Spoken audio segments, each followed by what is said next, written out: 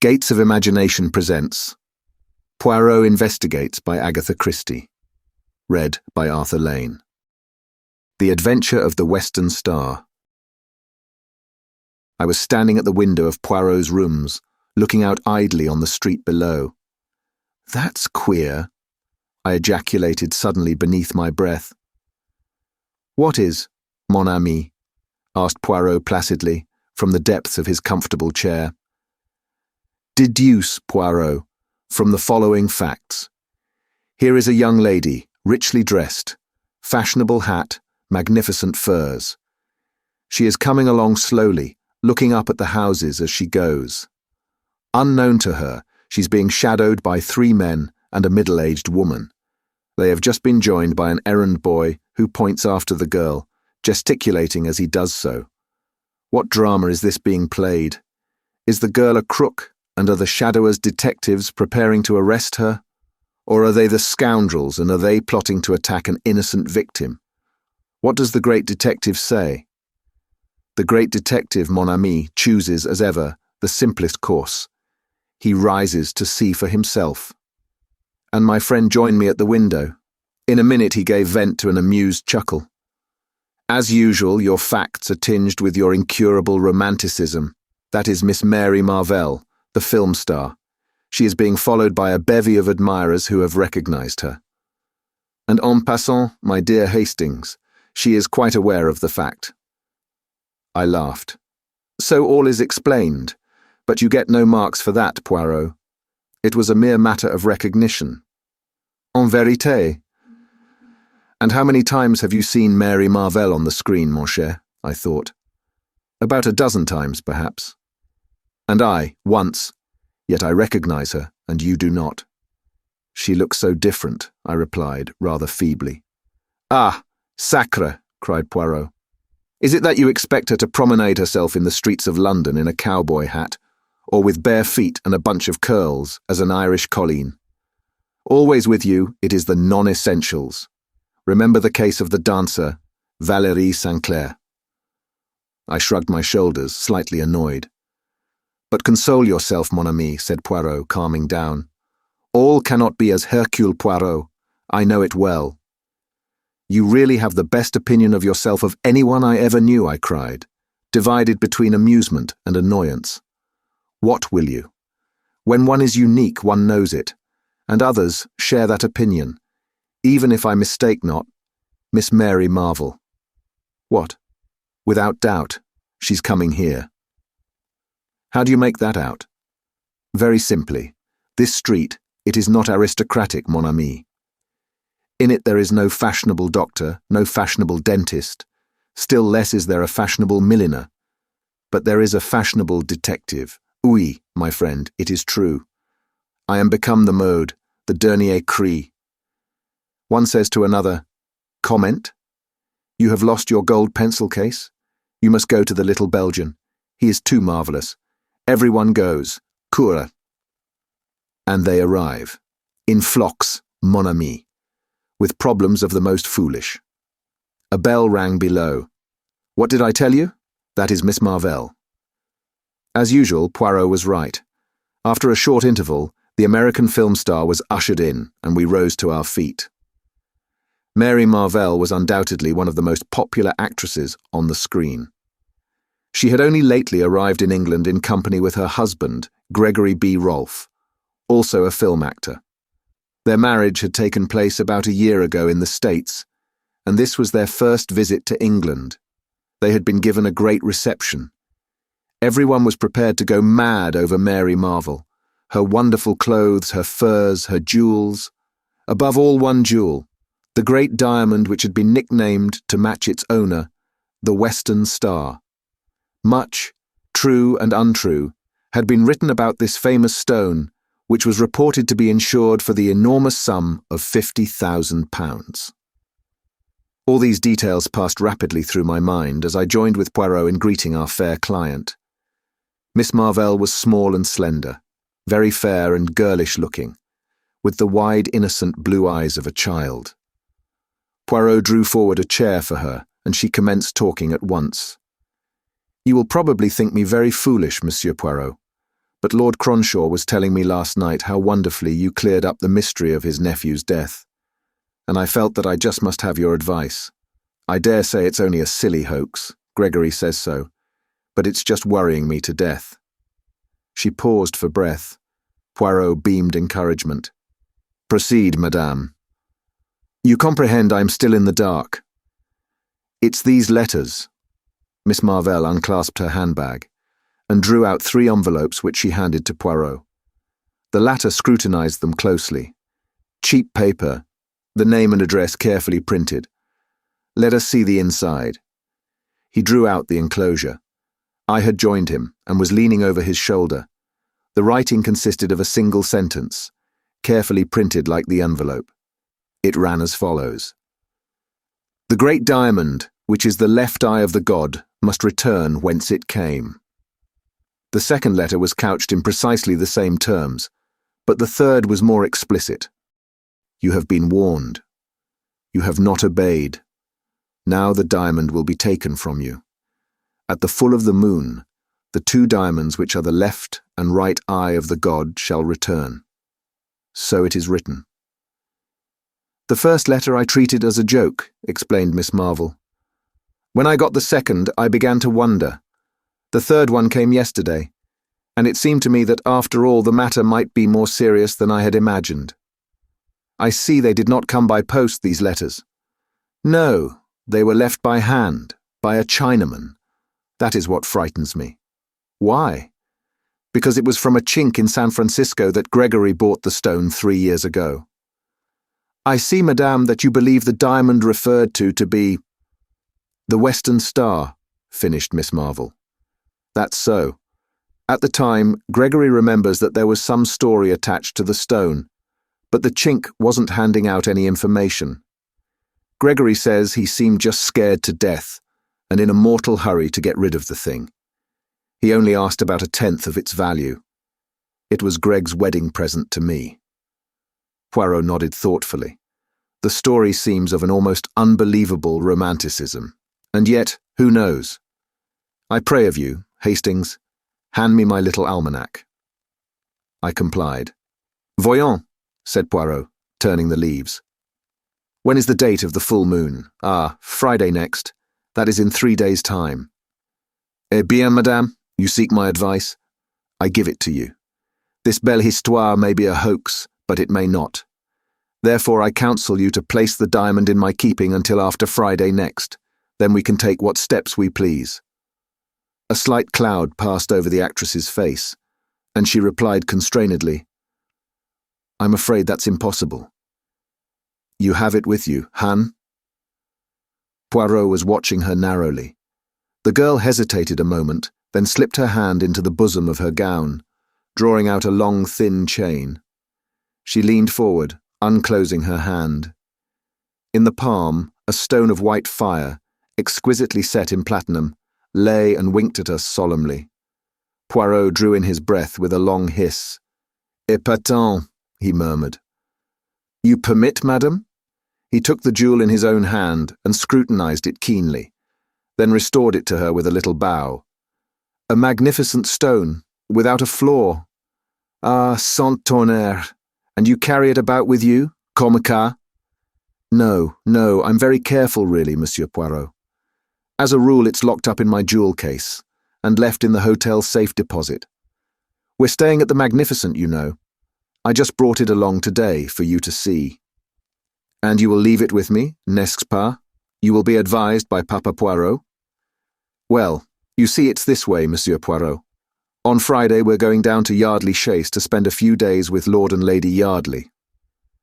Her words awoke a vague echo of remembrance in my mind. Some gossip. What was it now? A few years ago Lord and Lady Yardley had paid a visit to the States. Rumour had it that his lordship had rather gone the pace out there with the assistance of some lady friends. But surely there was something more. Some gossip which coupled Lady Yardley's name with that of a movie star in California. Why, it came to me in a flash. Of course it was none other than Gregory B. Rolfe. "I'll let you into a little secret, Monsieur Poirot," Miss Marvell was continuing.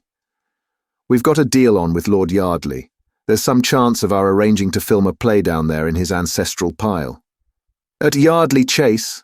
I cried, interested. "Why, it's one of the showplaces of England." Miss Marvel nodded. "I guess it's the real old feudal stuff, all right. But he wants a pretty stiff price. And of course I don't know yet whether the deal will go through. But Greg and I always like to combine business with pleasure." "But," I demand, "pardon if I'm dense, madame. Surely it is possible to visit Yardley Chase without taking the diamond with you." A shrewd, hard look came into Miss Marvel's eyes, which belied their childlike appearance. She looked suddenly a good deal older. "I want to wear it down there." "Surely," I said suddenly, "there are some very famous jewels in the Yardley collection. A large diamond amongst them?"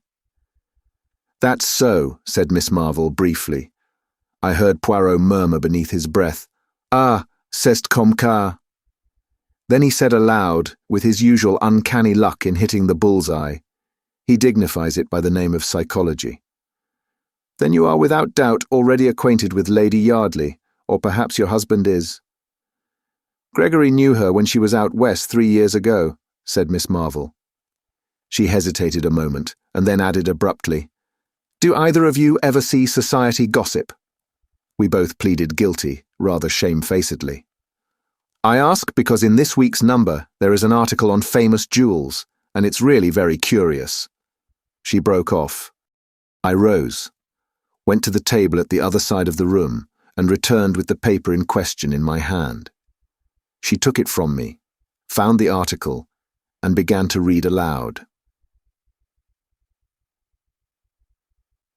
Amongst other famous stones may be included the Star of the East, a diamond in the possession of the Yardley family. An ancestor of the present Lord Yardley brought it back with him from China, and a romantic story is said to attach to it. According to this, the stone was once the right eye of a temple god. Another diamond, exactly similar in form and size, formed the left eye, and the story goes that this jewel, too, would in course of time be stolen. One eye shall go west, the other east, till they shall meet once more. Then, in triumph shall they return to the god.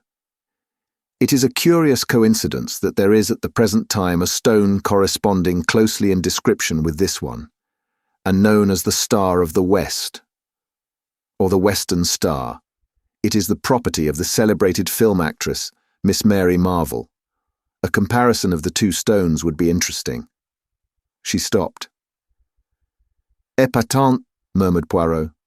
"Without doubt, a romance of the first water." He turned to Mary Marvell. "And you are not afraid, madame? You have no superstitious terrors? You do not fear to introduce these two Siamese twins to each other, lest a Chinaman should appear and, hey presto, whisk them both back to China?" His tone was mocking, but I fancied that an undercurrent of seriousness lay beneath it. "I don't believe that Lady Yardley's diamond is anything like as good a stone as mine," said Miss Marvel. "Anyway, I'm going to see."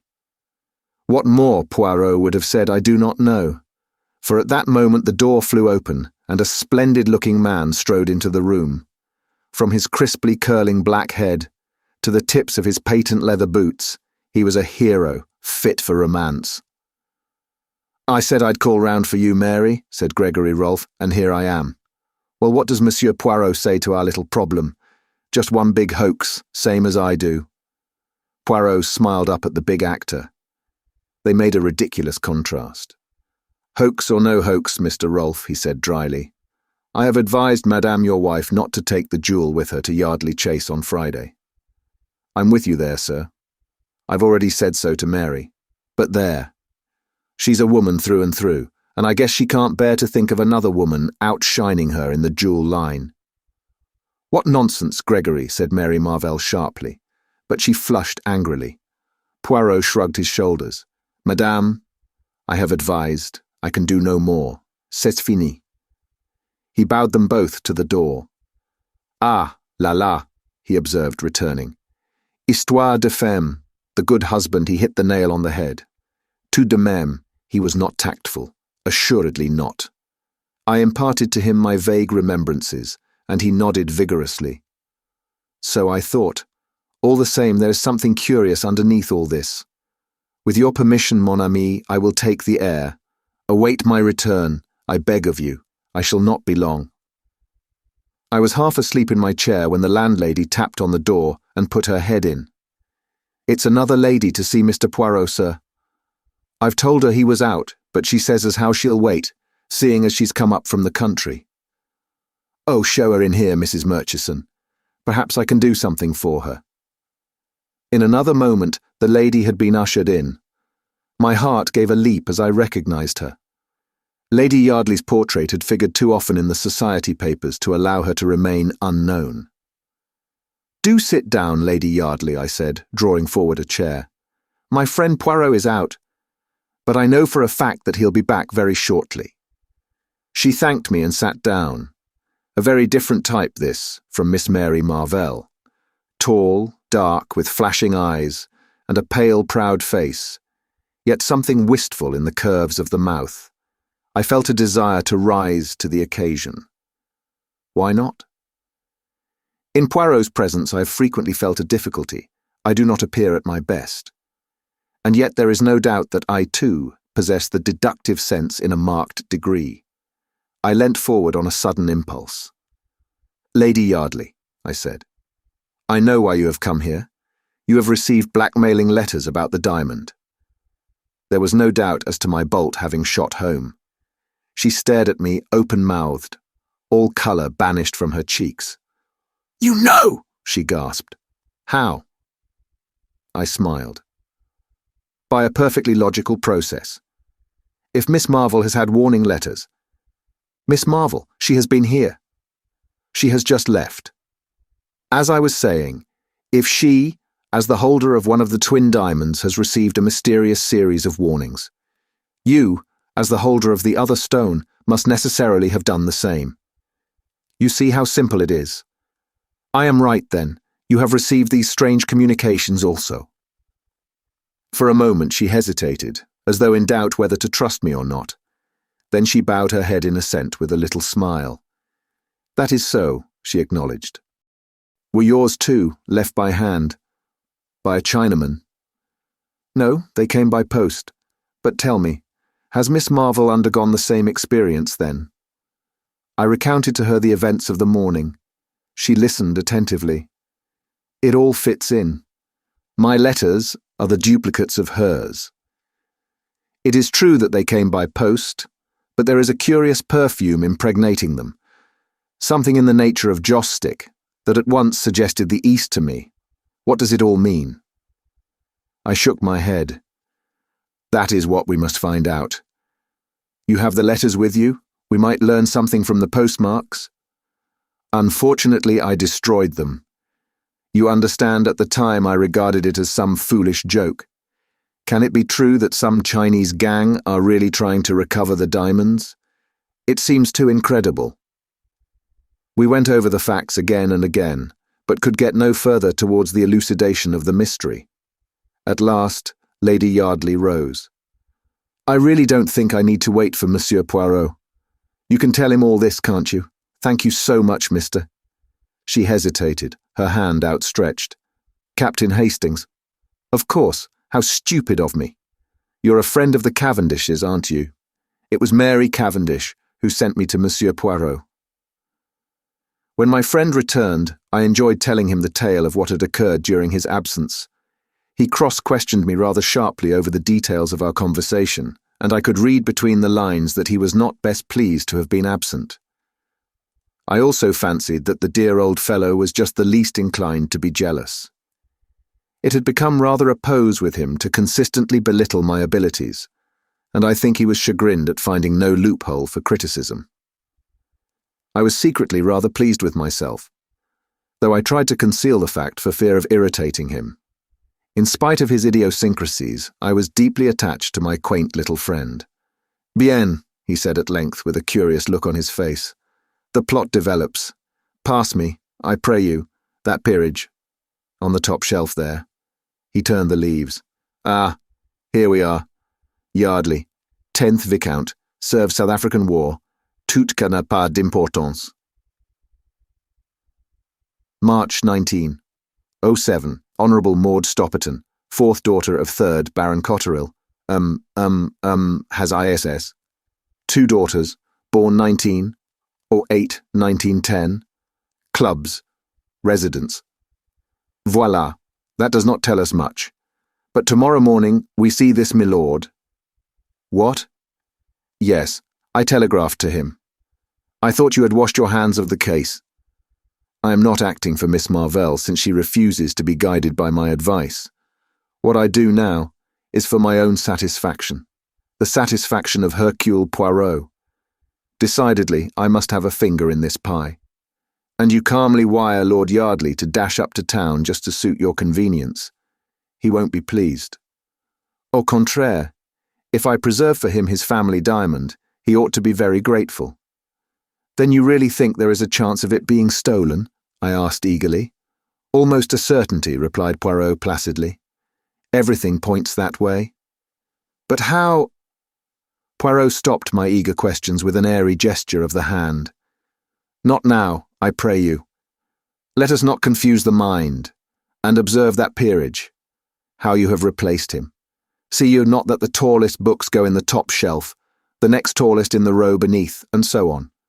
Thus we have order, method, which, as I have often told you, Hastings— Exactly, I said hastily, and put the offending volume in its proper place.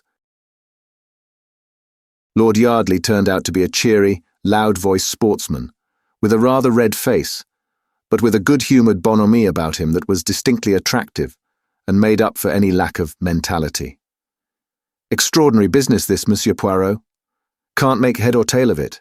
Seems my wife's been getting odd kind of letters, and that this Miss Marvel's had 'em too. What does it all mean? Poirot handed him the copy of Society Gossip.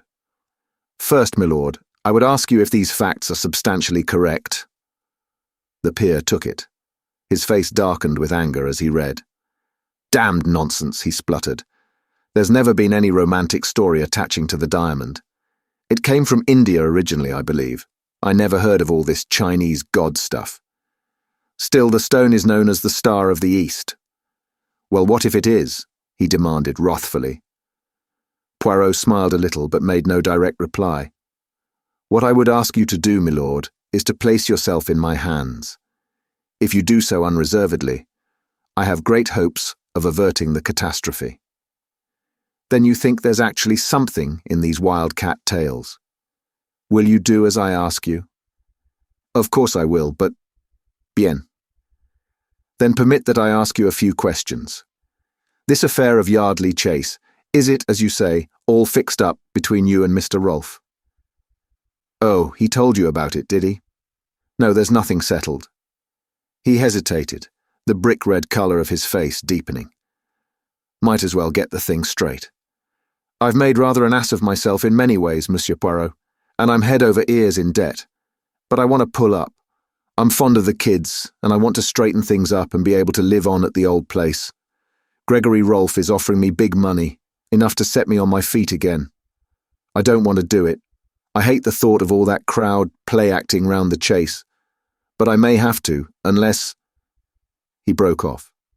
Poirot eyed him keenly. You have, then, another string to your bow? Permit that I make a guess. It is to sell the Star of the East? Lord Yardley nodded. That's it. It's been in the family for some generations, but it's not entailed. Still, it's not the easiest thing in the world to find a purchaser. Hofburg, the Hatton Garden man, is on the lookout for a likely customer, but he'll have to find one soon, or it's a washout. One more question, permettez. Lady Yardley, which plan does she approve? Oh, she's bitterly opposed to my selling the jewel. You know what women are. She's all for this film stunt. I comprehend, said Poirot. He remained a moment or so in thought, then rose briskly to his feet. You return to Yardley Chase at once. Bien. Say no word to anyone mind, but expect us there this evening. We will arrive shortly after 5. All right, but I don't see— Ça n'a pas d'importance, said Poirot kindly. You will that I preserve for you your diamant, n'est-ce pas? Yes, but... Then do as I say. A sadly bewildered nobleman left the room. It was 5:30 when we arrived at Yardley Chase, and followed the dignified butler to the old panelled hall with its fire of blazing logs. A pretty picture met our eyes. Lady Yardley and her 2 children. The mother's proud dark head bent down over the 2 fair ones. Lord Yardley stood near, smiling down on them. Monsieur Poirot and Captain Hastings, announced the butler. Lady Yardley looked up with a start. Her husband came forward uncertainly, his eyes seeking instruction from Poirot. The little man was equal to the occasion. All my excuses. It is that I investigate still this affair of Miss Marvel's. She comes to you on Friday, does she not? I make a little tour first to make sure that all is secure. Also, I wanted to ask of Lady Yardley if she recollected at all the postmarks on the letters she received. Lady Yardley shook her head regretfully. I'm afraid I don't. It is stupid of me. But you see, I never dreamt of taking them seriously. You'll stay the night? Said Lord Yardley. Oh, my lord, I fear to incommode you. We have left our bags at the inn. That's all right. Lord Yardley had his cue. We'll send down for them. No trouble, I assure you. Poirot permitted himself to be persuaded, and sitting down by Lady Yardley, began to make friends with the children. In a short time they were all romping together, and had dragged me into the game. Vous êtes bonne mère, said Poirot, with a gallant little bow, as the children were removed reluctantly by a stern nurse. Lady Yardley smoothed her ruffled hair. I adore them, she said, with a little catch in her voice. And they you, with reason. Poirot bowed again. A dressing gong sounded, and we rose to go up to our rooms. At that moment the butler entered with a telegram on a salver, which he handed to Lord Yardley. The latter tore it open with a brief word of apology. As he read it, he stiffened visibly. With an ejaculation, he handed it to his wife. Then he glanced at my friend. Just a minute, Monsieur Poirot. I feel you ought to know about this. It's from Hofburg. He thinks he's found a customer for the diamond, an American sailing for the States tomorrow. They're sending down a chap tonight to vet the stone. By Jove, though, if this goes through... Words failed him. Lady Yardley had turned away. She still held the telegram in her hand. I wish you wouldn't sell it, George, she said, in a low voice. It's been in the family so long. She waited as though for a reply, but when none came, her face hardened. She shrugged her shoulders. I must go and dress. I suppose I'd better display the goods. She turned to Poirot with a slight grimace. It's one of the most hideous necklaces that was ever designed. George has always promised to have the stones reset for me, but it's never been done. She left the room. Half an hour later, we 3 were assembled in the great drawing room awaiting the lady. It was already a few minutes past the dinner hour. Suddenly there was a low rustle, and Lady Yardley appeared framed in the doorway, a radiant figure in a long white shimmering dress. Round the column of her neck was a rivulet of fire. She stood there, with one hand just touching the necklace. Behold, the sacrifice, she said gaily. Her ill humour seemed to have vanished. Wait while I turn the big light on, and you shall feast your eyes on the ugliest necklace in England. The switches were just outside the door. As she stretched out her hand to them, the incredible thing happened. Suddenly, without any warning, every light was extinguished. The door banged, and from the other side of it came a long-drawn, piercing woman's scream. "My God!" cried Lord Yardley. "That was Maud's voice. What has happened?" We rushed blindly for the door, cannoning into each other in the darkness. It was some minutes before we could find it. What a sight met our eyes! Lady Yardley lay senseless on the marble floor, a crimson mark on her white throat where the necklace had been wrenched from her neck. As we bent over her, uncertain for the moment whether she were dead or alive, her eyelids opened. The Chinaman, she whispered painfully. The Chinaman. The side door. Lord Yardley sprang up with an oath. I accompanied him, my heart beating wildly. The Chinaman again. The side door in question was a small one in the angle of the wall, not more than a dozen yards from the scene of the tragedy. As we reached it, I gave a cry. There, just short of the threshold, lay the glittering necklace, evidently dropped by the thief in the panic of his flight. I swooped joyously down on it. Then I uttered another cry, which Lord Yardley echoed. For in the middle of the necklace was a great gap. The Star of the East was missing. That settles it, I breathed. These were no ordinary thieves. This one stone was all they wanted. But how did the fellow get in? Through this door. But it's always locked. I shook my head. It's not locked now. See? I pulled it open as I spoke. As I did so, something fluttered to the ground. I picked it up. It was a piece of silk, and the embroidery was unmistakable. It had been torn from a Chinaman's robe. In his haste it caught in the door, I explained. Come, hurry. He cannot have gone far as yet. But in vain we hunted and searched. In the pitch darkness of the night, the thief had found it easy to make his getaway. We returned reluctantly, and Lord Yardley sent off one of the footmen, post-haste, to fetch the police.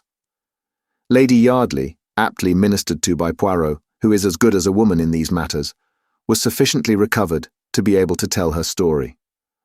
I was just going to turn on the other light, she said, when a man sprang on me from behind. He tore my necklace from my neck with such force that I fell headlong to the floor. As I fell, I saw him disappearing through the side door. Then I realized by the pigtail and the embroidered robe that he was a Chinaman. She stopped with a shudder. The butler reappeared. He spoke in a low voice to Lord Yardley. A gentleman from Mr. Hofburg's, my lord. He says you expect him. Good heavens, cried the distracted nobleman. I must see him, I suppose. No, not here, Mullings. In the library. I drew Poirot aside. Look here, my dear fellow. Hadn't we better get back to London? You think so, Hastings? Why? Well, I coughed delicately. Things haven't gone very well, have they? I mean, you tell Lord Yardley to place himself in your hands and all will be well. And then the diamond vanishes from under your very nose. True, said Poirot, rather crestfallen. It was not one of my most striking triumphs. This way of describing events almost caused me to smile, but I stuck to my guns. So having, pardon the expression, rather made a mess of things, don't you think it would be more graceful to leave immediately? And the dinner, the without doubt excellent dinner, that the chef of Lord Yardley has prepared. Oh, what's dinner? I said impatiently. Poirot held up his hands in horror. Mon Dieu, it is that in this country you treat the affairs gastronomic with a criminal indifference. There's another reason why we should get back to London as soon as possible, I continued. What is that, my friend? The other diamond, I said, lowering my voice. Miss Marvell's. Eh bien, what of it? Don't you see? His unusual obtuseness annoyed me. What had happened to his usually keen wits? They've got one, now they'll go for the other. Tiens, cried Poirot, stepping back a pace and regarding me with admiration. But your brain marches to a marvel, my friend. Figure to yourself that for the moment I had not thought of that. But there is plenty of time. The full of the moon, it is not until Friday. I shook my head dubiously. The full of the moon theory left me entirely cold. I had my way with Poirot, however, and we departed immediately, leaving behind us a note of explanation and apology for Lord Yardley. My idea was to go at once to the Magnificent and relate to Miss Marvel what had occurred, but Poirot vetoed the plan and insisted that the morning would be time enough. I gave in rather grudgingly. In the morning, Poirot seemed strangely disinclined to stir out. I began to suspect that, having made a mistake to start with, he was singularly loath to proceed with the case. In answer to my persuasions, he pointed out, with admirable common sense, that as the details of the affair at Yardley Chase were already in the morning papers, the Rolfs would know quite as much as we could tell them. I gave way unwillingly. Events proved my forebodings to be justified. About 2 o'clock the telephone rang. Poirot answered it. He listened for some moments, then with a brief "Bien, j'essaierai," he rang off and turned to me. "What do you think, mon ami?" He looked half ashamed, half excited. "The diamond of Miss Marvell. It has been stolen." "What?" I cried, springing up. "And what about the full of the moon now?" Poirot hung his head. "When did this happen?" "This morning, I understand." I shook my head sadly. "If only you had listened to me. You see, I was right." "It appears so, mon ami," said Poirot cautiously. "Appearances are deceptive, they say. But it certainly appears so." As we hurried in a taxi to the Magnificent, I puzzled out the true inwardness of the scheme. That full of the moon idea was clever. The whole point of it was to get us to concentrate on the Friday, and so be off our guard beforehand. It is a pity you did not realize that. "Ma foi," said Poirot airily, his nonchalance quite restored after its brief eclipse. "One cannot think of everything." I felt sorry for him.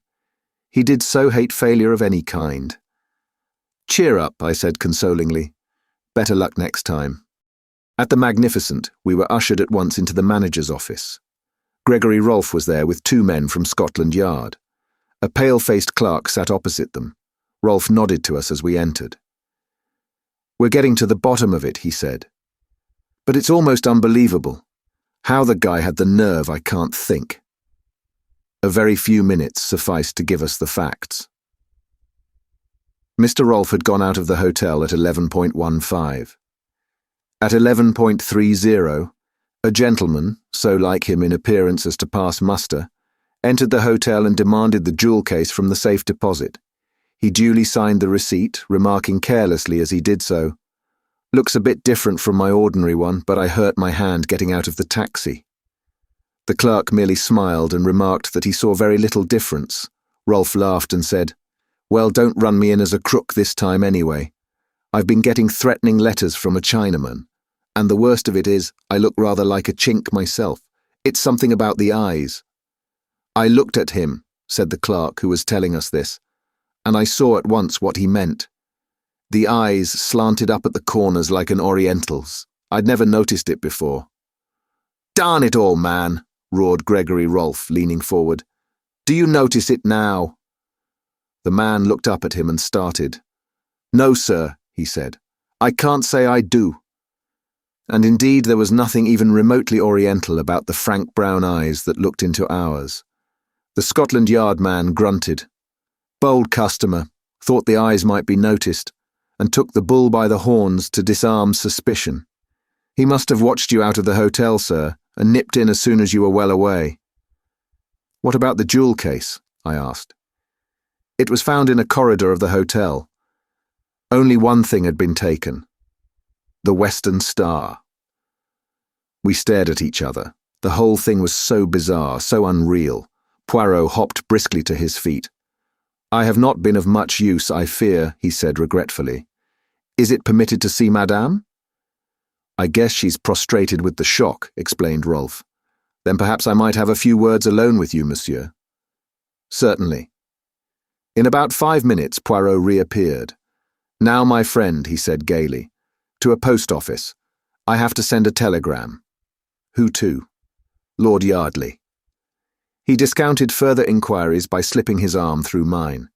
Come, mon ami. I know all that you feel about this miserable business. I have not distinguished myself. You, in my place, might have distinguished yourself.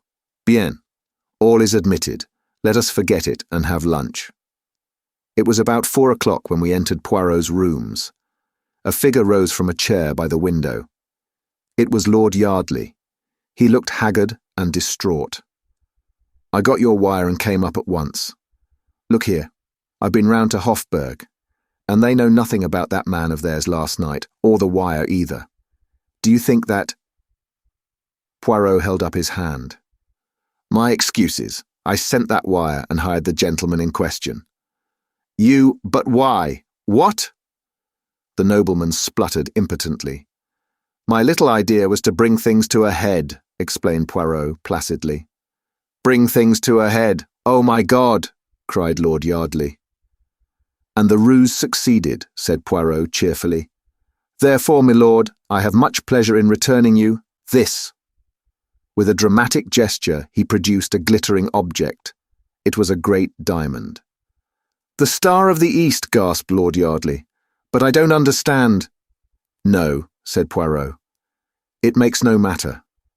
Believe me, it was necessary for the diamond to be stolen. I promised you that it should be preserved to you, and I have kept my word. You must permit me to keep my little secret.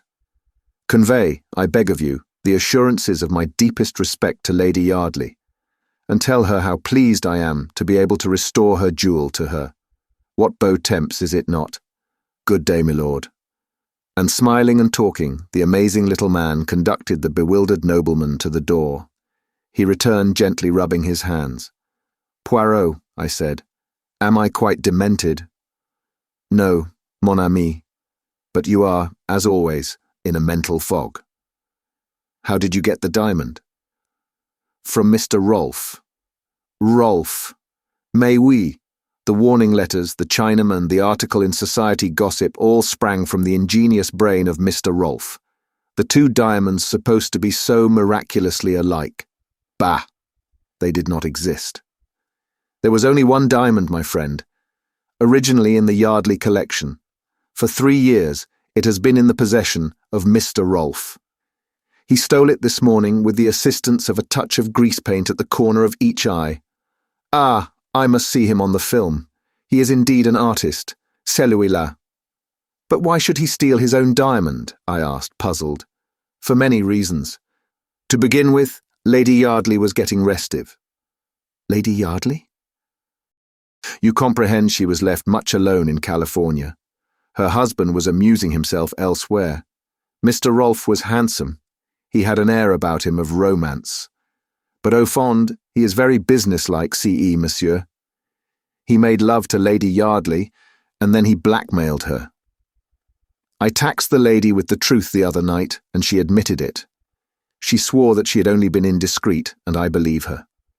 But undoubtedly, Rolfe had letters of hers that could be twisted to bear a different interpretation.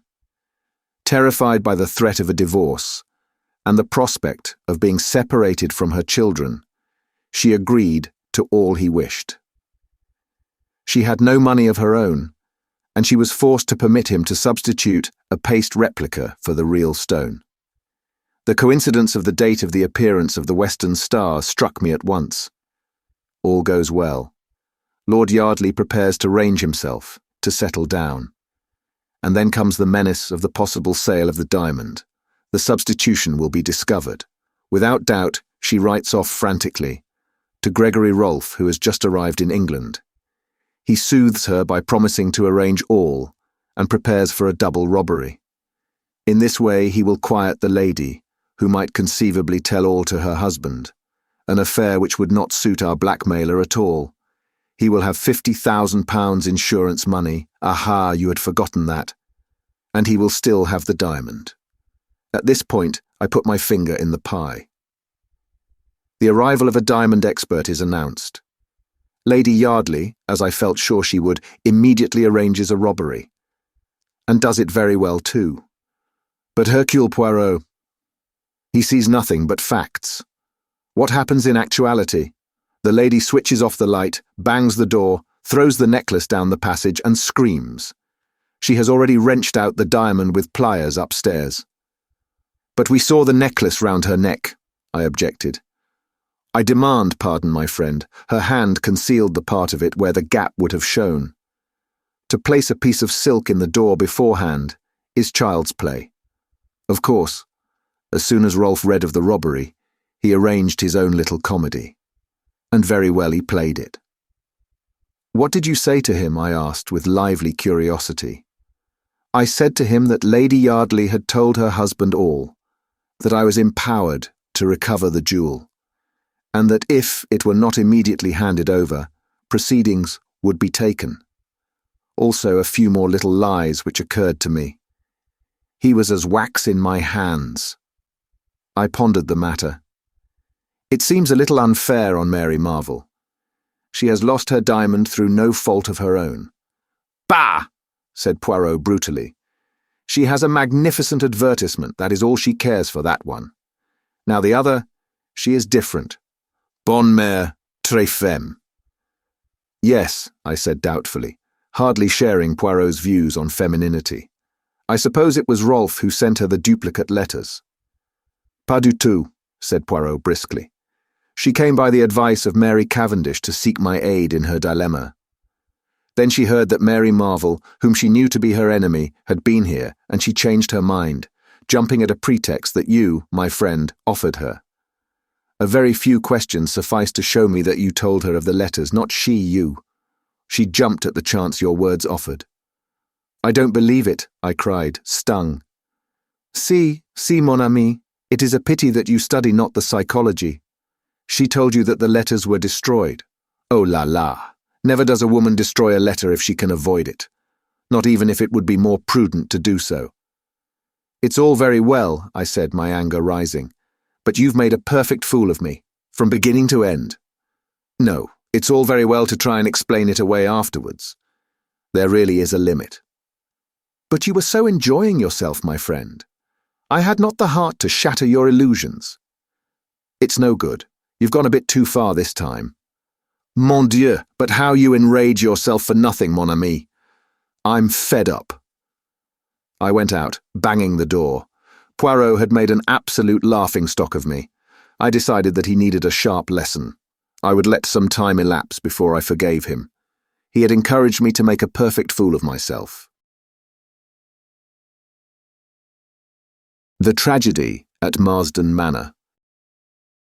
I had been called away from town for a few days, and on my return found Poirot in the act of strapping up his small valise. À la bonne heure, Hastings. I feared you would not have returned in time to accompany me.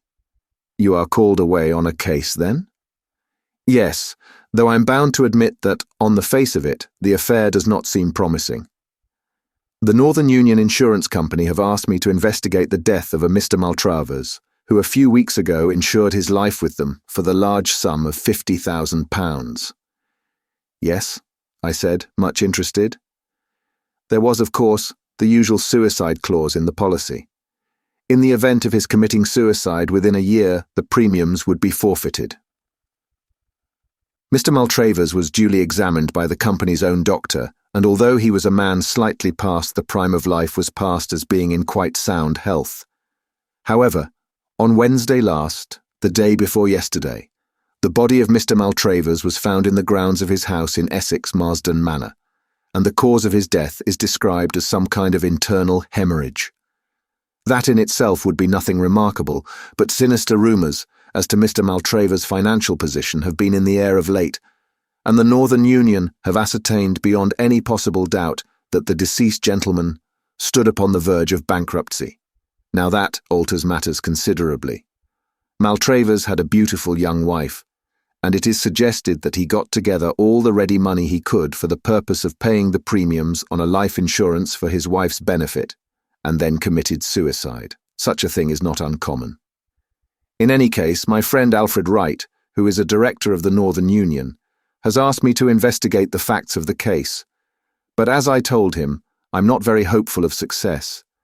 If the cause of the death had been heart failure, I should have been more sanguine. Heart failure may always be translated as the inability of the local GP to discover what his patient really did die of. But a hemorrhage seems fairly definite. Still, we can but make some necessary inquiries. 5 minutes to pack your bag, Hastings, and we will take a taxi to Liverpool Street. About an hour later, we alighted from a Great Eastern train at the little station of Marsdon Lee. Inquiries at the station yielded the information that Marsdon Manor was about a mile distant. Poirot decided to walk, and we betook ourselves along the main street. What is our plan of campaign? I asked. First, I will call upon the doctor. I have ascertained that there is only one doctor in Marsdon Lee, Dr. Ralph Bernard. Ah, here we are at his house. The house in question was a kind of superior cottage, standing back a little from the road. A brass plate on the gate bore the doctor's name. We passed up the path and rang the bell. We proved to be fortunate in our call. It was the doctor's consulting hour, and for the moment there were no patients waiting for him. Dr. Bernard was an elderly man, high-shouldered and stooping, with a pleasant vagueness of manner. Poirot introduced himself and explained the purpose of our visit, adding that insurance companies were bound to investigate fully in a case of this kind. Of course, said Dr. Bernard vaguely.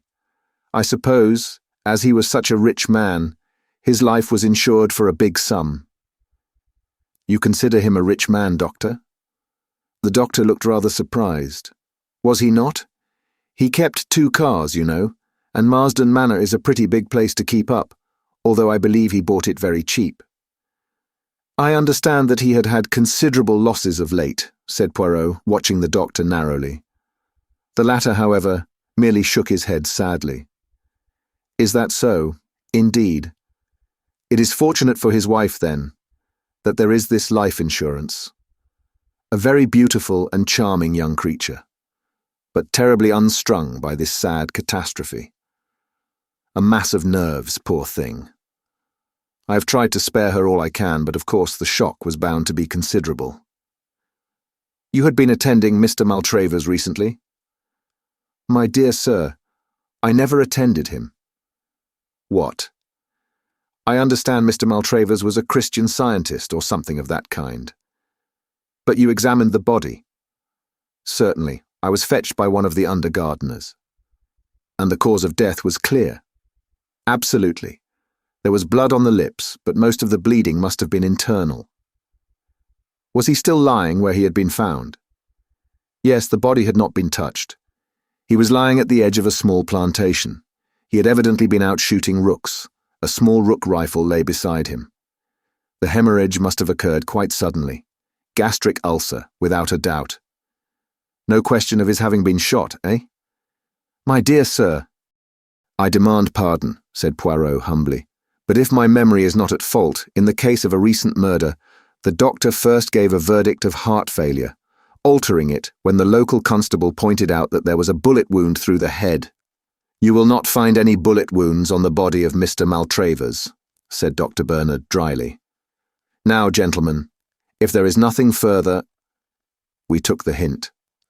Good morning, and many thanks to you, Doctor, for so kindly answering our questions. By the way, you saw no need for an autopsy? Certainly not. The doctor became quite apoplectic.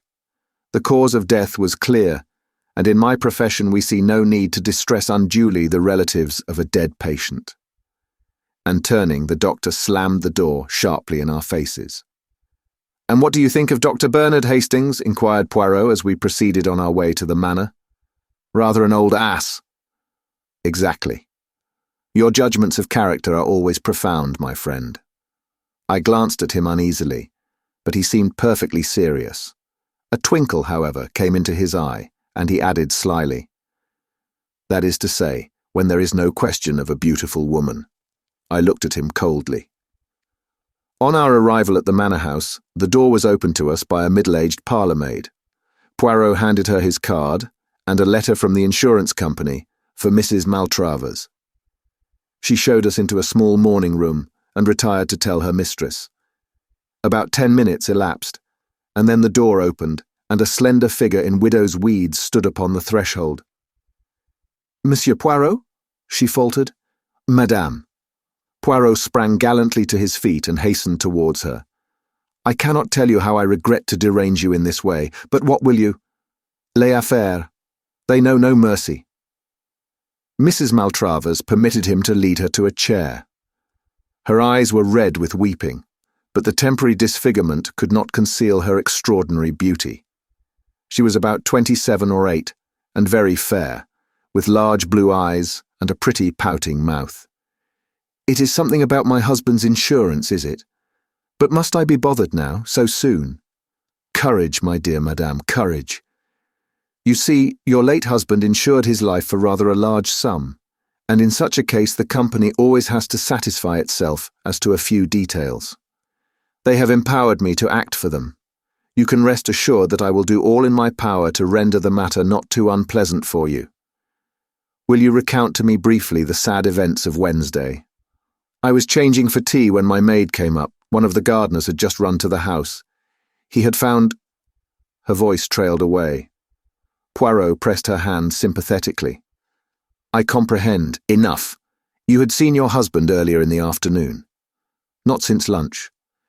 I had walked down to the village for some stamps, and I believe he was out pottering round the grounds." "Shooting rooks, eh?" "Yes. He usually took his little rook rifle with him, and I heard 1 or 2 shots in the distance." "Where is this little rook rifle now?" "In the hall, I think." She led the way out of the room and found and handed the little weapon to Poirot, who examined it cursorily. "2 shots fired, I see," he observed as he handed it back. "And now, madame, if I might see—" He paused delicately. "The servant shall take you," she murmured, averting her head. The parlour-maid, summoned, led Poirot upstairs. I remained with the lovely and unfortunate woman. It was hard to know whether to speak or remain silent. I essayed 1 or 2 general reflections, to which she responded absently, and in a very few minutes Poirot rejoined us. "I thank you for all your courtesy, madame. I do not think you need be troubled any further with this matter. By the way, do you know anything of your husband's financial position?" She shook her head. "Nothing whatever. I am very stupid over business things." "I see. Then you can give us no clue as to why he suddenly decided to insure his life? He had not done so previously, I understand." "Well, we had only been married a little over a year. But as to why he insured his life, it was because he had absolutely made up his mind that he would not live long. He had a strong premonition of his own death. I gather that he had had 1 hemorrhage already, and that he knew that another one would prove fatal. I tried to dispel these gloomy fears of his, but without avail. Alas, he was only too right." Tears in her eyes, she bade us a dignified farewell. Poirot made a characteristic gesture as we walked down the drive together. "Eh bien, that is that. Back to London, my friend. There appears to be no mouse in this mouse-hole.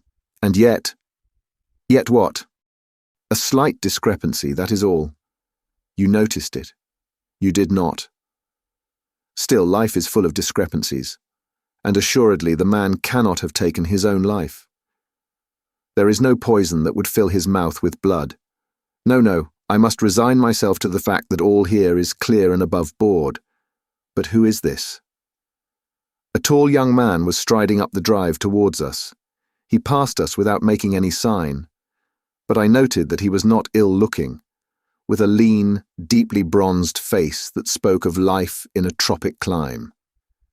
A gardener who was sweeping up leaves had paused for a minute in his task, and Poirot ran quickly up to him. "Tell me, I pray you, who is that gentleman? Do you know him?" "I don't remember his name, sir, though I did hear it. He was staying down here last week for a night. Tuesday it was. Quick, mon ami, let us follow him." We hastened up the drive after the retreating figure, a glimpse of a black-robed figure on the terrace at the side of the house, and our quarry swerved and we after him, so that we were witnesses of the meeting. Mrs. Maltravers almost staggered where she stood, and her face blanched noticeably. "You!" she gasped. "I thought you were on the sea, on your way to East Africa." "I got some news from my lawyers that detained me," explained the young man. "My old uncle in Scotland died unexpectedly and left me some money. Under the circumstances, I thought it better to cancel my passage. Then I saw this bad news in the paper, and I came down to see if there was anything I could do. You'll want someone to look after things for you a bit, perhaps." At that moment they became aware of our presence. Poirot stepped forward, and with many apologies explained that he had left his stick in the hall. Rather reluctantly, it seemed to me, Mrs. Maltravers made the necessary introduction. "Monsieur Poirot, Captain Black." A few minutes' chat ensued, in the course of which Poirot elicited the fact that Captain Black was putting up at the Anchor Inn. The missing stick not having been discovered, which was not surprising, Poirot uttered more apologies, and we withdrew. We returned to the village at a great pace, and Poirot made a beeline for the Anchor Inn. "Here we establish ourselves until our friend the captain returns," he explained. "You notice that I emphasized the point that we were returning to London by the first train. Possibly you thought I meant it, but no. You observed Mrs. Maltravers's face when she caught sight of this young black? She was clearly taken aback, and he was very devoted, did you not think so? And he was here on Tuesday night, the day before Mr. Maltravers died. We must investigate the doings of Captain Black Hastings." In about half an hour, we espied our quarry approaching the inn. Poirot went out and accosted him, and presently brought him up to the room we had engaged. "I have been telling Captain Black of the mission which brings us here," he explained. "You can understand, Monsieur le Capitaine, that I am anxious to arrive at Mr. Maltravers' state of mind immediately before his death, and that at the same time I do not wish to distress Mrs. Maltravers unduly by asking her painful questions. Now, you were here just before the occurrence, and can give us equally valuable information." "I'll do anything I can to help you, I'm sure," replied the young soldier, "but I'm afraid I didn't notice anything out of the ordinary. You see, although Maltravers was an old friend of my people's, I didn't know him very well myself." "You came down. When?" "Tuesday afternoon. I went up to town early Wednesday morning, as my boat sailed from Tilbury about 12 o'clock. But some news I got made me alter my plans, as I dare say you heard me explain to Mrs. Maltravers." "You were returning to East Africa, I understand." "Yes. I've been out there ever since the war. A great country." "Exactly. Now what was the talk about at dinner on Tuesday night?" "Oh, I don't know. The usual odd topics. Maltravers asked after my people, and then we discussed the question of German reparations, and then Mrs. Maltravers asked a lot of questions about East Africa, and I told them one or two yarns. That's about all, I think." "Thank you." Poirot was silent for a moment. Then he said gently, "With your permission, I should like to try a little experiment. You have told us all that your conscious self knows. I want now to question your subconscious self." "Psychoanalysis, what?" said Black, with visible alarm. "Oh no," said Poirot reassuringly. "You see, it is like this. I give you a word, you answer with another, and so on. Any word, the first one you think of. Shall we begin?" "All right," said Black slowly, but he looked uneasy. "Note down the words, please, Hastings," said Poirot. Then he took from his pocket his big turnip-faced watch and laid it on the table beside him. "We will commence. Day." There was a moment's pause, and then Black replied, "Night." As Poirot proceeded, his answers came quicker. "Name," said Poirot. "Place." "Bernard." "Shore." "Tuesday." "Dinner." "Journey." "Ship." "Country." "Uganda." "Story." "Lions." "Rook rifle." "Farm." "Shot." "Suicide." "Elephant." "Tusks." "Money." "Lawyers." "Thank you, Captain Black. Perhaps you could spare me a few minutes in about half an hour's time." "Certainly." The young soldier looked at him curiously and wiped his brow as he got up. "And now, Hastings," said Poirot, smiling at me as the door closed behind him, "you see it all, do you not?" "I don't know what you mean." "Does that list of words tell you nothing?" I scrutinized it, but was forced to shake my head. "I will assist you.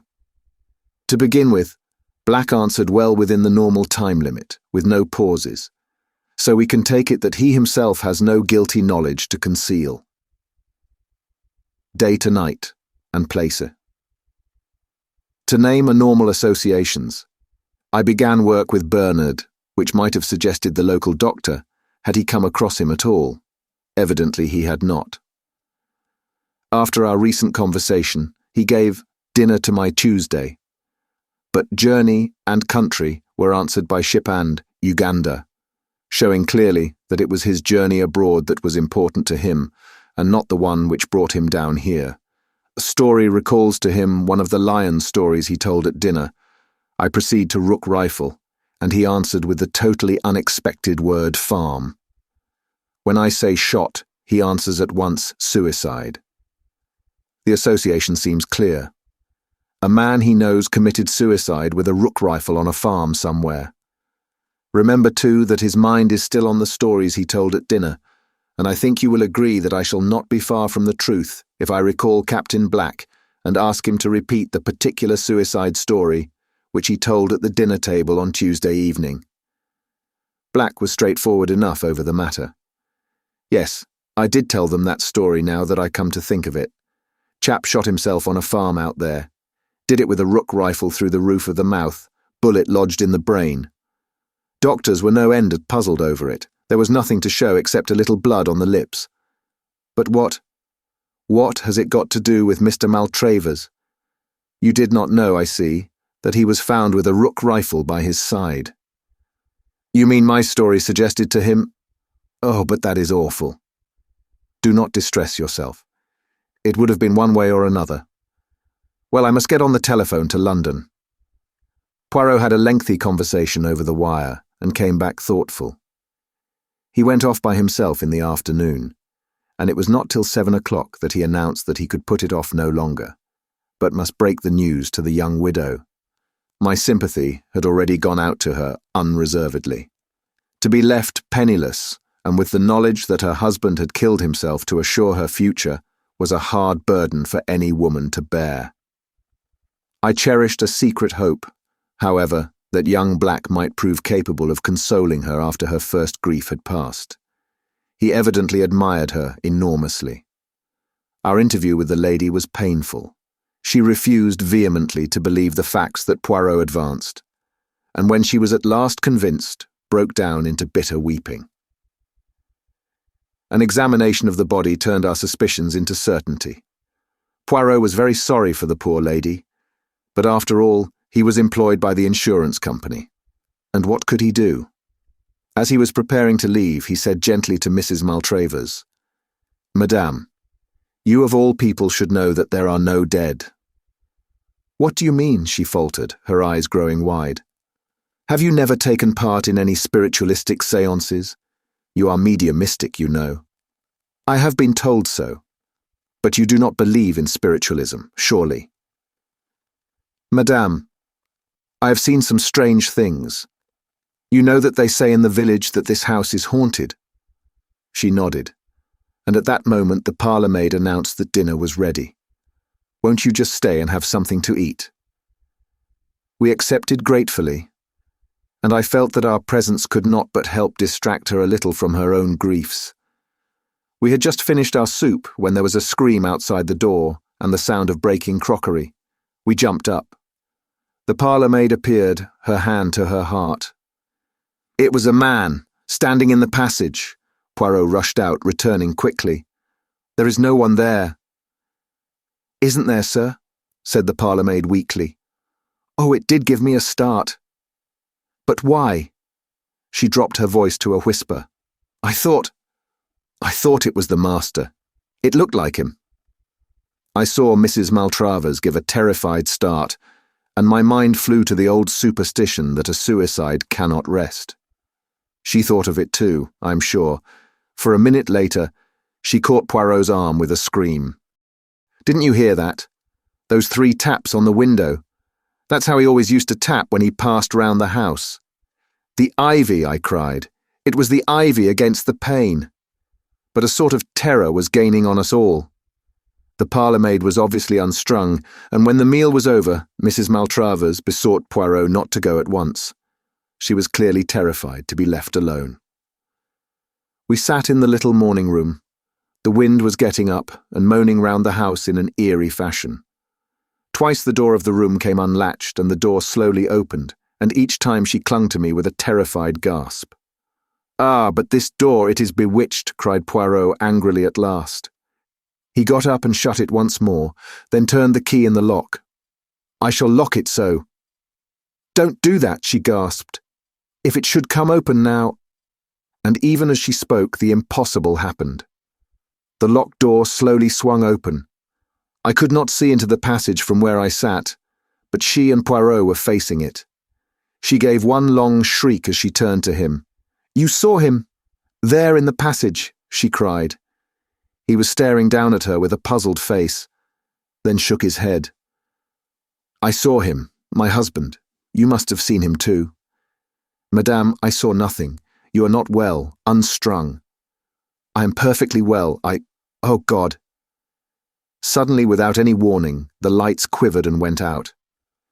Out of the darkness came 3 loud raps. I could hear Mrs. Maltravers moaning, and then I saw. The man I had seen on the bed upstairs stood there facing us, gleaming with a faint, ghostly light.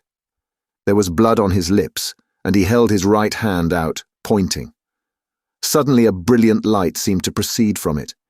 It passed over Poirot and me and fell on Mrs. Maltravers. I saw her white, terrified face, and something else. "My God, Poirot," I cried. "Look at her hand, her right hand, it's all red." Her own eyes fell on it, and she collapsed in a heap on the floor. "Blood!" she cried hysterically. "Yes, it's blood. I killed him. I did it. He was showing me. And then I put my hand on the trigger and pressed. Save me from him. Save me. He's come back." Her voice died away in a gurgle. "Lights," said Poirot briskly. The lights went on as if by magic. "That's it," he continued. "You heard Hastings, and you, Everett. Oh, by the way, this is Mr. Everett, rather a fine member of the theatrical profession. I phoned to him this afternoon. His makeup is good, isn't it? Quite like the dead man, and with a pocket torch and the necessary phosphorescence he made the proper impression. I shouldn't touch her right hand if I were you, Hastings. Red paint marks so. When the lights went out, I clasped her hand, you see. By the way, we mustn't miss our train. Inspector Japp is outside the window. A bad night, but he has been able to while away the time by tapping on the window every now and then." "You see," continued Poirot, as we walked briskly through the wind and rain, "there was a little discrepancy. The doctor seemed to think the deceased was a Christian Scientist, and who could have given him that impression but Mrs. Maltravers? But to us, she represented him as being in a grave state of apprehension about his own health. Again, why was she so taken aback by the reappearance of young Black?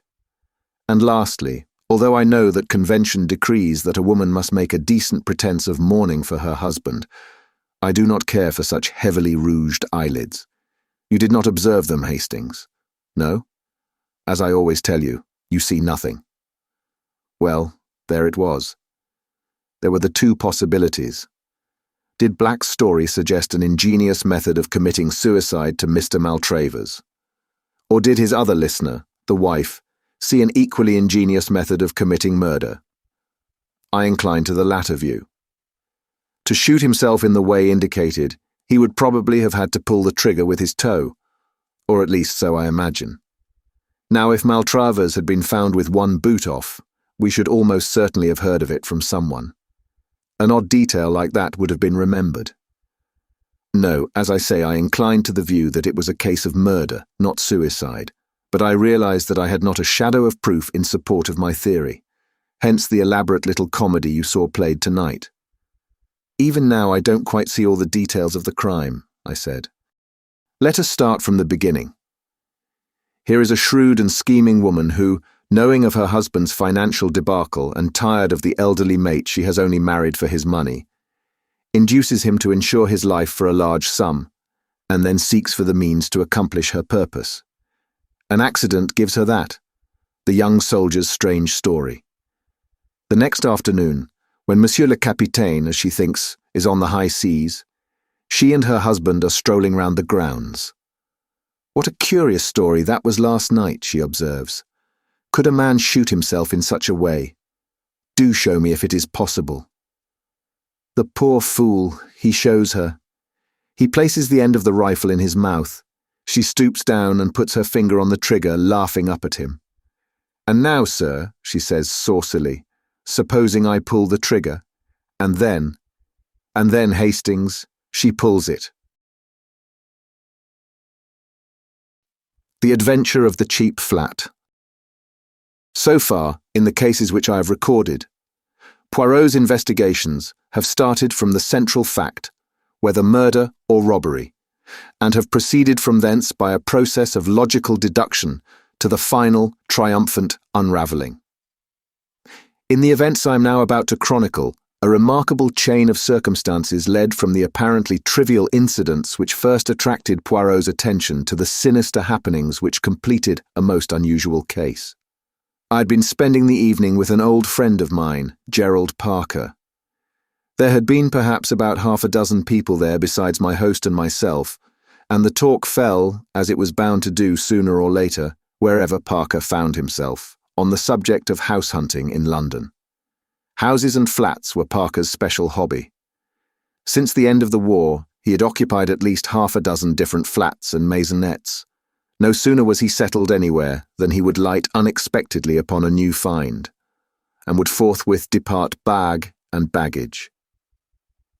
His moves were nearly always accomplished at a slight pecuniary gain, for he had a shrewd business head, but it was sheer love of the sport that actuated him, and not a desire to make money at it. We listened to Parker for some time with the respect of the novice for the expert. Then it was our turn, and a perfect babel of tongues was let loose. Finally, the floor was left to Mrs. Robinson, a charming little bride who was there with her husband. I had never met them before, as Robinson was only a recent acquaintance of Parker's. "Talking of flats," she said, "have you heard of our piece of luck, Mr. Parker? We've got a flat, at last, in Montague Mansions." "Well," said Parker, "I've always said there are plenty of flats. At a price." "Yes, but this isn't at a price, it's dirt cheap. £80 a year. But Montague Mansions is just off Knightsbridge, isn't it? Big handsome building. Or are you talking of a poor relation of the same name stuck in the slums somewhere?" "No, it's the Knightsbridge one. That's what makes it so wonderful." "Wonderful is the word. It's a blinking miracle. But there must be a catch somewhere. Big premium, I suppose." "No premium." "Oh, hold my head, somebody," groaned Parker. "But we've got to buy the furniture," continued Mrs. Robinson. "Ah," Parker brisked up, "I knew there was a catch. For £50, and it's beautifully furnished." "I give it up," said Parker. "The present occupants must be lunatics with a taste for philanthropy." Mrs. Robinson was looking a little troubled. A little pucker appeared between her dainty brows. "It is queer, isn't it? You don't think that the place is haunted?" "Never heard of a haunted flat," declared Parker decisively. "No." Mrs. Robinson appeared far from convinced. "But there were several things about it all that struck me as, well, queer." "For instance," I suggested. "Ah," said Parker, "our criminal expert's attention is aroused. Unburden yourself to him, Mrs. Robinson. Hastings is a great unraveller of mysteries." I laughed, embarrassed but not wholly displeased with the role thrust upon me. "Oh, not really queer, Captain Hastings. But when we went to the agents, Stosser and Paul, we hadn't tried them before because they only have the expensive Mayfair flats. But we thought at any rate it would do no harm.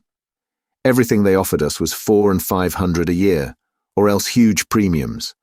And then, just as we were going, they mentioned that they had a flat at 80, but that they doubted if it would be any good our going there because it had been on their books some time and they had sent so many people to see it that it was almost sure to be taken. Snapped up, as the clerk put it. Only people were so tiresome in not letting them know. And then they went on sending, and people get annoyed at being sent to a place that had perhaps been let some time." Mrs. Robinson paused for some much-needed breath and then continued. "We thanked him, and said that we quite understood it would probably be no good, but that we should like an order all the same, just in case. And we went there straight away in a taxi, for after all you never know. No. 4 was on the second floor, and just as we were waiting for the lift, Elsie Ferguson, she's a friend of mine, Captain Hastings, and they are looking for a flat too, came hurrying down the stairs. 'Ahead of you for once, my dear,' she said.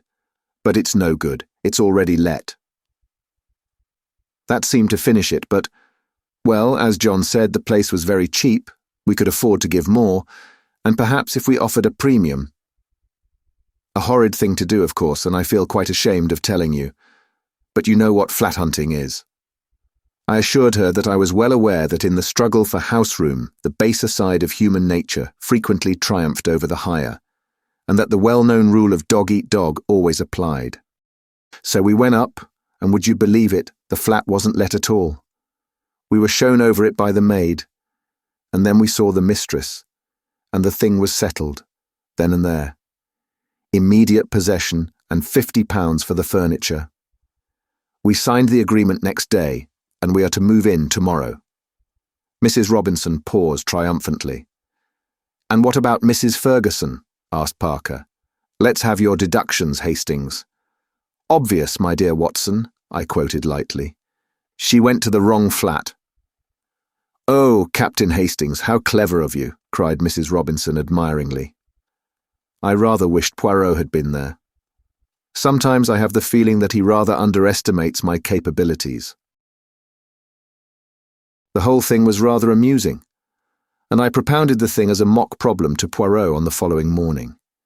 He seemed interested, and questioned me rather narrowly as to the rents of flats in various localities. A curious story, he said thoughtfully. Excuse me, Hastings. I must take a short stroll. When he returned about an hour later, his eyes were gleaming with a peculiar excitement.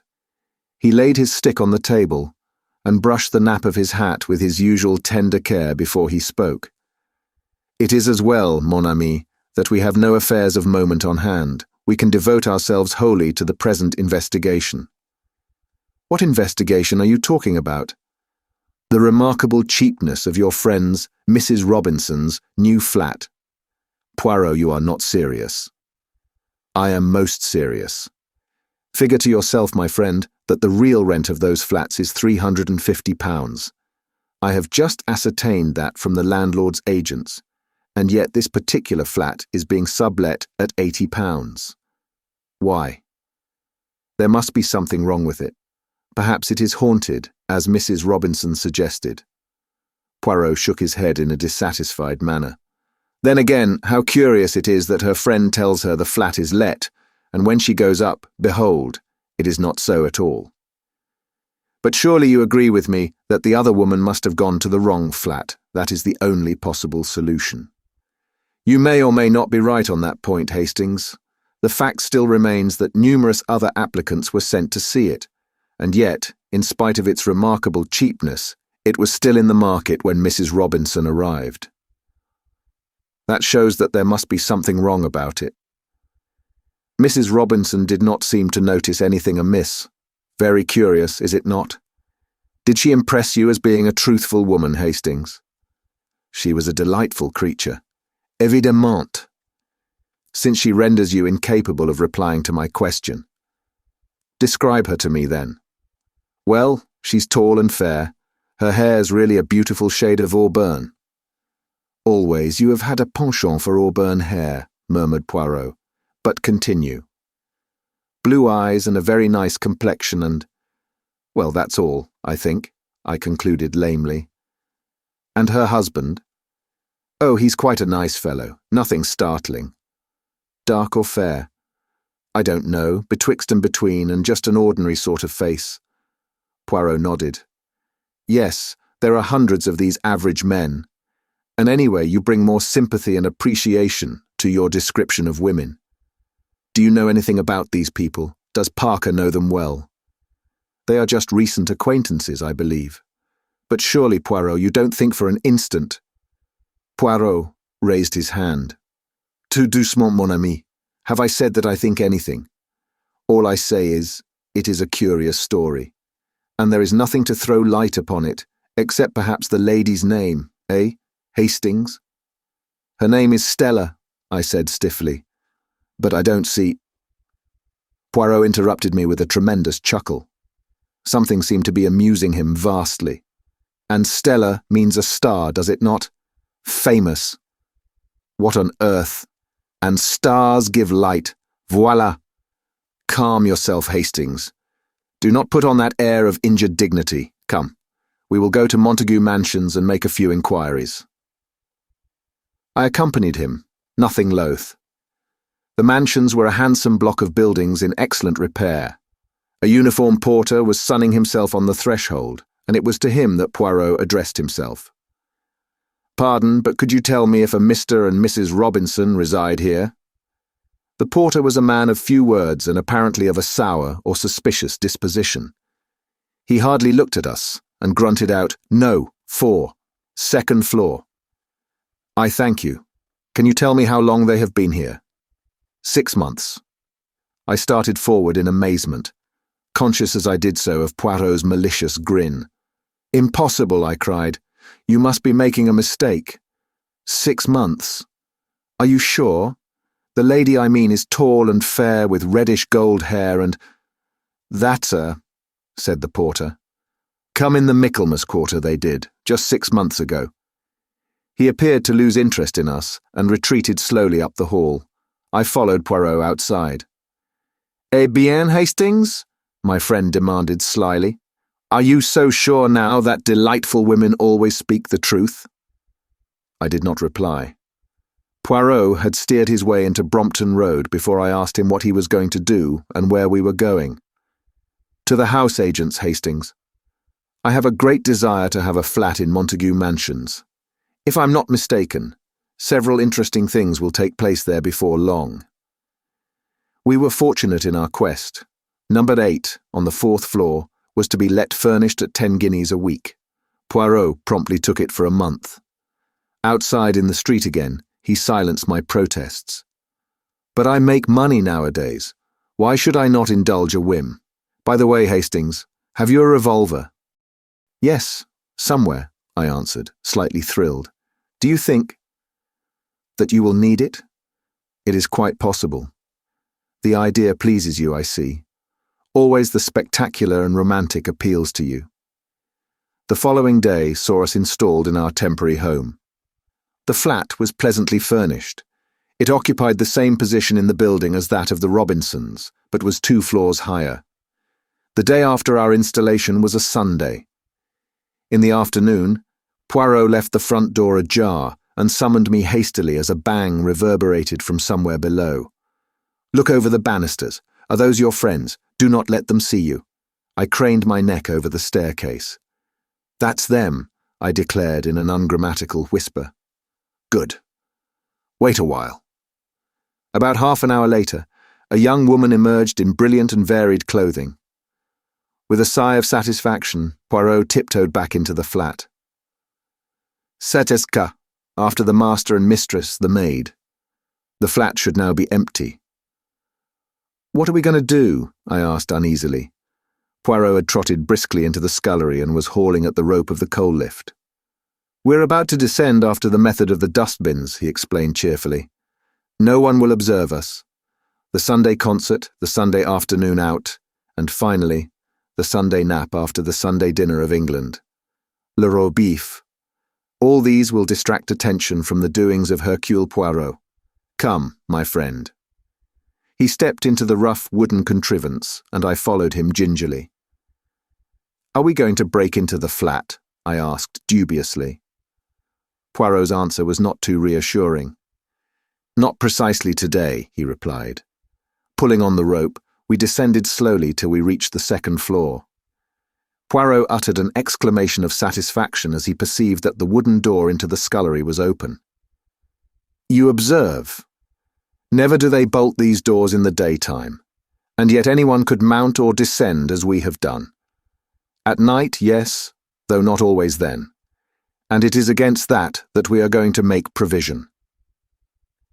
He had drawn some tools from his pocket as he spoke, and at once set deftly to work, his object being to arrange the bolt so that it could be pulled back from the lift. The operation only occupied about 3 minutes. Then Poirot returned the tools to his pocket, and we reascended once more to our own domain. On Monday, Poirot was out all day, but when he returned in the evening, he flung himself into his chair with a sigh of satisfaction. "Hastings, shall I recount to you a little history? A story after your own heart, and which will remind you of your favourite cinema." "Go ahead," I laughed. "I presume that it is a true story, not one of your efforts of fancy." "It is true enough. Inspector Japp of Scotland Yard will vouch for its accuracy, since it was through his kind offices that it came to my ears. Listen. Hastings. A little over 6 months ago, some important naval plans were stolen from an American government department. They showed the position of some of the most important harbour defences and would be worth a considerable sum to any foreign government, that of Japan, for example. Suspicion fell upon a young man named Luigi Valdano, an Italian by birth, who was employed in a minor capacity in the department and who was missing at the same time as the papers. Whether Luigi Valdano was the thief or not, he was found 2 days later on the east side in New York, shot dead. The papers were not on him. Now, for some time past, Luigi Valdano had been going about with a Miss Elsa Hart, a young concert singer who had recently appeared and who lived with a brother in an apartment in Washington. Nothing was known of the antecedents of Miss Elsa Hart, and she disappeared suddenly about the time of Valdano's death. There are reasons for believing that she was in reality an accomplished international spy who has done much nefarious work under various aliases. The American Secret Service, whilst doing their best to trace her, also kept an eye upon certain insignificant Japanese gentlemen living in Washington. They felt pretty certain that, when Elsa Hart had covered her tracks sufficiently, she would approach the gentleman in question. One of them left suddenly for England a fortnight ago. On the face of it, therefore, it would seem that Elsa Hart is in England. Poirot paused, and then added softly, "The official description of Elsa Hart is height 5'7", eyes blue, hair auburn, fair complexion, nose straight, no special distinguishing marks." "Mrs. Robinson," I gasped. "Well, there is a chance of it, anyhow," amended Poirot. "Also, I learned that a swarthy man, a foreigner of some kind, was inquiring about the occupants of number 4 only this morning. Therefore, mon ami, I fear that you must forswear your beauty sleep tonight and join me in my all-night vigil in the flat below, armed with that excellent revolver of yours, bien entendu." "Rather," I cried with enthusiasm. "When shall we start?" "The hour of midnight is both solemn and suitable, I fancy. Nothing is likely to occur before then."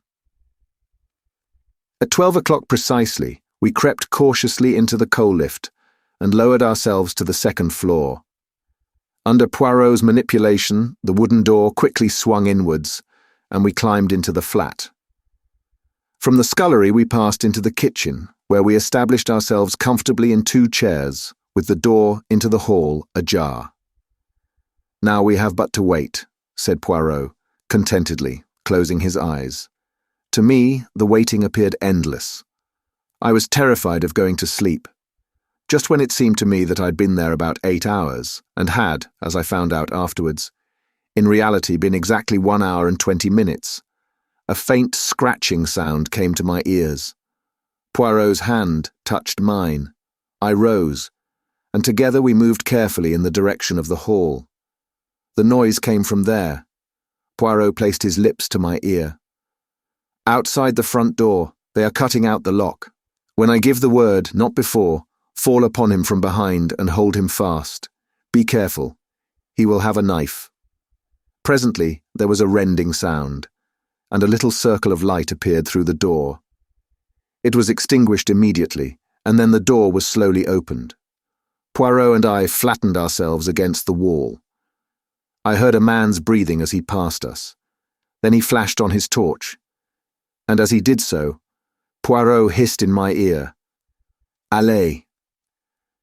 We sprang together. Poirot, with a quick movement, enveloped the intruder's head with a light woolen scarf whilst I pinioned his arms. The whole affair was quick and noiseless. I twisted a dagger from his hand, and as Poirot brought down the scarf from his eyes, whilst keeping it wound tightly round his mouth, I jerked up my revolver where he could see it and understand that resistance was useless. As he ceased to struggle, Poirot put his mouth close to his ear and began to whisper rapidly. After a minute the man nodded. Then, enjoining silence with a movement of the hand, Poirot led the way out of the flat and down the stairs. Our captive followed, and I brought up the rear with the revolver. When we were out in the street, Poirot turned to me. "There is a taxi waiting just round the corner. Give me the revolver. We shall not need it now." "But if this fellow tries to escape?" Poirot smiled. "He will not." I returned in a minute with the waiting taxi. The scarf had been unwound from the stranger's face, and I gave a start of surprise. "He's not a Jap," I ejaculated in a whisper to Poirot. "Observation was always your strong point, Hastings. Nothing escapes you. No, the man is not a Jap. He is an Italian." We got into the taxi, and Poirot gave the driver an address in St. John's Wood. I was by now completely fogged. I did not like to ask Poirot where we were going in front of our captive, and strove in vain to obtain some light upon the proceedings. We alighted at the door of a small house standing back from the road. A returning wayfarer, slightly drunk, was lurching along the pavement and almost collided with Poirot, who said something sharply to him, which I did not catch. All three of us went up the steps of the house. Poirot rang the bell and motioned us to stand a little aside. There was no answer, and he rang again, and then seized the knocker, which he plied for some minutes vigorously. A light appeared suddenly above the fanlight, and the door was opened cautiously a little way. "What the devil do you want?" a man's voice demanded harshly. "I want the doctor. My wife is taken ill." "There's no doctor here." The man prepared to shut the door, but Poirot thrust his foot in adroitly. He became suddenly a perfect caricature of an infuriated Frenchman. "What you say, there is no doctor. I will have the law of you. You must come. I will stay here and ring and knock all night." "My dear sir." The door was opened again. The man, clad in a dressing gown and slippers, stepped forward to pacify Poirot with an uneasy glance round. "I will call the police." Poirot prepared to descend the steps. "No, don't do that for heaven's sake." The man dashed after him. With a neat push, Poirot sent him staggering down the steps. In another minute, all three of us were inside the door, and it was pushed to and bolted. "Quick, in here." Poirot led the way into the nearest room, switching on the light as he did so. "And you, behind the curtain." "Si, signor," said the Italian, and slid rapidly behind the full folds of rose-coloured velvet which draped the embrasure of the window. Not a minute too soon. Just as he disappeared from view, a woman rushed into the room. She was tall, with reddish hair, and held a scarlet kimono round her slender form. "Where is my husband?" she cried, with a quick, frightened glance. "Who are you?" Poirot stepped forward with a bow.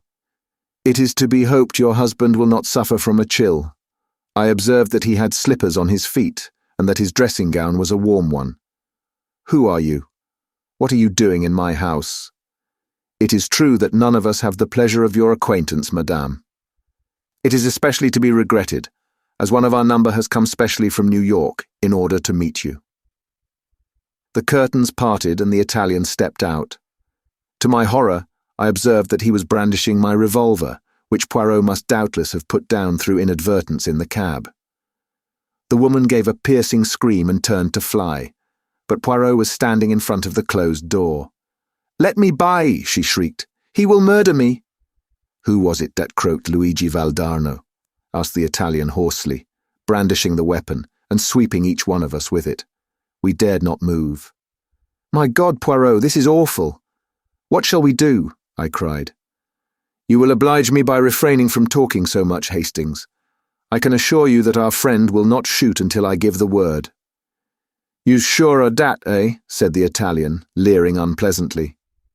It was more than I was, but the woman turned to Poirot like a flash. "What is it you want?" Poirot bowed.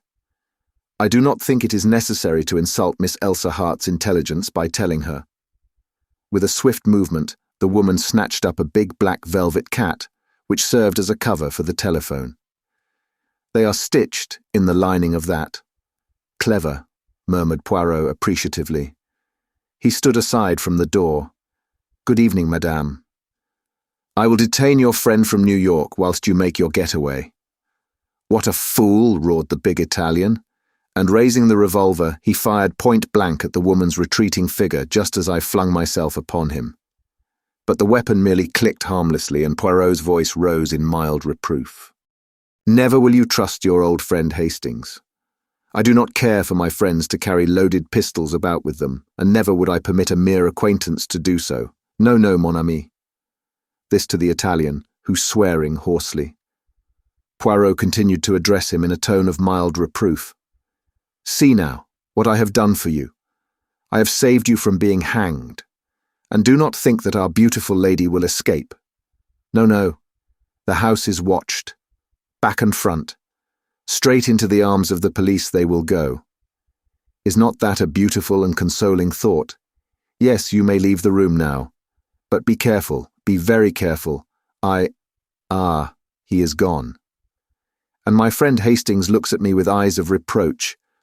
But it was all so simple. It was clear from the first that out of several hundred, probably, applicants for number 4, Montague Mansions, only the Robinsons were considered suitable. Why? What was there that singled them out from the rest, at practically a glance? Their appearance, possibly, but it was not so unusual. Their name, then. "But there's nothing unusual about the name of Robinson," I cried. "It's quite a common name." "Ah, sapristi, but exactly. That was the point. Elsa Hart and her husband, or brother, or whatever he really is, come from New York and take a flat in the name of Mr. and Mrs. Robinson. Suddenly they learn that one of these secret societies, the mafia or the Camorra, to which doubtless Luigi Valdano belonged, is on their track. What do? They hit on a scheme of transparent simplicity. Evidently they knew that their pursuers were not personally acquainted with either of them. What then can be simpler? They offer the flat at an absurdly low rental. Of the thousands of young couples in London looking for flats, there cannot fail to be several Robinsons. It is only a matter of waiting. If you will look at the name of Robinson in the telephone directory, you will realize that a fair-haired Mrs. Robinson was pretty sure to come along sooner or later. Then what will happen? The avenger arrives. He knows the name, he knows the address, he strikes. All is over, vengeance is satisfied, and Miss Elsa Hart has escaped by the skin of her teeth once more. By the way, Hastings, you must present me to the real Mrs. Robinson, that delightful and truthful creature. What will they think when they find their flat has been broken into? We must hurry back. That sounds like Jap and his friends arriving. A mighty tattoo sounded on the knocker. "How did you know this address?" I asked as I followed Poirot out into the hall. "Oh, of course you had the first Mrs. Robinson followed when she left the other flat. À la bonne heure, Hastings. You use your grey cells at last. Now for a little surprise for Jap." Softly unbolting the door, he stuck the cat's head round the edge and ejaculated a piercing "Meow." The Scotland Yard inspector, who was standing outside with another man, jumped in spite of himself. "Oh, it's only Monsieur Poirot at one of his little jokes," he exclaimed, as Poirot's head followed that of the cat. "Let us in, monsieur. You have our friends safe and sound?" "Yes, we've got the birds all right, but they hadn't got the goods with them." "I see. So you come to search. Well, I am about to depart with Hastings, but I should like to give you a little lecture upon the history and habits of the domestic cat." "For the Lord's sake, have you gone completely balmy?" "The cat," declaimed Poirot, "was worshipped by the ancient Egyptians. It is still regarded as a symbol of good luck if a black cat crosses your path. This cat crossed your path tonight, Jap. To speak of the interior of any animal or any person is not, I know, considered polite in England. But the interior of this cat is perfectly delicate. I refer to the lining." With a sudden grunt, the second man seized the cat from Poirot's hand. "Oh, I forgot to introduce you," said Jap. "Mr. Poirot, this is Mr. Burt of the United States Secret Service." The American's trained fingers had felt what he was looking for. He held out his hand, and for a moment speech failed him. Then he rose to the occasion. "Pleased to meet you," said Mr. Burt.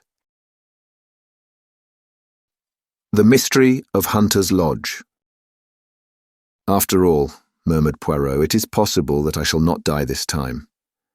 Coming from a convalescent influenza patient, I hailed the remark as showing a beneficial optimism. I myself had been the first sufferer from the disease. Poirot in his turn had gone down. He was now sitting up in bed, propped up with pillows, his head muffled in a woolen shawl, and was slowly sipping a particularly noxious tisane, which I had prepared according to his directions. His eye rested with pleasure upon a neatly graduated row of medicine bottles which adorned the mantelpiece. Yes, yes, my little friend continued. Once more shall I be myself again, the great Hercule Poirot, the terror of evil-doers. Figure to yourself, mon ami, that I have a little paragraph to myself in society gossip. But yes, here it is. Go it. Criminals all out. Hercule Poirot. And believe me, girls, he's some Hercules. Our own pet society detective can't get a grip on you. 'Cause why? 'Cause he's got le grip himself. I laughed. Good for you, Poirot.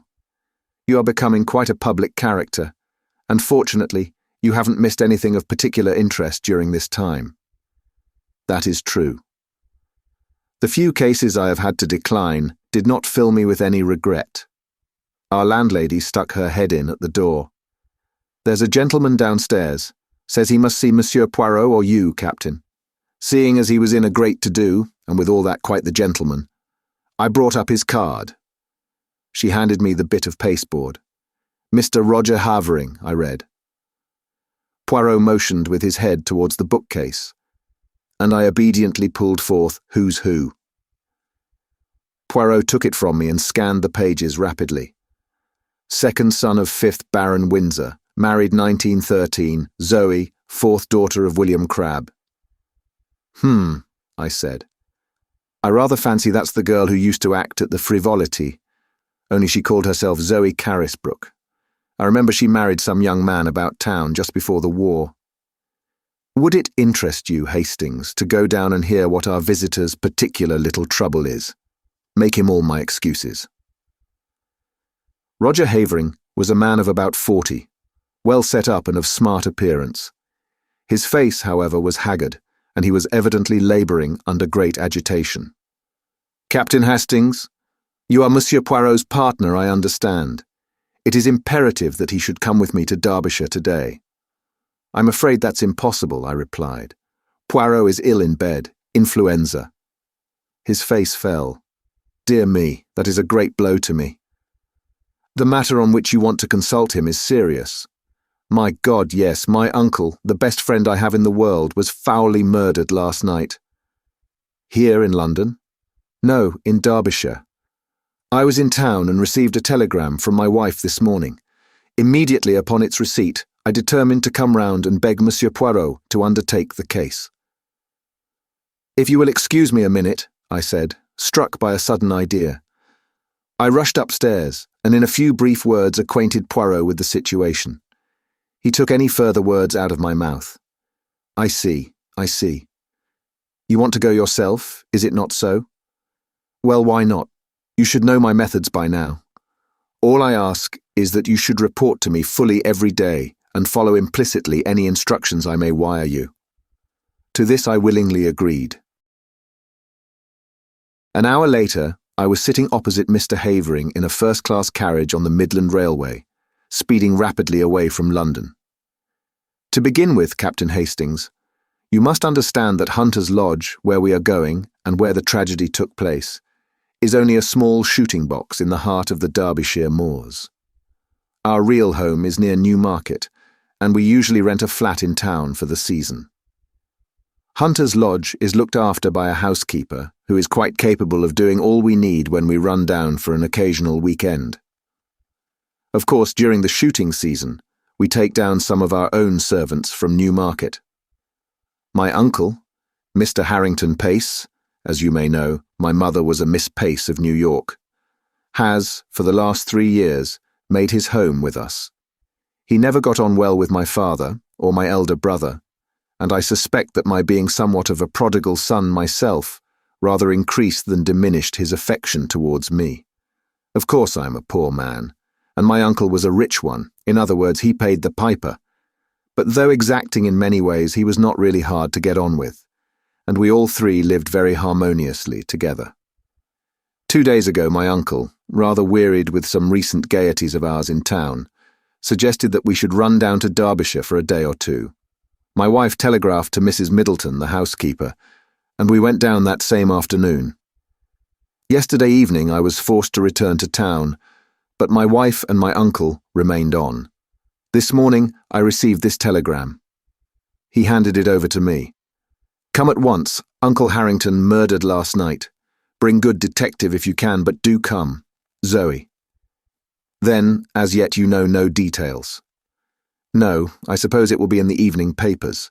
Without doubt, the police are in charge. It was about 3 o'clock when we arrived at the little station of Elmersdale. From there, a 5-mile drive brought us to a small grey stone building in the midst of the rugged moors. "A lonely place," I observed with a shiver. Havering nodded. "I shall try and get rid of it. I could never live here again." We unlatched the gate and were walking up the narrow path to the oak door when a familiar figure emerged and came to meet us. "Jap," I ejaculated. The Scotland Yard inspector grinned at me in a friendly fashion before addressing my companion. "Mr. Havering, I think.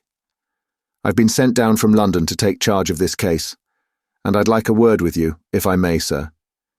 "My wife." "I've seen your good lady, sir, and the housekeeper. I won't keep you a moment, but I'm anxious to get back to the village now that I've seen all there is to see here." "I know nothing as yet as to what exactly," said Jap soothingly. "But there are just 1 or 2 little points I'd like your opinion about all the same. Captain Hastings here. He knows me, and he'll go on up to the house and tell them you're coming. What have you done with the little man, by the way, Captain Hastings? He's ill in bed with influenza." "Is he now? I'm sorry to hear that. Rather the case of the cart without the horse, your being here without him, isn't it?" And on his rather ill-timed jest I went on to the house. I rang the bell, as Jap had closed the door behind him. After some moments, it was opened to me by a middle-aged woman in black. "Mr. Havering will be here in a moment," I explained. "He has been detained by the inspector. I have come down with him from London to look into the case. Perhaps you can tell me briefly what occurred last night." "Come inside, sir." She closed the door behind me, and we stood in the dimly lighted hall. "It was after dinner last night, sir, that the man came. He asked to see Mr. Pace, sir, and seeing that he spoke the same way, I thought it was an American gentleman friend of Mr. Pace's, and I showed him into the gun room and then went to tell Mr. Pace. He wouldn't give any name, which of course was a bit odd, now I come to think of it. I told Mr. Pace, and he seemed puzzled like, but he said to the mistress, 'Excuse me, Zoe, while I just see what this fellow wants.' He went off to the gun room, and I went back to the kitchen. But after a while I heard loud voices, as if they were quarrelling, and I came out into the hall. At the same time, the mistress, she comes out too, and just then there was a shot, and then a dreadful silence. We both ran to the gun-room door, but it was locked, and we had to go round to the window. It was open, and there inside was Mr. Pace, all shot and bleeding." "What became of the man?" "He must have got away through the window, sir, before we got to it." "And then?" "Mrs. Havering sent me to fetch the police. 5 miles to walk it was. They came back with me, and the constable he stayed all night, and this morning the police gentleman from London arrived." "What was this man like who called to see Mr. Pace?" The housekeeper reflected. "He had a black beard, sir, and was about middle-aged, and had on a light overcoat. Beyond the fact that he spoke like an American, I didn't notice much about him." "I see. Now I wonder if I can see Mrs. Havering." "She's upstairs, sir. Shall I tell her?" "If you please. Tell her that Mr. Havering is outside with Inspector Jap, and that the gentleman he has brought back with him from London is anxious to speak to her as soon as possible." "Very good, sir." I was in a fever of impatience to get at all the facts. Jap had 2 or 3 hours' start of me, and his anxiety to be gone made me keen to be close at his heels. Mrs. Havering did not keep me waiting long. In a few minutes I heard a light step descending the stairs and looked up to see a very handsome young woman coming towards me. She wore a flame-coloured jumper that set off the slender boyishness of her figure. On her dark head was a little hat of flame-coloured leather. Even the present tragedy could not dim the vitality of her personality. I introduced myself, and she nodded in quick comprehension. Of course, I have often heard of you and your colleague, Monsieur Poirot. You have done some wonderful things together, haven't you? It was very clever of my husband to get you so promptly. Now, will you ask me questions? That's the easiest way, isn't it? Of getting to know all you want to about this dreadful affair. Thank you, Mrs. Havering. Now, what time was it that this man arrived? It must have been just before 9 o'clock. We had finished dinner and were sitting over our coffee and cigarettes. Your husband had already left for London? Yes, he went up by the 6.15. Did he go by car to the station or did he walk? Our own car isn't down here. One came out from the garage in Elmersdale to fetch him in time for the train. Was Mr. Pace quite his usual self? Absolutely, most normal in every way. Now, can you describe this visitor at all? I'm afraid not. I didn't see him. Mrs. Middleton showed him straight into the gun room and then came to tell my uncle. What did your uncle say? He seemed rather annoyed, but went off at once. It was about 5 minutes later that I heard the sound of raised voices. I ran out into the hall and almost collided with Mrs. Middleton. Then we heard the shot. The gunroom door was locked on the inside, and we had to go right round the house to the window. Of course, that took some time, and the murderer had been able to get well away. My poor uncle, her voice faltered, had been shot through the head. I saw at once that he was dead. I sent Mrs. Middleton for the police. I was careful to touch nothing in the room, but to leave it exactly as I found it. I nodded approval. Now, as to the weapon. Well, I can make a guess at it, Captain Hastings. A pair of revolvers of my husband's were mounted upon the wall. One of them is missing. I pointed this out to the police, and they took the other one away with them. When they have extracted the bullet, I suppose they will know for certain. May I go to the gun room? Certainly. The police have finished with it, but the body has been removed. She accompanied me to the scene of the crime. At that moment, Havering entered the hall, and with a quick apology, his wife ran to him. I was left to undertake my investigations alone. I may as well confess at once that they were rather disappointing. In detective novels, clues abound, but here I could find nothing that struck me as out of the ordinary, except a large bloodstain on the carpet where I judged the dead man had fallen. I examined everything with painstaking care and took a couple of pictures of the room with my little camera, which I had brought with me. I also examined the ground outside the window, but it appeared to have been so heavily trampled underfoot that I judged it was useless to waste time over it. No, I had seen all that Hunter's Lodge had to show me. I must go back to Elmersdale and get into touch with Jap. Accordingly, I took leave of the Haverings and was driven off in the car that had brought us up from the station. I found Jap at the Matlock Arms, and he took me forthwith to see the body. Harrington Pace was a small, spare, clean-shaven man, typically American in appearance. He had been shot through the back of the head, and the revolver had been discharged at close quarters. Turned away for a moment, remarked Jap, and the other fellow snatched up a revolver and shot him. The one Mrs. Havering handed over to us was fully loaded, and I suppose the other one was also. Curious what darn fool things people do.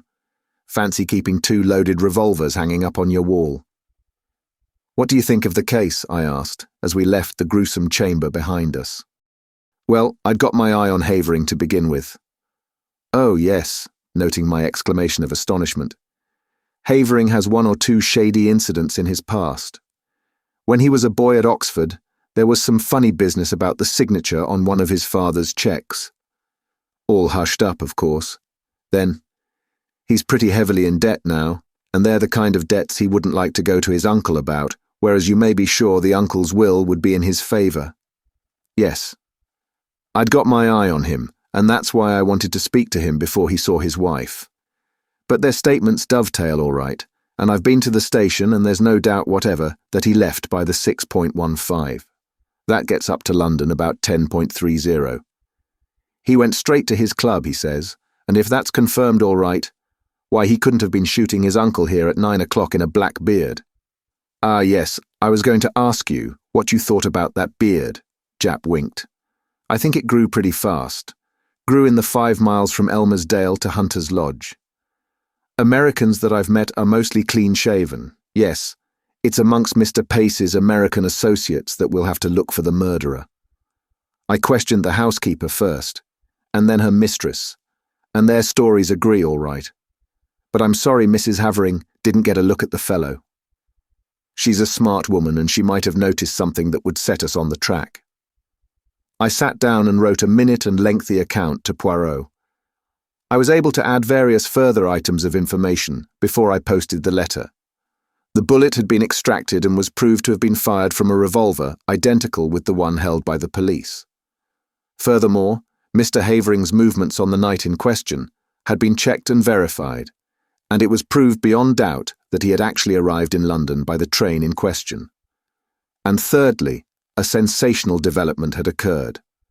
A city gentleman, living at Ealing, on crossing Haven Green, to get to the district railway station that morning, had observed a brown paper parcel stuck between the railings. Opening it, he found that it contained a revolver. He handed the parcel over to the local police station, and before night, it was proved to be the one we were in search of. The fellow to that given us by Mrs. Havering. 1 bullet had been fired from it. All this I added to my report. A wire from Poirot arrived whilst I was at breakfast the following morning. Of course, black-bearded man was not Havering, only you or Jap would have such an idea. Wire me description of housekeeper and what clothes she wore this morning. Same of Mrs. Havering. Do not waste time taking photographs of interiors. They are underexposed and not in the least artistic. It seemed to me that Poirot's style was unnecessarily facetious. I also fancied he was a shade jealous of my position on the spot with full facilities for handling the case. His request for a description of the clothes worn by the 2 women appeared to me to be simply ridiculous, but I complied as well as I, a mere man, was able to. At 11, a reply wire came from Poirot. Advise Jap arrest housekeeper before it is too late. Dumbfounded, I took the wire to Jap. He swore softly under his breath. He's the goods, Monsieur Poirot. If he says so, there's something in it. And I hardly noticed the woman. I don't know that I can go so far as arresting her, but I'll have her watched. We'll go up right away and take another look at her. But it was too late. Mrs. Middleton, that quiet middle-aged woman, who had appeared so normal and respectable, had vanished into thin air. Her box had been left behind. It contained only ordinary wearing apparel. There was no clue in it to her identity or as to her whereabouts. From Mrs. Havering, we elicited all the facts we could. I engaged her about 3 weeks ago when Mrs. Emery, our former housekeeper, left. She came to me from Mrs. Selborne's agency in Mount Street, a very well-known place. I get all my servants from there. They sent several women to see me, but this Mrs. Middleton seemed much the nicest, and had splendid references. I engaged her on the spot and notified the agency of the fact. I can't believe that there was anything wrong with her. She was such a nice, quiet woman. The thing was certainly a mystery, whilst it was clear that the woman herself could not have committed the crime, since at the moment the shot was fired, Mrs. Havering was with her in the hall. Nevertheless, she must have some connection with the murder, or why should she suddenly take to her heels and bolt? I wired the latest development to Poirot and suggested returning to London and making inquiries at Selborne's agency. Poirot's reply was prompt. Useless to inquire at agency, they will never have heard of her. Find out what vehicle took her up to Hunter's Lodge when she first arrived there. Though mystified, I was obedient. The means of transport in Elmersdale were limited. The local garage had 2 battered Ford cars, and there were 2 station flys. None of these had been requisitioned on the date in question. Questioned, Mrs. Havering explained that she had given the woman the money for her fare down to Derbyshire, and sufficient to hire a car or fly to take her up to Hunter's Lodge. There was usually one of the Fords at the station on the chance of its being required. Taking into consideration the further fact that nobody at the station had noticed the arrival of a stranger, black-bearded or otherwise, on the fatal evening, everything seemed to point to the conclusion that the murderer had come to the spot in a car which had been waiting near at hand to aid his escape, and that the same car had brought the mysterious housekeeper to her new post. I may mention that inquiries at the agency in London bore out Poirot's prognostication. No such woman as Mrs. Middleton had ever been on their books. They had received the Honourable Mrs. Havering's application for a housekeeper, and had sent her various applicants for the post. When she sent them the engagement fee, she omitted to mention which woman she had selected. Somewhat crestfallen, I returned to London. I found Poirot established in an armchair by the fire in a garish silk dressing gown. He greeted me with much affection. "Mon ami Hastings, but how glad I am to see you. Veritably, I have for you a great affection. And you have enjoyed yourself?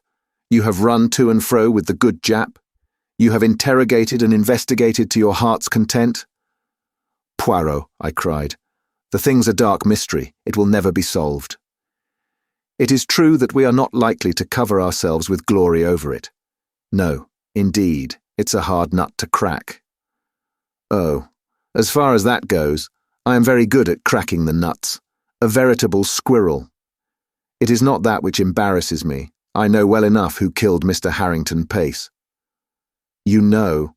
How did you find out?" "Your illuminating answers to my wires supplied me with the truth. See here, Hastings, let us examine the facts methodically and in order. Mr. Harrington Pace is a man with a considerable fortune which at his death will doubtless pass to his nephew.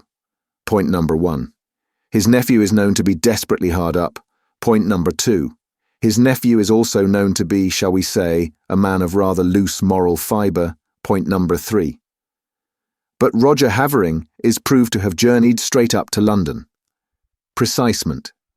And therefore, as Mr. Havering left Elmersdale at 6.15, and since Mr. Pace cannot have been killed before he left, or the doctor would have spotted the time of the crime as being given wrongly when he examined the body, we conclude quite rightly that Mr. Havering did not shoot his uncle. But there is a Mrs. Havering, Hastings." "Impossible. The housekeeper was with her when the shot was fired." "Ah, yes, the housekeeper. But she has disappeared." "She will be found." "I think not. There is something peculiarly elusive about that housekeeper, don't you think so, Hastings? It struck me at once." "She played her part, I suppose, and then got out in the nick of time." "And what was her part?" "Well, presumably to admit her confederate, the black-bearded man." "Oh no, that was not her part.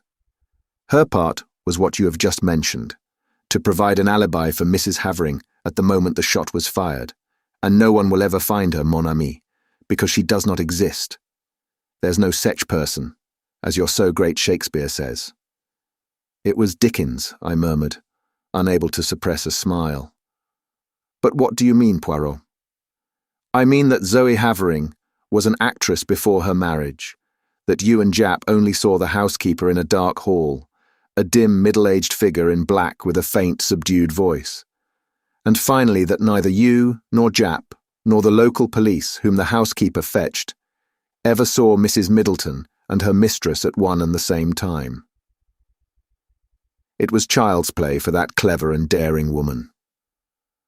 On the pretext of summoning her mistress, she runs upstairs, slips on a bright jumper and a hat with black curls attached, which she jams down over the grey transformation.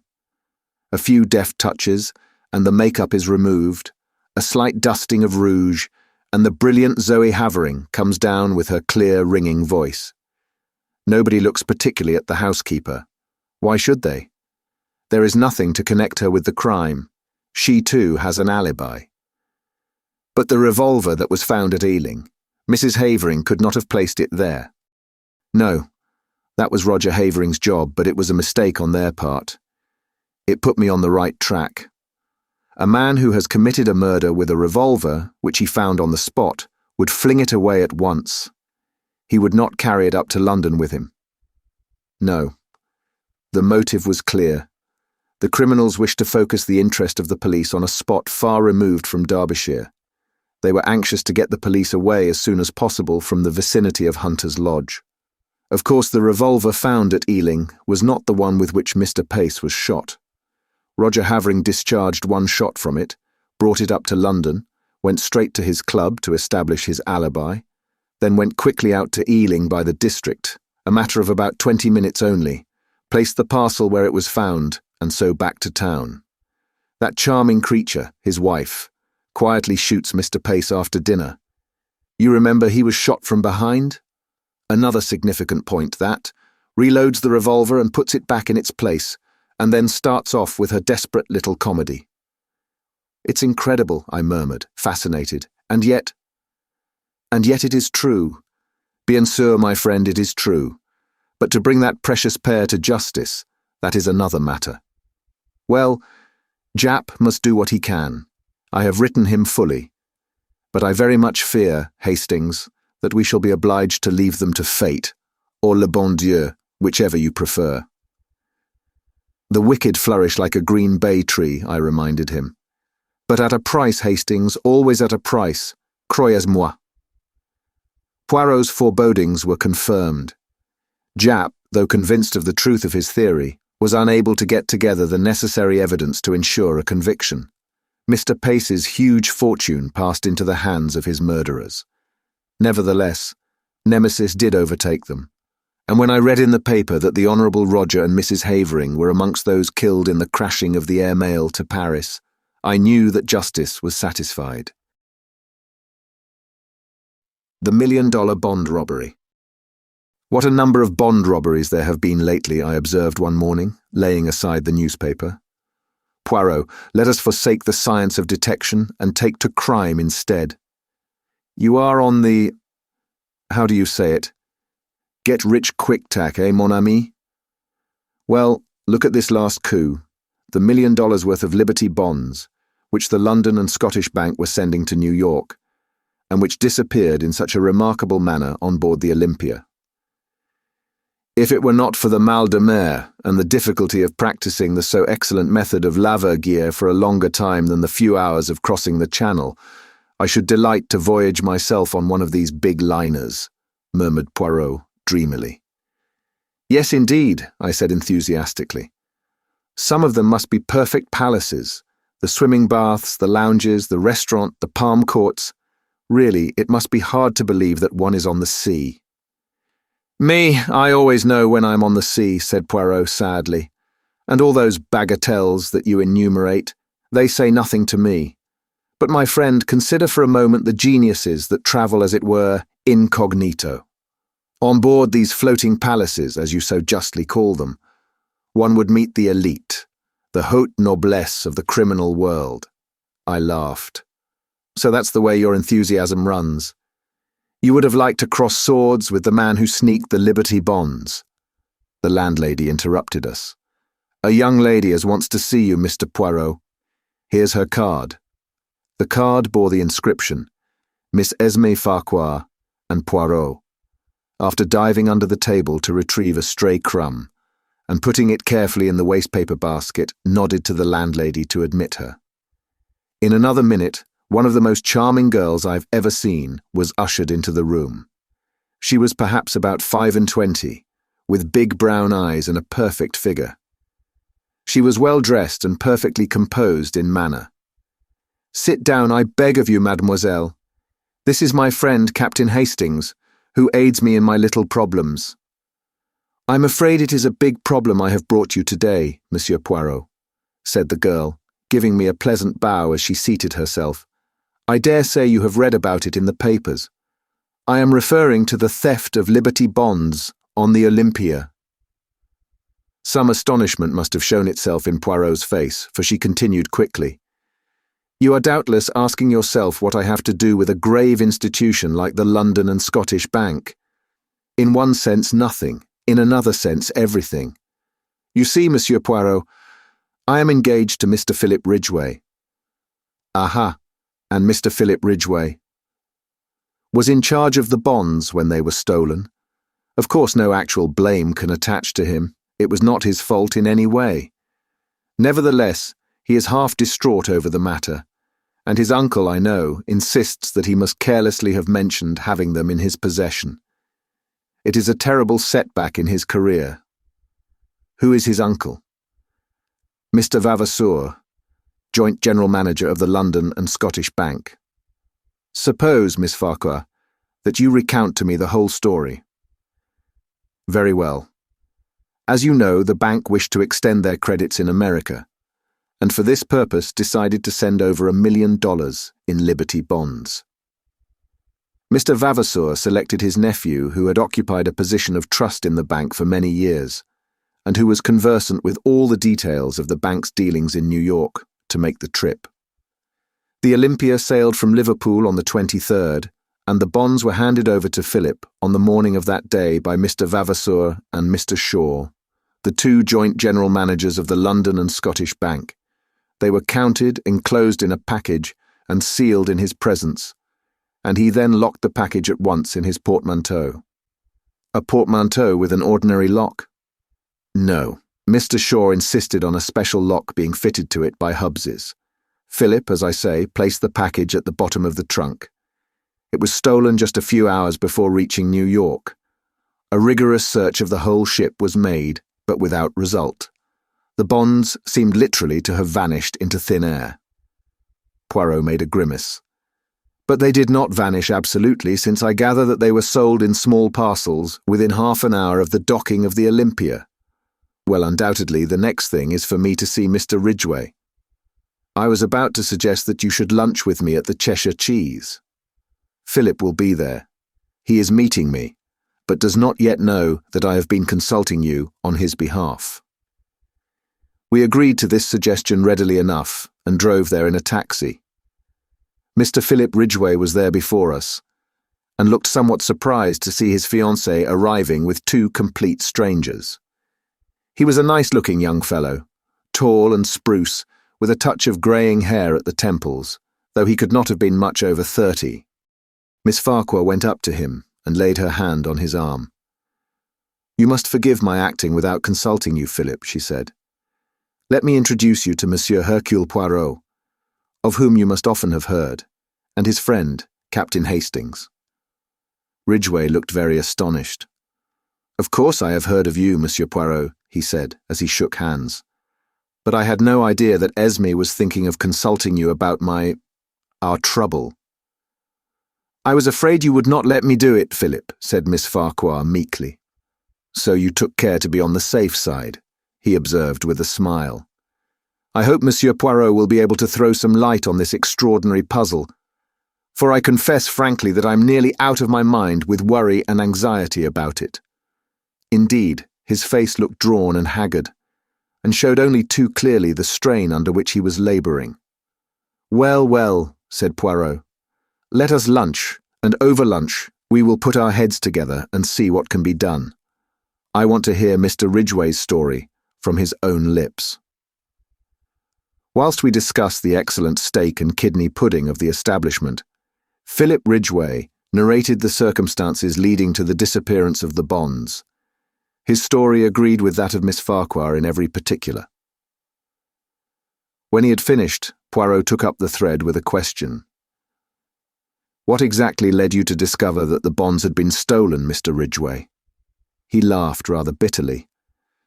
"The thing stared me in the face, Monsieur Poirot. I couldn't have missed it. My cabin trunk was half out from under the bunk and all scratched and cut about where they'd tried to force the lock. But I understood that it had been opened with a key. That's so. They tried to force it but couldn't, and in the end they must have got it unlocked somehow or other." "Curious," said Poirot, his eyes beginning to flicker with the green light I knew so well. "Very curious. They waste much time trying to prise it open, and then, sapristi, they find that they have the key all the time, for each of Hubbs's locks are unique. That's just why they couldn't have had the key. It never left me day or night. You are sure of that?" I can swear to it, and besides, if they had had the key, or a duplicate, why should they waste time trying to force an obviously unforceable lock? Ah! There is exactly the question we are asking ourselves. I venture to prophesy that the solution, if we ever find it, will hinge on that curious fact. I beg of you not to assault me if I ask you one more question. Are you perfectly certain you did not leave the trunk unlocked? Philip Ridgway merely looked at him, and Poirot gesticulated apologetically. Ah, but these things can happen, I assure you. Very well, the bonds were stolen from the trunk. What did the thief do with them? How did he manage to get ashore with them? Ah, cried Ridgway. That's just it. How? Word was passed to the customs authorities, and every soul that left the ship was gone over with a tooth comb. And the bonds, I gather, made a bulky package? Certainly they did. They could hardly have been hidden on board, and anyway we know they weren't because they were offered for sale within half an hour of the Olympia's arrival, long before I got the cables going and the numbers sent out. One broker swears he bought some of them even before the Olympia got in. But you can't send bonds by wireless. Not by wireless, but did any tug come alongside? Only the official ones, and that was after the alarm was given when everyone was on the lookout. I was watching out myself for their being passed over to someone that way. My God, Monsieur Poirot, this thing will drive me mad. People are beginning to say I stole them myself. But you also were searched on landing, weren't you? Asked Poirot gently. Yes. The young man stared at him in a puzzled manner. You do not catch my meaning, I see, said Poirot, smiling enigmatically. Now I should like to make a few inquiries at the bank. Ridgway produced a card and scribbled a few words on it. Send this in, and my uncle will see you at once. Poirot thanked him, bade farewell to Miss Farquhar, and together we started out for Threadneedle Street and the head office of the London and Scottish Bank. On production of Ridgway's card, we were led through the labyrinth of counters and desks, skirting paying-in clerks and paying-out clerks, and up to a small office on the first floor where the joint general managers received us. They were two grave gentlemen who had grown grey in the service of the bank. Mr. Vavasour had a short white beard. Mr. Shaw was clean-shaven. I understand you are strictly a private inquiry agent, said Mr. Vavasour. Quite so, quite so. We have, of course, placed ourselves in the hands of Scotland Yard. Inspector McNeill has charge of the case. A very able officer, I believe. I am sure of it, said Poirot politely. You will permit a few questions on your nephew's behalf? About this lock. Who ordered it from Hubbs's? I ordered it myself, said Mr. Shaw. I would not trust to any clerk in the matter. As to the keys, Mr. Ridgway had one, and the other two are held by my colleague and myself. And no clerk has had access to them. Mr. Shaw turned inquiringly to Mr. Vavasour. I think I am correct in saying that they have remained in the safe where we placed them on the 23rd, said Mr. Vavasour. My colleague was unfortunately taken ill a fortnight ago. In fact, on the very day that Philip left us. He has only just recovered. Severe bronchitis is no joke to a man of my age, said Mr. Shaw ruefully. But I am afraid Mr. Vavasour has suffered from the hard work entailed by my absence, especially with this unexpected worry coming on top of everything. Poirot asked a few more questions. I judged that he was endeavouring to gauge the exact amount of intimacy between uncle and nephew. Mr. Vavasour's answers were brief and punctilious. His nephew was a trusted official of the bank and had no debts or money difficulties that he knew of. He had been entrusted with similar missions in the past. Finally, we were politely bowed out. I'm disappointed, said Poirot, as we emerged into the street. You hope to discover more. They are such stodgy old men. It is not their stodginess which disappoints me, mon ami. I do not expect to find in a bank manager a keen financier with an eagle glance, as your favourite works of fiction put it. No, I am disappointed in the case. It is too easy. Easy? Yes. Do you not find it almost childishly simple? You know who stole the bonds? I do. But then, why? Do not confuse and fluster yourself, Hastings. We are not going to do anything at present. But why? What are you waiting for? For the Olympia. She is due on her return trip from New York on Tuesday. But if you know who stole the bonds, why wait? He may escape. To a South Sea island where there is no extradition. No, mon ami, he would find life very uncongenial there. As to why I wait, bien, to the intelligence of Hercule Poirot the case is perfectly clear, but for the benefit of others, not so greatly gifted by the good God, the Inspector McNeil, for instance, it would be as well to make a few inquiries to establish the facts. One must have consideration for those less gifted than oneself. Good Lord, Poirot! Do you know, I'd give a considerable sum of money to see you make a thorough ass of yourself, just for once. You're so confoundedly conceited. Do not enrage yourself, Hastings.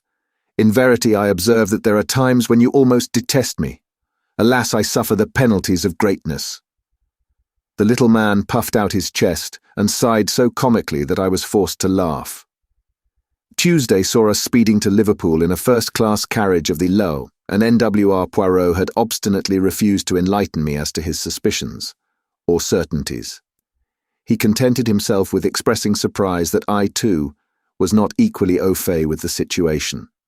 I disdained to argue, and entrenched my curiosity behind a rampart of pretended indifference. Once arrived at the quay, alongside which lay the big transatlantic liner, Poirot became brisk and alert. Our proceedings consisted in interviewing 4 successive stewards and inquiring after a friend of Poirot's who had crossed to New York on the 23rd. An elderly gentleman, wearing glasses, a great invalid, hardly moved out of his cabin.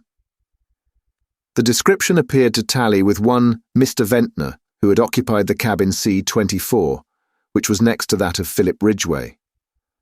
Although unable to see how Poirot had deduced Mr. Ventnor's existence and personal appearance, I was keenly excited. "Tell me," I cried, "was this gentleman one of the first to land when you got to New York?"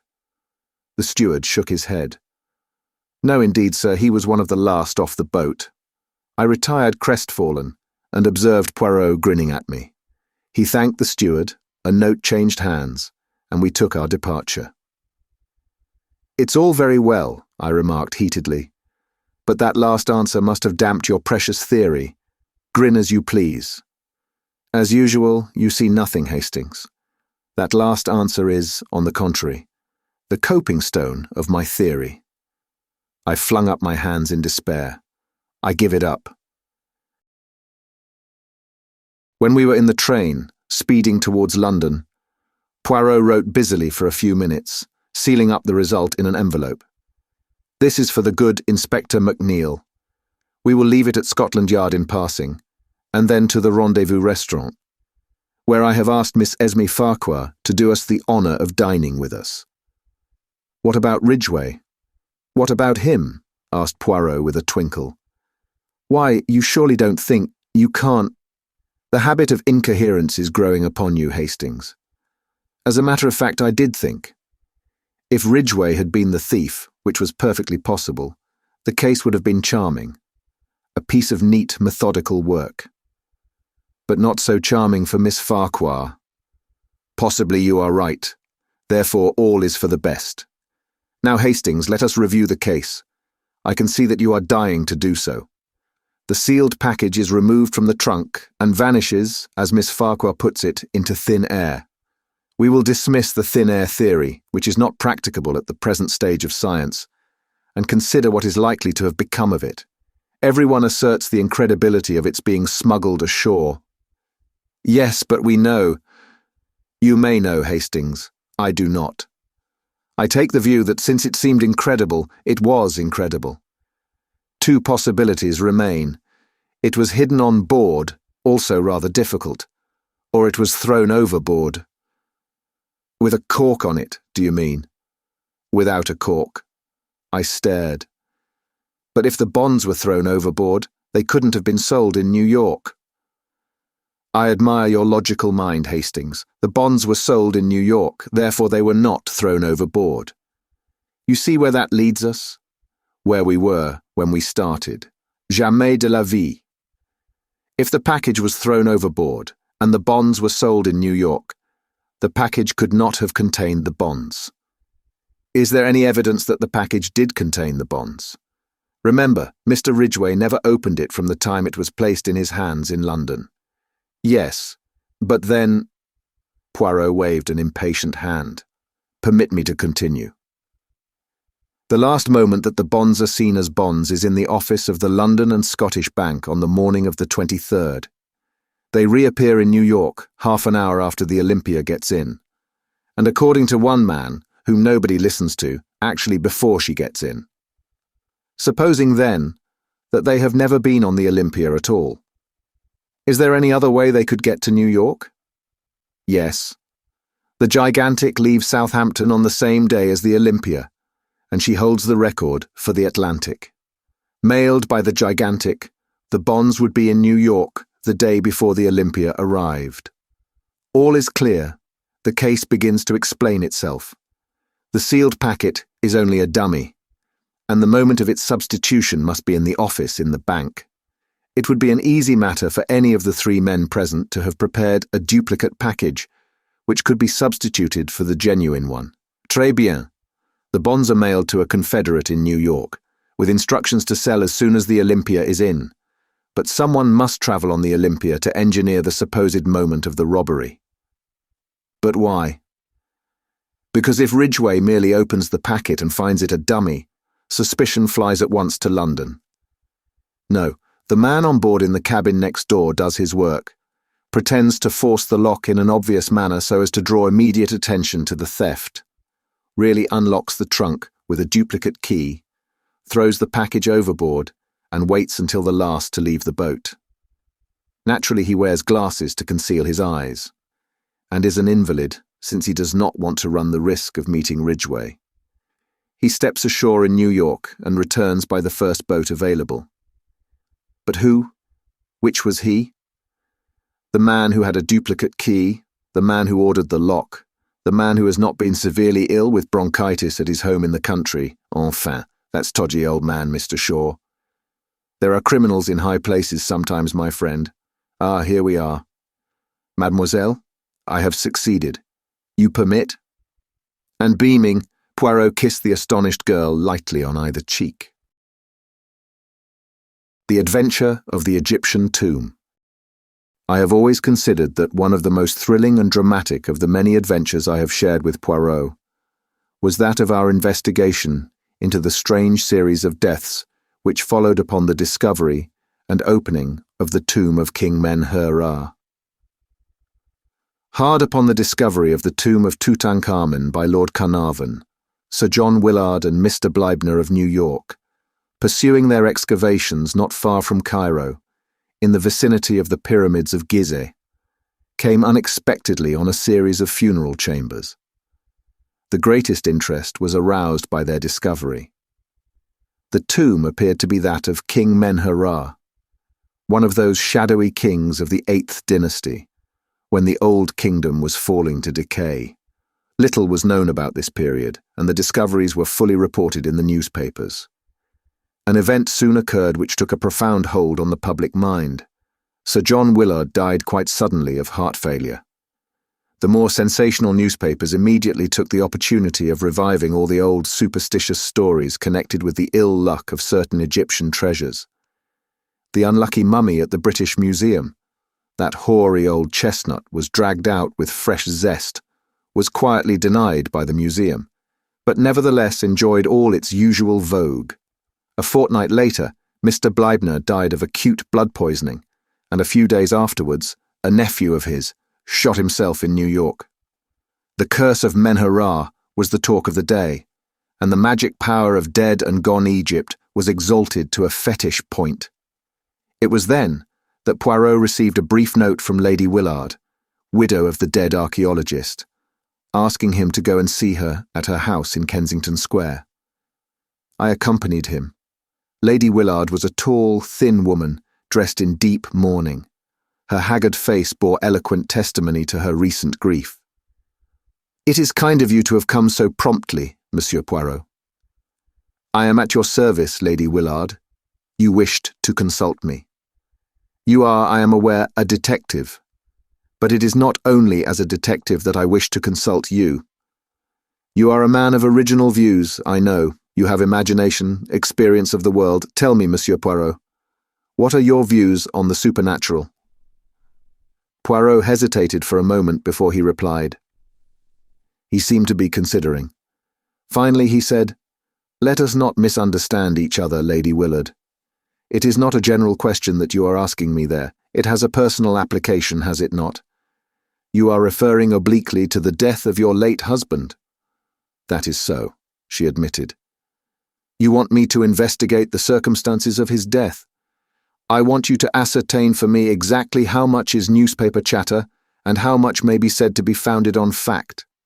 3 deaths, Monsieur Poirot, each one explicable, taken by itself, but taken together surely an almost unbelievable coincidence, and all within a month of the opening of the tomb. It may be mere superstition.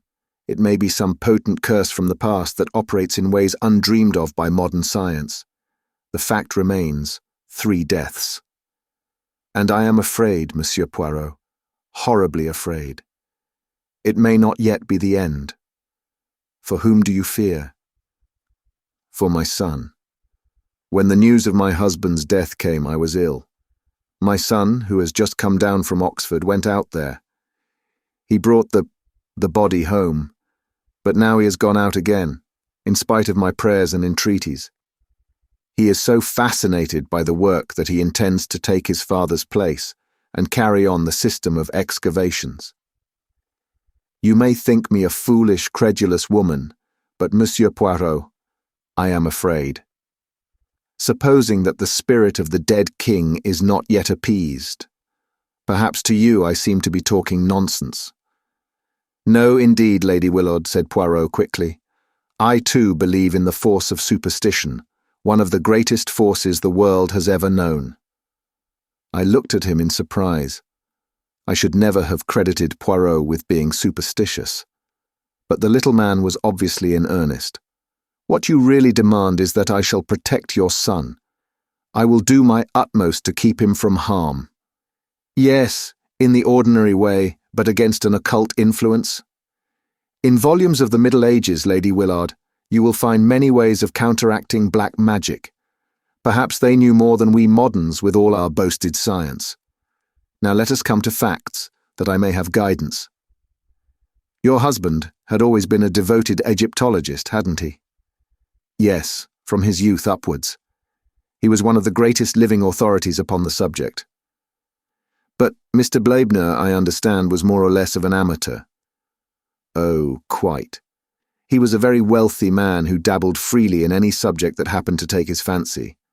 My husband managed to interest him in Egyptology, and it was his money that was so useful in financing the expedition." "And the nephew? What do you know of his tastes? Was he with the party at all?" "I do not think so.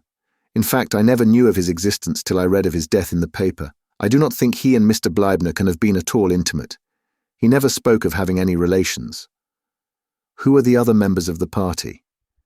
"Well, there is Dr. Toswell, a minor official connected with the British Museum, Mr. Schneider of the Metropolitan Museum in New York, a young American secretary, Dr. Ames, who accompanies the expedition in his professional capacity, and Hassan, my husband's devoted native servant." "Do you remember the name of the American secretary?" "Harper, I think, but I cannot be sure. He had not been with Mr. Blaebner very long, I know. He was a very pleasant young fellow." "Thank you, Lady Willard. If there is anything else—" "For the moment, nothing. Leave it now in my hands, and be assured that I will do all that is humanly possible to protect your son." They were not exactly reassuring words, and I observed Lady Willard wince as he uttered them. Yet, at the same time, the fact that he had not pooh-poohed her fears seemed in itself to be a relief to her. For my part, I had never before suspected that Poirot had so deep a vein of superstition in his nature. I tackled him on the subject as we went homewards. His manner was grave and earnest. "But yes, Hastings, I believe in these things. You must not underrate the force of superstition. What are we going to do about it? Toujours pratique, the good Hastings. Eh bien. To begin with, we are going to cable to New York for fuller details of young Mr. Bleibner's death. He duly sent off his cable. The reply was full and precise. Young Rupert Bleibner had been in low water for several years. He had been a beachcomber and a remittance man in several South Sea islands, but had returned to New York 2 years ago, where he had rapidly sunk lower and lower. The most significant thing, to my mind, was that he had recently managed to borrow enough money to take him to Egypt. "I've a good friend there I can borrow from," he had declared. Here, however, his plans had gone awry. He had returned to New York, cursing his skinflint of an uncle who cared more for the bones of dead and gone kings than his own flesh and blood. It was during his sojourn in Egypt that the death of Sir John Willard occurred. Rupert had plunged once more into his life of dissipation in New York, and then, without warning, he had committed suicide, leaving behind him a letter which contained some curious phrases. It seemed written in a sudden fit of remorse. He referred to himself as a leper and an outcast, and the letter ended by declaring that such as he were better dead. A shadowy theory leapt into my brain. I had never really believed in the vengeance of a long-dead Egyptian king. I saw here a more modern crime. Supposing this young man had decided to do away with his uncle, preferably by poison. By mistake, Sir John Willard receives the fatal dose. The young man returns to New York, haunted by his crime. The news of his uncle's death reaches him. He realizes how unnecessary his crime has been, and stricken with remorse, takes his own life. I outlined my solution to Poirot. He was interested. "It is ingenious what you have thought of there. Decidedly, it is ingenious. It may even be true. But you leave out of count the fatal influence of the tomb." I shrugged my shoulders.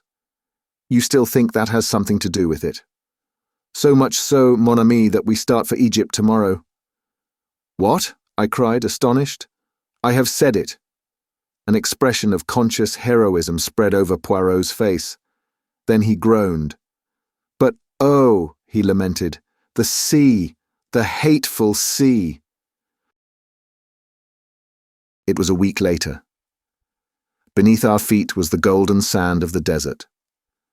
The hot sun poured down overhead. Poirot, the picture of misery, wilted by my side. The little man was not a good traveller. Our 4 days' voyage from Marseille had been one long agony to him. He had landed at Alexandria, the wraith of his former self, even his usual neatness had deserted him. We had arrived in Cairo and had driven out at once to the Manor House Hotel, right in the shadow of the pyramids. The charm of Egypt had laid hold of me. Not so Poirot. Dressed precisely the same as in London, he carried a small clothes brush in his pocket and waged an unceasing war on the dust which accumulated on his dark apparel. "And my boots," he wailed. "Regard them, Hastings. My boots, of the neat patent leather, usually so smart and shining. See, the sand is inside them, which is painful, and outside them, which outrages the eyesight. Also the heat. It causes my moustaches to become limp, but limp. Look at the Sphinx," I urged. "Even I can feel the mystery and the charm it exhales." Poirot looked at it discontentedly. "It has not the air happy," he declared. How could it, half buried in sand in that untidy fashion? Ah, this cursed sand. "Come now, there's a lot of sand in Belgium," I reminded him, mindful of a holiday spent at Nox-sur-Mer in the midst of Les Dunes Impeccables, as the guidebook had phrased it. "Not in Brussels," declared Poirot. He gazed at the pyramids thoughtfully. "It is true that they at least are of a shape solid and geometrical, but their surface is of an unevenness most unpleasing. And the palm trees I like them not even do they plant them in rows." I cut short his lamentations by suggesting that we should start for the camp. We were to ride there on camels, and the beasts were patiently kneeling, waiting for us to mount, in charge of several picturesque boys headed by a voluble dragoman. I pass over the spectacle of Poirot on a camel. He started by groans and lamentations and ended by shrieks, gesticulations and invocations to the Virgin Mary, and every saint in the calendar. In the end, he descended ignominiously and finished the journey on a diminutive donkey. I must admit that a trotting camel is no joke for the amateur. I was stiff for several days. At last we neared the scene of the excavations. A sunburnt man with a grey beard, in white clothes and wearing a helmet, came to meet us. "Monsieur Poirot and Captain Hastings, we received your cable. I'm sorry that there was no one to meet you in Cairo. An unforeseen event occurred which completely disorganized our plans." Poirot paled. His hand, which had stolen to his clothes brush, stayed its course. "Not another death?" he breathed. "Yes." "Sir Guy Willard," I cried. "No, Captain Hastings. My American colleague, Mr. Schneider." "And the cause?" demanded Poirot. "Tetanus." I blanched. All around me I seemed to feel an atmosphere of evil, subtle and menacing. A horrible thought flashed across me. Supposing I were the next. "Mon Dieu," said Poirot, in a very low voice. "I do not understand this. It is horrible. Tell me, monsieur, there is no doubt that it was tetanus." "I believe not, but Dr. Ames will tell you more than I can do." "Ah, of course you are not the doctor." "My name is Toswill." This then was the British expert described by Lady Willard as being a minor official at the British Museum. There was something at once grave and steadfast about him that took my fancy. "If you will come with me," continued Dr. Toswill, "I will take you to Sir Guy Willard. He was most anxious to be informed as soon as you should arrive." We were taken across the camp to a large tent. Dr. Toswill lifted up the flap, and we entered. 3 men were sitting inside. "Monsieur Poirot and Captain Hastings have arrived, Sir Guy," said Toswill. The youngest of the 3 men jumped up and came forward to greet us. There was a certain impulsiveness in his manner which reminded me of his mother. He was not nearly so sunburnt as the others, and that fact, coupled with a certain haggardness round the eyes, made him look older than his 22 years. He was clearly endeavouring to bear up under a severe mental strain. He introduced his 2 companions, Dr. Ames, a capable-looking man of 30-odd, with a touch of greying hair at the temples, and Mr. Harper, the secretary, a pleasant, lean young man wearing the national insignia of horn-rimmed spectacles. After a few minutes' desultory conversation, the latter went out, and Dr. Toswill followed him. We were left alone with Sir Guy and Dr. Ames. "Please ask any questions you want to ask, Monsieur Poirot," said Willard. "We are utterly dumbfounded at this strange series of disasters. But it isn't. It can't be. Anything but coincidence." There was a nervousness about his manner which rather belied the words. I saw that Poirot was studying him keenly. "Your heart is really in this work, Sir Guy?" "Rather. No matter what happens or what comes of it, the work is going on. Make up your mind to that." Poirot wheeled round on the other. "What have you to say to that, Monsieur le Docteur?" "Well," drawled the doctor, "I'm not for quitting myself." Poirot made one of those expressive grimaces of his. "Then, évidemment, we must find out just how we stand. When did Mr. Schneider's death take place?" 3 days ago. "You are sure it was tetanus?" "Dead sure." "It couldn't have been a case of strychnine poisoning, for instance?" "No, Monsieur Poirot. I see what you're getting at. But it was a clear case of tetanus." "Did you not inject anti-serum?" "Certainly we did," said the doctor dryly. "Every conceivable thing that could be done was tried." "Had you the anti-serum with you?" "No, we procured it from Cairo." "Have there been any other cases of tetanus in the camp?" "No, not one." "Are you certain that the death of Mr. Blebner was not due to tetanus?" absolutely plumb certain. He had a scratch upon his thumb, which became poisoned, and septicemia set in. It sounds pretty much the same to a layman, I dare say, but the two things are entirely different. Then we have 4 deaths, all totally dissimilar. 1 heart failure, 1 blood poisoning, 1 suicide and 1 tetanus. Exactly, Monsieur Poirot. Are you certain that there is nothing which might link the 4 together? I don't quite understand you. I will put it plainly. Was any act committed by those 4 men which might seem to denote disrespect to the spirit of Menher-Ra? The doctor gazed at Poirot in astonishment. You're talking through your hat, Monsieur Poirot. Surely you've not been guyed into believing all that fool talk. Absolute nonsense, muttered Willard angrily.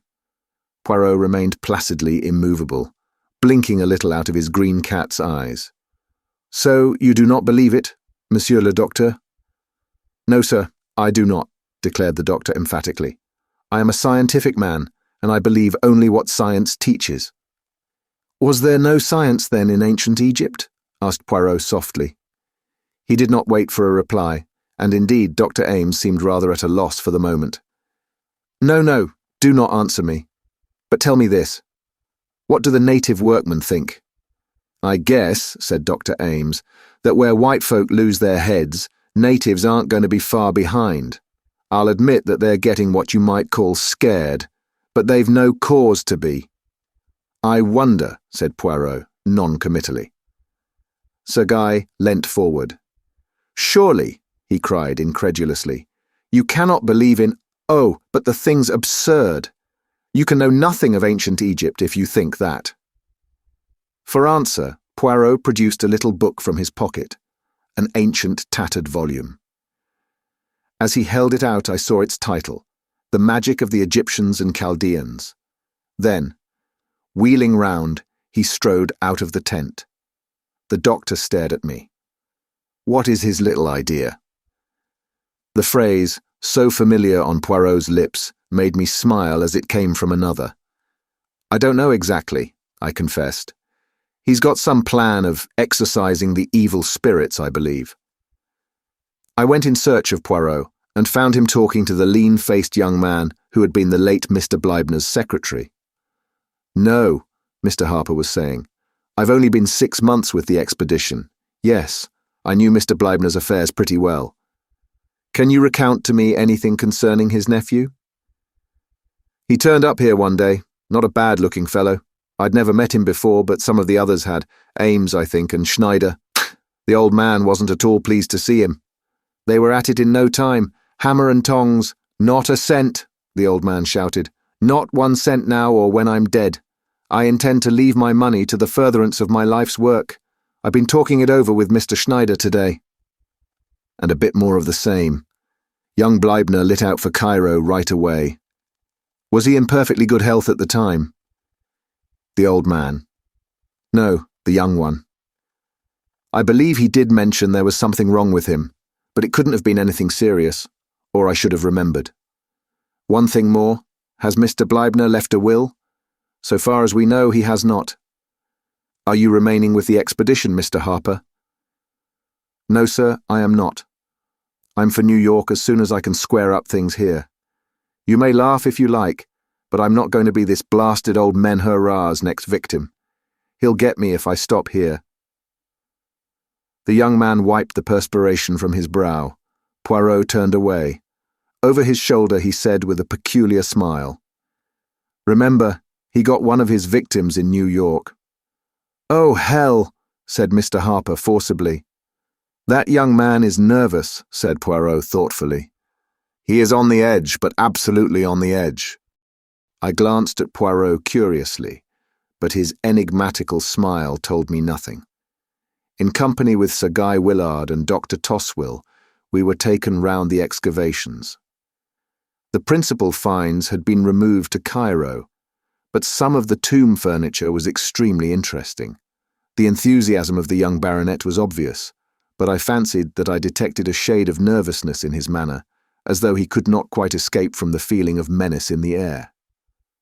As we entered the tent which had been assigned to us, for a wash before joining the evening meal, A tall, dark figure in white robes stood aside to let us pass with a graceful gesture and a murmured greeting in Arabic. Poirot stopped. "You are Hassan, the late Sir John Willard's servant. I served my lord Sir John, now I serve his son." He took a step nearer to us and lowered his voice. "You are a wise one, they say, learned in dealing with evil spirits. Let the young master depart from here. There is evil in the air around us." And with an abrupt gesture, not waiting for a reply, he strode away. "Evil in the air," muttered Poirot. "Yes, I feel it." Our meal was hardly a cheerful one. The floor was left to Dr. Toswell, who discoursed at length upon Egyptian antiquities. Just as we were preparing to retire to rest, Sir Guy caught Poirot by the arm and pointed. A shadowy figure was moving amidst the tents. It was no human one. I recognized distinctly the dog-headed figure I had seen carved on the walls of the tomb. My blood literally froze at the sight. "Mon Dieu," murmured Poirot, crossing himself vigorously. "Anubis, the jackal-headed, the god of departing souls." "Someone is hoaxing us," cried Dr. Toswell, rising indignantly to his feet. "It went into your tent, Harper," muttered Sir Guy, his face dreadfully pale. "No," said Poirot, shaking his head. "Into that of the Dr. Ames." The doctor stared at him incredulously. Then, repeating Dr. Toswell's words, he cried, "Someone is hoaxing us. Come, we'll soon catch the fellow." He dashed energetically in pursuit of the shadowy apparition. I followed him, but, search as we would, we could find no trace of any living soul having passed that way. We returned, somewhat disturbed in mind, to find Poirot taking energetic measures, in his own way, to ensure his personal safety. He was busily surrounding our tent with various diagrams and inscriptions which he was drawing in the sand. I recognized the five-pointed star or pentagon many times repeated. As was his wont, Poirot was at the same time delivering an impromptu lecture on witchcraft and magic in general. White magic as opposed to black, with various references to the Ka and the Book of the Dead thrown in. It appeared to excite the liveliest contempt in Dr. Toswell, who drew me aside, literally snorting with rage. "Balderdash, sir," he exclaimed angrily. "Pure balderdash. The man's an impostor. He doesn't know the difference between the superstitions of the Middle Ages and the beliefs of ancient Egypt. Never have I heard such a hodgepodge of ignorance and credulity." I calmed the excited expert and joined Poirot in the tent. My little friend was beaming cheerfully. "We can now sleep in peace," he declared happily. "And I can do with some sleep. My head, it aches abominably. Ah, for a good tisane." As though in answer to prayer, the flap of the tent was lifted and Hassan appeared, bearing a steaming cup which he offered to Poirot. It proved to be chamomile tea, a beverage of which he is inordinately fond. Having thanked Hassan and refused his offer of another cup for myself, we were left alone once more. I stood at the door of the tent some time after undressing, looking out over the desert. "A wonderful place," I said aloud, "and a wonderful work. I can feel the fascination. This desert life, this probing into the heart of a vanished civilization. Surely, Poirot, you too must feel the charm." I got no answer, and I turned, a little annoyed. My annoyance was quickly changed to concern. Poirot was lying back across the rude couch, his face horribly convulsed. Beside him was the empty cup. I rushed to his side, then dashed out and across the camp to Dr. Ames's tent. "Dr. Ames," I cried, "come at once." "What's the matter?" said the doctor, appearing in pyjamas. "My friend, he's ill, dying. The chamomile tea, don't let Hassan leave the camp." Like a flash, the doctor ran to our tent. Poirot was lying as I left him. "Extraordinary," cried Ames. "Looks like a seizure, or, what did you say about something he drank?" He picked up the empty cup. "Only I did not drink it," said a placid voice. We turned in amazement. Poirot was sitting up on the bed. He was smiling. "No," he said gently. "I did not drink it." While my good friend Hastings was apostrophizing the night, I took the opportunity of pouring it, not down my throat, but into a little bottle. That little bottle will go to the analytical chemist. No, as the doctor made a sudden movement. As a sensible man, you will understand that violence will be of no avail. During Hastings' brief absence to fetch you, I have had time to put the bottle in safe keeping. Ah, quick, Hastings. Hold him. I misunderstood Poirot's anxiety. Eager to save my friend, I flung myself in front of him. But the doctor's swift movement had another meaning. His hand went to his mouth, a smell of bitter almonds filled the air, and he swayed forward and fell. "Another victim," said Poirot gravely. "But the last. Perhaps it is the best way. He has 3 deaths on his head." "Dr. Ames?" I cried, stupefied. "But I thought you believed in some occult influence." "You misunderstood me, Hastings. What I meant was that I believe in the terrific force of superstition. Once get it firmly established that a series of deaths are supernatural, and you might almost stab a man in broad daylight, and it would still be put down to the curse. So strongly is the instinct of the supernatural implanted in the human race. I suspected from the first that a man was taking advantage of that instinct. The idea came to him, I imagine, with the death of Sir John Willard. A fury of superstition arose at once. As far as I could see, nobody could derive any particular profit from Sir John's death. Mr. Bleibner was a different case. He was a man of great wealth. The information I received from New York contained several suggestive points. To begin with, young Bleibner was reported to have said he had a good friend in Egypt from whom he could borrow. It was tacitly understood that he meant his uncle, but it seemed to me that in that case he would have said so outright. The words suggest some boon companion of his own. Another thing, he scraped up enough money to take him to Egypt. His uncle refused outright to advance him a penny, yet he was able to pay the return passage to New York. Someone must have lent him the money. All that was very thin, I objected. But there was more. Hastings, there occur often enough words spoken metaphorically which are taken literally. The opposite can happen too. In this case, words which were meant literally were taken metaphorically. Young Bleibner wrote plainly enough, "I am a leper." But nobody realized that he shot himself because he believed that he had contracted the dread disease of leprosy. "What?" I ejaculated. "It was the clever invention of a diabolical mind. Young Bleibner was suffering from some minor skin trouble. He had lived in the South Sea Islands, where the disease is common enough. Ames was a former friend of his, and a well-known medical man. He would never dream of doubting his word. When I arrived here, my suspicions were divided between Harper and Dr. Ames, but I soon realized that only the doctor could have perpetrated and concealed the crimes, and I learnt from Harper that he was previously acquainted with young Bleibner. Doubtless the latter at some time or another had made a will, or had insured his life in favour of the doctor. The latter saw his chance of acquiring wealth. It was easy for him to inoculate Mr. Bleibner with the deadly germs.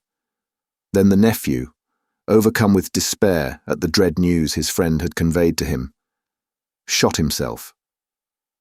Mr. Bleibner, whatever his intentions, had made no will. His fortune would pass to his nephew, and from him to the doctor. And Mr. Schneider? We cannot be sure. He knew young Bleibner too, remember, and may have suspected something, or again, the doctor may have thought that a further death, motiveless and purposeless, would strengthen the coils of superstition. Furthermore, I will tell you an interesting psychological fact, Hastings. A murderer has always a strong desire to repeat his successful crime. The performance of it grows upon him. Hence my fears for young Willard. The figure of Anubis you saw tonight was Hassan, dressed up by my orders. I wanted to see if I could frighten the doctor, but it would take more than the supernatural to frighten him. I could see that he was not entirely taken in by my pretenses of belief in the occult. The little comedy I played for him did not deceive him. I suspected that he would endeavour to make me the next victim. Ah, but in spite of la mer maudite, the heat abominable, and the annoyances of the sand, the little grey cells still functioned. Poirot proved to be perfectly right in his premises. Young Bleibner, some years ago, in a fit of drunken merriment, had made a jocular will, leaving my cigarette case you admire so much and everything else of which I die possessed, which will be principally debts to my good friend Robert Ames, who once saved my life from drowning. The case was hushed up as far as possible, and to this day, people talk of the remarkable series of deaths in connection with the tomb of Men-Her-Ra as a triumphal proof of the vengeance of a bygone king upon the desecrators of his tomb, a belief which, as Poirot pointed out to me, is contrary to all Egyptian belief and thought. Jewel robbery at the Grand Metropolitan. Poirot, I said, a change of air would do you good. You think so, mon ami? I am sure of it. Said my friend, smiling. It is all arranged, then. You will come? Where do you propose to take me? Brighton. As a matter of fact, a friend of mine in the city put me on to a very good thing, and, well, I have money to burn, as the saying goes. I think a weekend at the Grand Metropolitan would do us all the good in the world. Thank you, I accept most gratefully. You have the good heart to think of an old man. And the good heart, it is in the end worth all the little grey cells. Yes, yes. I who speak to you am in danger of forgetting that sometimes. I did not quite relish the implication. I fancy that Poirot is sometimes a little inclined to underestimate my mental capacities. But his pleasure was so evident that I put my slight annoyance aside. Then, that's all right, I said hastily. Saturday evening saw us dining at the Grand Metropolitan in the midst of a gay throng. All the world and his wife seemed to be at Brighton. The dresses were marvellous, and the jewels, worn sometimes with more love of display than good taste, were something magnificent. "Ain't it is a sight, this?" murmured Poirot. "This is the home of the profiteer, is it not so, Hastings?" "Supposed to be," I replied. "But we'll hope they aren't all tarred with the profiteering brush." Poirot gazed round him placidly. "The sight of so many jewels makes me wish I had turned my brains to crime instead of to its detection.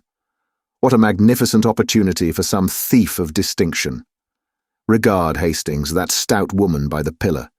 She is, as you would say, plastered with gems." I followed his eyes. "Why," I exclaimed, "it's Mrs. Opalson. You know her?" "Slightly. Her husband is a rich stockbroker who made a fortune in the recent oil boom." After dinner we ran across the Opalsons in the lounge, and I introduced Poirot to them. We chatted for a few minutes, and ended by having our coffee together. Poirot said a few words in praise of some of the costlier gems displayed on the lady's ample bosom, and she brightened up at once. "It's a perfect hobby of mine, Mr. Poirot. I just love jewellery. Ed knows my weakness, and every time things go well he brings me something new. You are interested in precious stones?" "I have had a good deal to do with them one time and another, madame. My profession has brought me into contact with some of the most famous jewels in the world." He went on to narrate, with discreet pseudonyms, the story of the historic jewels of a reigning house, and Mrs. Opalson listened with bated breath. "There now," she exclaimed, as he ended, "if it isn't just like a play. You know, I've got some pearls of my own that have a history attached to them. I believe it's supposed to be one of the finest necklaces in the world. The pearls are so beautifully matched and so perfect in colour. I declare I really must run up and get it." "Oh, madame," protested Poirot, "you are too amiable. Pray do not derange yourself." "Oh, but I'd like to show it to you." The buxom dame waddled across to the lift briskly enough. Her husband, who had been talking to me, looked at Poirot inquiringly. "Madame, your wife is so amiable as to insist on showing me her pearl necklace," explained the latter. "Oh, the pearls." Opalson smiled in a satisfied fashion. "Well, they are worth seeing. Cost a pretty penny, too. Still, the money's there all right. I could get what I paid for them any day, perhaps more. May have to, too, if things go on as they are now. Money's confoundedly tight in the city, all this infernal EPD." He rambled on, launching into technicalities where I could not follow him. He was interrupted by a small page boy who approached and murmured something in his ear. What? I'll come at once. Not taken ill, is she? Excuse me, gentlemen." He left us abruptly. Poirot leaned back and lit one of his tiny Russian cigarettes. Then carefully and meticulously, he arranged the empty coffee cups in a neat row and beamed happily on the result. The minutes passed. The Opalsens did not return. "Curious," I remarked at length. "I wonder when they will come back." Poirot watched the ascending spirals of smoke and then said thoughtfully, "They will not come back." "Why?" "Because, my friend, something has happened." "What sort of thing? How do you know?" I asked curiously. Poirot smiled. "A few moments ago the manager came hurriedly out of his office and ran upstairs. He was much agitated. The lift boy is deep in talk with one of the pages. The lift bell has rung 3 times, but he heeds it not. Thirdly, even the waiters are distrait. And to make a waiter distrait—" Poirot shook his head with an air of finality. "The affair must indeed be of the first magnitude. Ah, it is as I thought. Here come the police." 2 men had just entered the hotel, one in uniform, the other in plain clothes. They spoke to a page and were immediately ushered upstairs. A few minutes later, the same boy descended and came up to where we were sitting. "Mr. Opalsen's compliments, and would you step upstairs?" Poirot sprang nimbly to his feet. One would have said that he awaited the summons. I followed with no less alacrity. The Opalsens' apartments were situated on the first floor. After knocking on the door, the page boy retired, and we answered the summons, "Come in." A strange scene met our eyes. The room was Mrs. Opalsen's bedroom, and in the centre of it, lying back in an armchair, was the lady herself, weeping violently. She presented an extraordinary spectacle, with the tears making great furrows in the powder with which her complexion was liberally coated. Mr. Opalsen was striding up and down angrily. The 2 police officials stood in the middle of the room, one with a notebook in hand. An hotel chambermaid, looking frightened to death, stood by the fireplace, and on the other side of the room a Frenchwoman, obviously Mrs. Opalsen's maid, was weeping and wringing her hands with an intensity of grief that rivaled that of her mistress. Into this pandemonium stepped Poirot, neat and smiling. Immediately, with an energy surprising in one of her bulk, Mrs. Opalsen sprang from her chair towards him. "There now. Ed may say what he likes, but I believe in luck. I do. It was fated I should meet you the way I did this evening, and I've a feeling that if you can't get my pearls back for me, nobody can. Calm yourself, I pray of you, madam." Poirot patted her hand soothingly. "Reassure yourself, all will be well. Hercule Poirot will aid you." Mr. Opalsen turned to the police inspector. "There will be no objection to my, calling in this gentleman, I suppose?" "None at all, sir," replied the man civilly, but with complete indifference. "Perhaps now, your lady's feeling better, she'll just let us have the facts." Mrs. Opalsen looked helplessly at Poirot.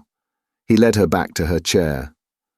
"Seat yourself, madame, and recount to us the whole history without agitating yourself." Thus abjured, Mrs. Opalsen dried her eyes gingerly and began. "I came upstairs after dinner to fetch my pearls for Mr. Poirot here to see. The chambermaid and Celestine were both in the room as usual. Excuse me, madame, but what do you mean by as usual?" Mr. Opalsen explained. "I make it a rule that no one is to come into this room unless Celestine, the maid, is there also. The chambermaid does the room in the morning, while Celestine is present, and comes in after dinner to turn down the beds under the same conditions. Otherwise, she never enters the room." "Well, as I was saying," continued Mrs. Opalsen, "I came up. I went to the drawer here," she indicated the bottom right-hand drawer of the knee-hole dressing table, "took out my jewel case and unlocked it. It seemed quite as usual. But the pearls were not there." The inspector had been busy with his notebook. "When had you last seen them?" he asked. They were there when I went down to dinner. You are sure? Quite sure. I was uncertain whether to wear them or not, but in the end I decided on the emeralds and put them back in the jewel case. Who locked up the jewel case? I did. I wear the key on a chain round my neck. She held it up as she spoke.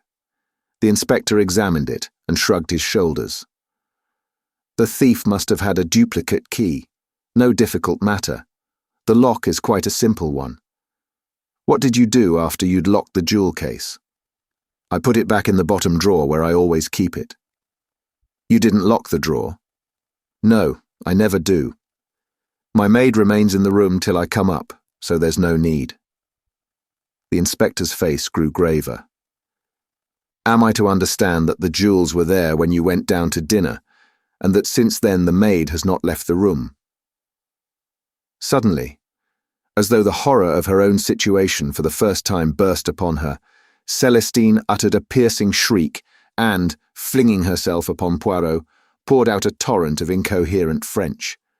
The suggestion was infamous, that she should be suspected of robbing Madame. The police were well known to be of a stupidity incredible. But Monsieur, who was a Frenchman, a Belgian, interjected Poirot. But Celestine paid no attention to the correction. Monsieur would not stand by and see her falsely accused, while that infamous chambermaid was allowed to go scot-free. She had never liked her, a bold, red-faced thing, a born thief.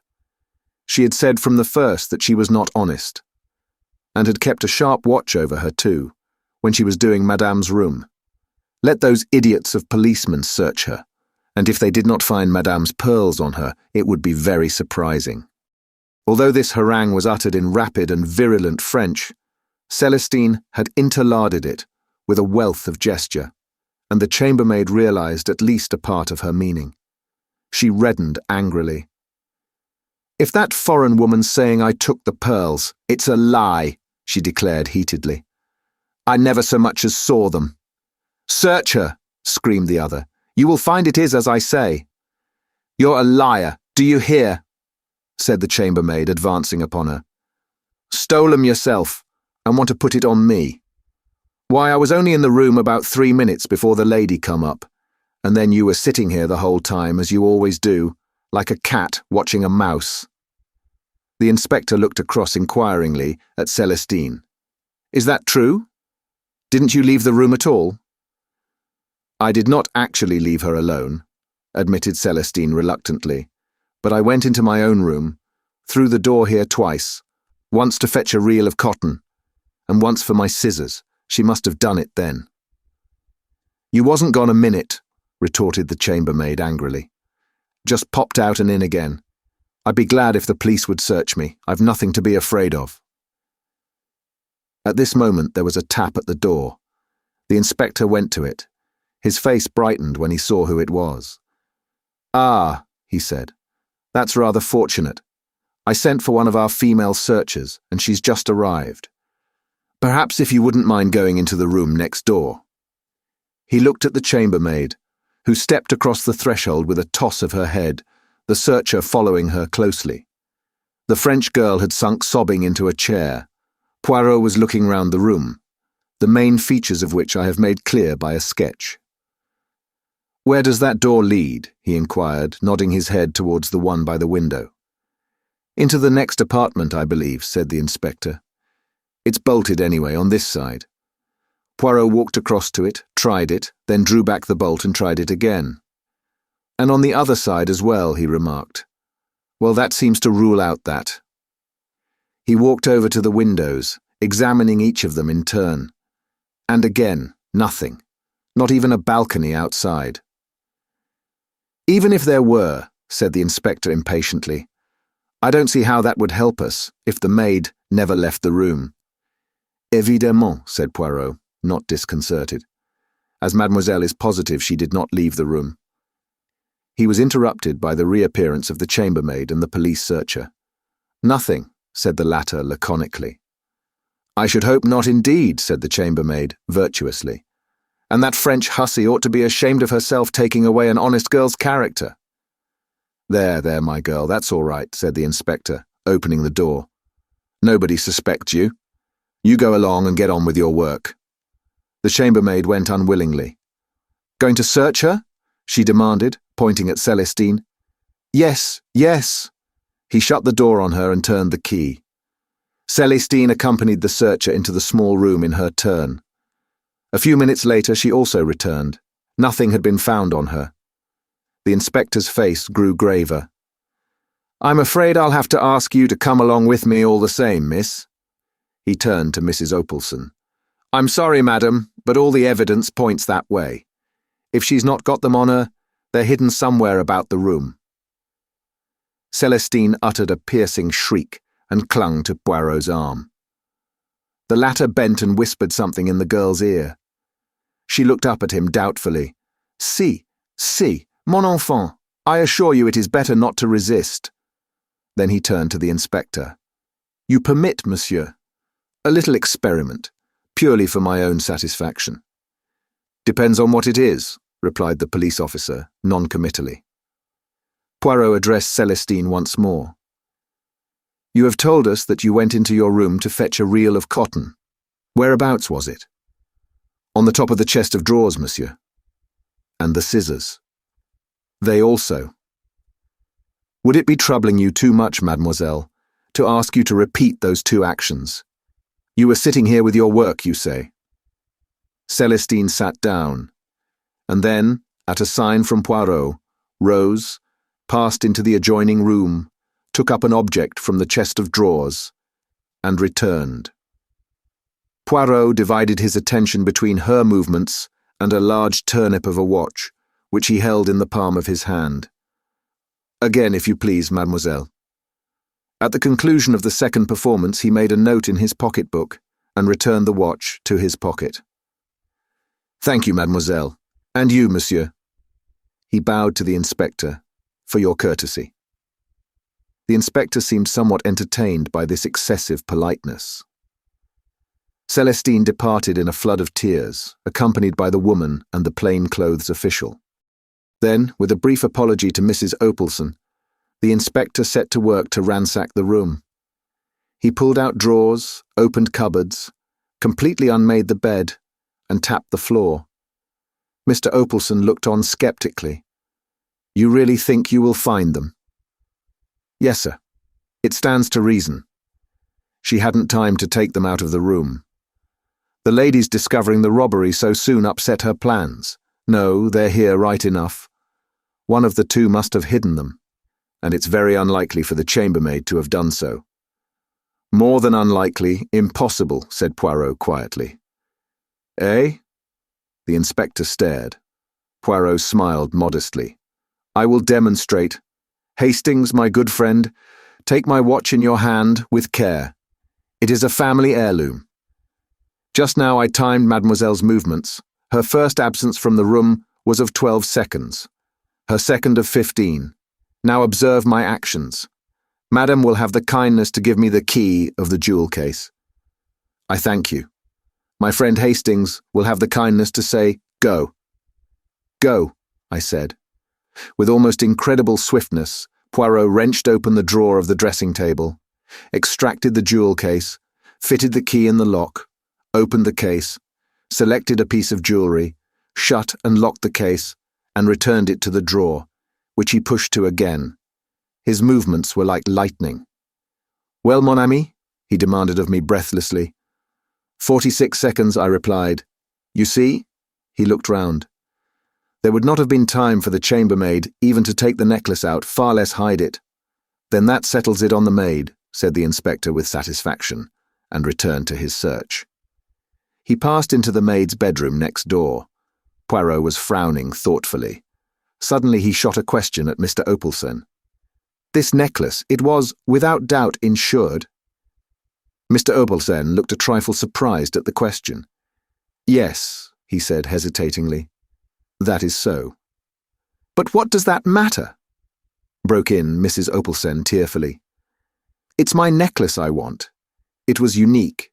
No money could be the same." "I comprehend, madame," said Poirot soothingly. "I comprehend perfectly. To la femme sentiment is everything. Is it not so? But monsieur, who has not the so fine susceptibility, will doubtless find some slight consolation in the fact. Of course, said Mr. Opelson rather uncertainly. Still. He was interrupted by a shout of triumph from the inspector. He came in dangling something from his fingers. With a cry, Mrs. Opelson heaved herself up from her chair. She was a changed woman. Oh, my necklace! She clasped it to her breast with both hands. We crowded round. Where was it? Demanded Opelson. Maid's bed, in among the springs of the wire mattress. She must have stolen it and hidden it there before the chambermaid arrived on the scene. You permit, madam, said Poirot gently. He took the necklace from her and examined it closely, then handed it back with a bow. I'm afraid, madam, you'll have to hand it over to us for the time being, said the inspector. We shall want it for the charge, but it shall be returned to you as soon as possible. Mr. Opelson frowned. Is that necessary? I'm afraid so, sir. Just a formality. Oh, let him take it, Ed, cried his wife. I'd feel safer if he did. I shouldn't sleep a wink thinking someone else might try and get hold of it. That wretched girl. And I would never have believed it of her. There, my dear, don't take on so. I felt a gentle pressure on my arm. It was Poirot. Shall we slip away, my friend? I think our services are no longer needed. Once outside, however, he hesitated. And then, much to my surprise, he remarked, I should rather like to see the room next door. The door was not locked, and we entered. The room, which was a large double one, was unoccupied. Dust lay about rather noticeably, and my sensitive friend gave a characteristic grimace as he ran his finger round a rectangular mark on a table near the window. The service leaves to be desired, he observed dryly. He was staring thoughtfully out of the window, and seemed to have fallen into a brown study. Well, I demanded impatiently, what did we come in here for? He started. Je vous demande pardon, mon ami. I wished to see if the door was really bolted on this side also. Well, I said, glancing at the door which communicated with the room we had just left. It is bolted. Poirot nodded. He still seemed to be thinking. And anyway, I continued, what does it matter? The case is over. I wish you'd had more chance of distinguishing yourself, but it was the kind of case that even a stiff-backed idiot like that inspector couldn't go wrong over. Poirot shook his head.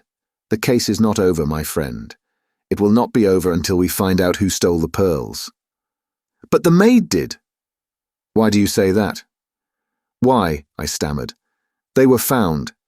Actually in her mattress. Ta, said Poirot impatiently. Those were not the pearls. What? Imitation, mon ami. The statement took my breath away.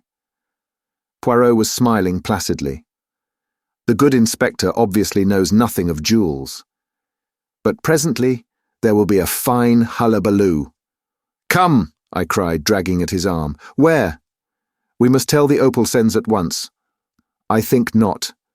But that poor woman, eh bien, that poor woman as you call her, will have a much better night believing the jewels to be safe. But the thief may escape with them. As usual, my friend, you speak without reflection. How do you know that the pearls Mrs. Opelson locked up so carefully tonight were not the false ones, and that the real robbery did not take place at a much earlier date? Oh, I said, bewildered. Exactly, said Poirot, beaming. We start again. He led the way out of the room, paused a moment as though considering, and then walked down to the end of the corridor, stopping outside the small den where the chambermaids and valets of the respective floors congregated. Our particular chambermaid appeared to be holding a small court there, and to be retailing her late experiences to an appreciative audience. She stopped in the middle of a sentence. Poirot bowed with his usual politeness. Excuse that I derange you, but I shall be obliged if you will unlock for me the door of Mr. Opelson's room. The woman rose willingly, and we accompanied her down the passage again. Mr. Opelson's room was on the other side of the corridor, its door facing that of his wife's room. The chambermaid unlocked it with her pass-key, and we entered. As she was about to depart, Poirot detained her. One moment. Have you ever seen among the effects of Mr. Opelson a card like this?" He held out a plain white card, rather highly glazed and uncommon in appearance. The maid took it and scrutinized it carefully. "No, sir, I can't say I have, but anyway, the valet has most to do with the gentlemen's rooms." "I see, thank you." Poirot took back the card. The woman departed. Poirot appeared to reflect a little. Then he gave a short, sharp nod of the head. "Ring the bell, I pray of you, Hastings. 3 times for the valet." I obeyed, devoured with curiosity. Meanwhile, Poirot had emptied the wastepaper basket on the floor and was swiftly going through its contents. In a few moments, the valet answered the bell. To him, Poirot put the same question and handed him the card to examine, but the response was the same. The valet had never seen a card of that particular quality among Mr. Opelson's belongings. Poirot thanked him, and he withdrew, somewhat unwillingly, with an inquisitive glance at the overturned wastepaper basket and the litter on the floor. He could hardly have helped overhearing Poirot's thoughtful remark as he bundled the torn papers back again. "And the necklace was heavily insured." "Poirot," I cried, "I see." "You see nothing, my friend," he replied quickly. "As usual, nothing at all. It is incredible, but there it is. Let us return to our own apartments." We did so in silence. Once there, to my intense surprise, Poirot effected a rapid change of clothing. "I go to London tonight," he explained. "It is imperative." "What?" "Absolutely. The real work, that of the brain, those brave little grey cells, it is done. I go to seek the confirmation. I shall find it. Impossible to deceive Hercule Poirot." "You'll come a cropper one of these days," I observed, rather disgusted by his vanity. "Do not be enraged, I beg of you, mon ami. I count on you to do me a service, of your friendship." "Of course," I said eagerly, rather ashamed of my moroseness. "What is it?" "The sleeve of my coat that I have taken off. Will you brush it? See you, a little white powder has clung to it. You without doubt observed me run my finger round the drawer of the dressing table." "No, I didn't." "You should observe my actions, my friend." Thus I obtained the powder on my finger, and being a little overexcited, I rubbed it on my sleeve. An action without method which I deplore, false to all my principles. "But what was the powder?" I asked, not particularly interested in Poirot's principles. "Not the poison of the Borgias," replied Poirot with a twinkle. "I see your imagination mounting. I should say it was French chalk." "French chalk?" "Yes. Cabinet makers use it to make drawers run smoothly." I laughed. "You old sinner. I thought you were working up to something exciting. Au revoir, my friend. I save myself. I fly." The door shut behind him. With a smile, half of derision, half of affection, I picked up the coat and stretched out my hand for the clothes brush. The next morning, hearing nothing from Poirot, I went out for a stroll, met some old friends, and lunched with them at their hotel. In the afternoon, we went for a spin. A punctured tire delayed us, and it was past 8 when I got back to the Grand Metropolitan. The first sight that met my eyes was Poirot, looking even more diminutive than usual, sandwiched between the Opelsens, beaming in a state of placid satisfaction. "Mon ami Hastings," he cried, and sprang to meet me. "Embrace me, my friend. All has marched to a marvel." Luckily, the embrace was merely figurative. Not a thing one is always sure of with Poirot. "Do you mean—" I began. "Just wonderful, I call it," said Mrs. Opelsen, smiling all over her fat face. "Didn't I tell you, Ed, that if he couldn't get back my pearls, nobody would?" "You did, my dear, you did. And you were right." I looked helplessly at Poirot, and he answered the glance. "My friend Hastings is, as you say in England, all at the seaside. Seat yourself, and I will recount to you all the affair that has so happily ended." "Ended?" "But yes, they are arrested." "Who are arrested?" "The chambermaid and the valet, parbleu. You did not suspect. Not with my parting hint about the French chalk. You said cabinet makers used it. Certainly they do, to make drawers slide easily. Somebody wanted that drawer to slide in and out without any noise. Who could that be? Obviously, only the chambermaid. The plan was so ingenious that it did not at once leap to the eye, not even to the eye of Hercule Poirot. Listen, this was how it was done. The valet was in the empty room next door, waiting. The French maid leaves the room. Quick as a flash, the chambermaid whips open the drawer, takes out the jewel case, and slipping back the bolt, passes it through the door. The valet opens it at his leisure, with the duplicate key with which he has provided himself, extracts the necklace, and waits his time. Celestine leaves the room again, and, psst, in a flash the case is passed back again and replaced in the drawer. Madame arrives. The theft is discovered.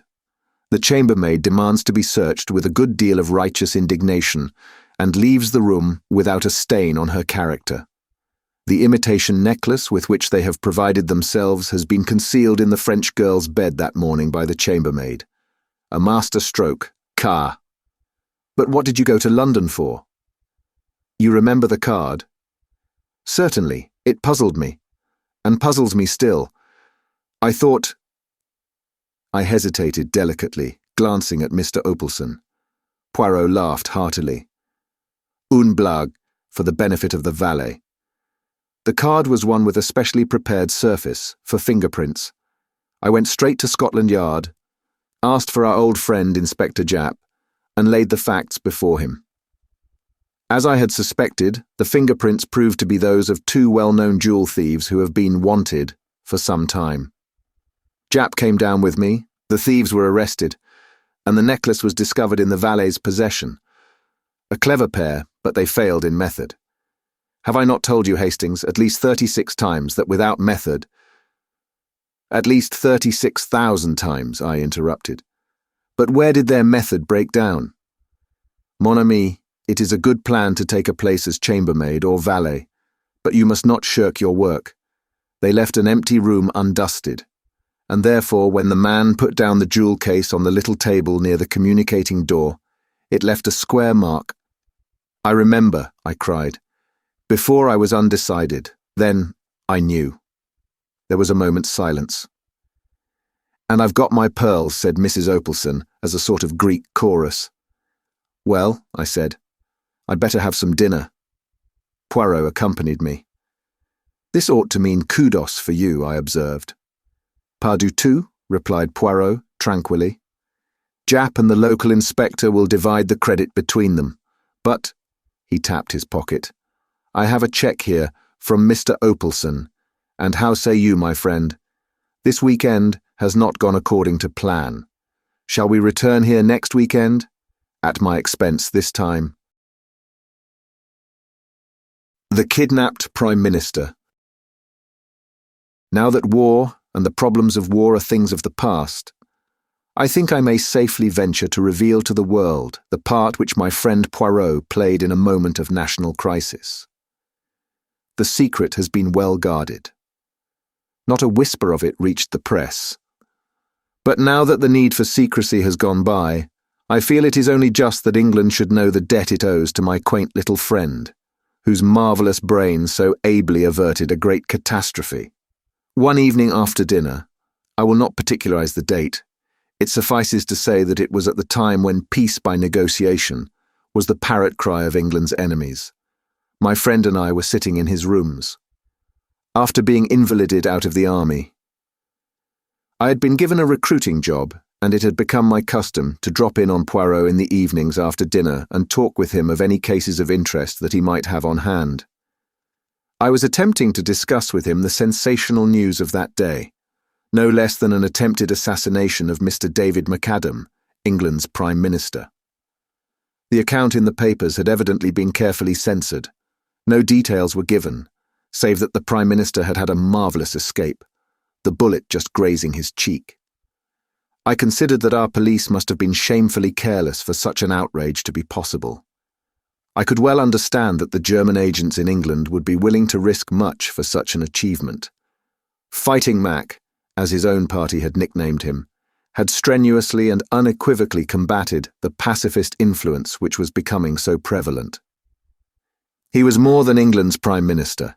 He was England, and to have removed him from his sphere of influence would have been a crushing and paralysing blow to Britain. Poirot was busy mopping a grey suit with a minute sponge. Never was there a dandy such as Hercule Poirot. Neatness and order were his passion. Now, with the odour of benzene filling the air, he was quite unable to give me his full attention. "In a little minute I'm with you, my friend. I have all but finished. The spot of grease, he is not good. I remove him. So." He waved his sponge. I smiled as I lit another cigarette. "Anything interesting on?" I inquired, after a minute or two.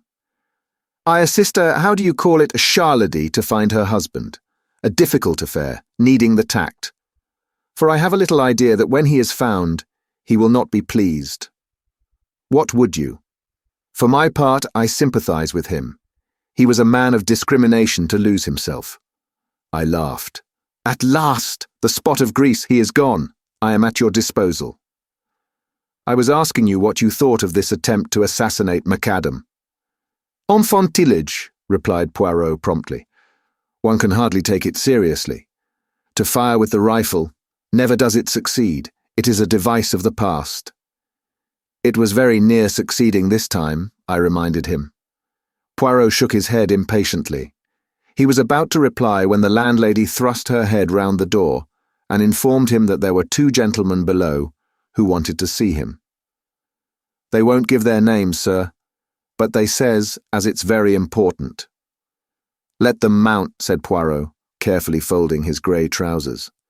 In a few minutes the 2 visitors were ushered in, and my heart gave a leap as in the foremost I recognised no less a personage than Lord Esther, leader of the House of Commons, whilst his companion, Mr. Bernard Dodge, was also a member of the War Cabinet and, as I knew, a close personal friend of the Prime Minister.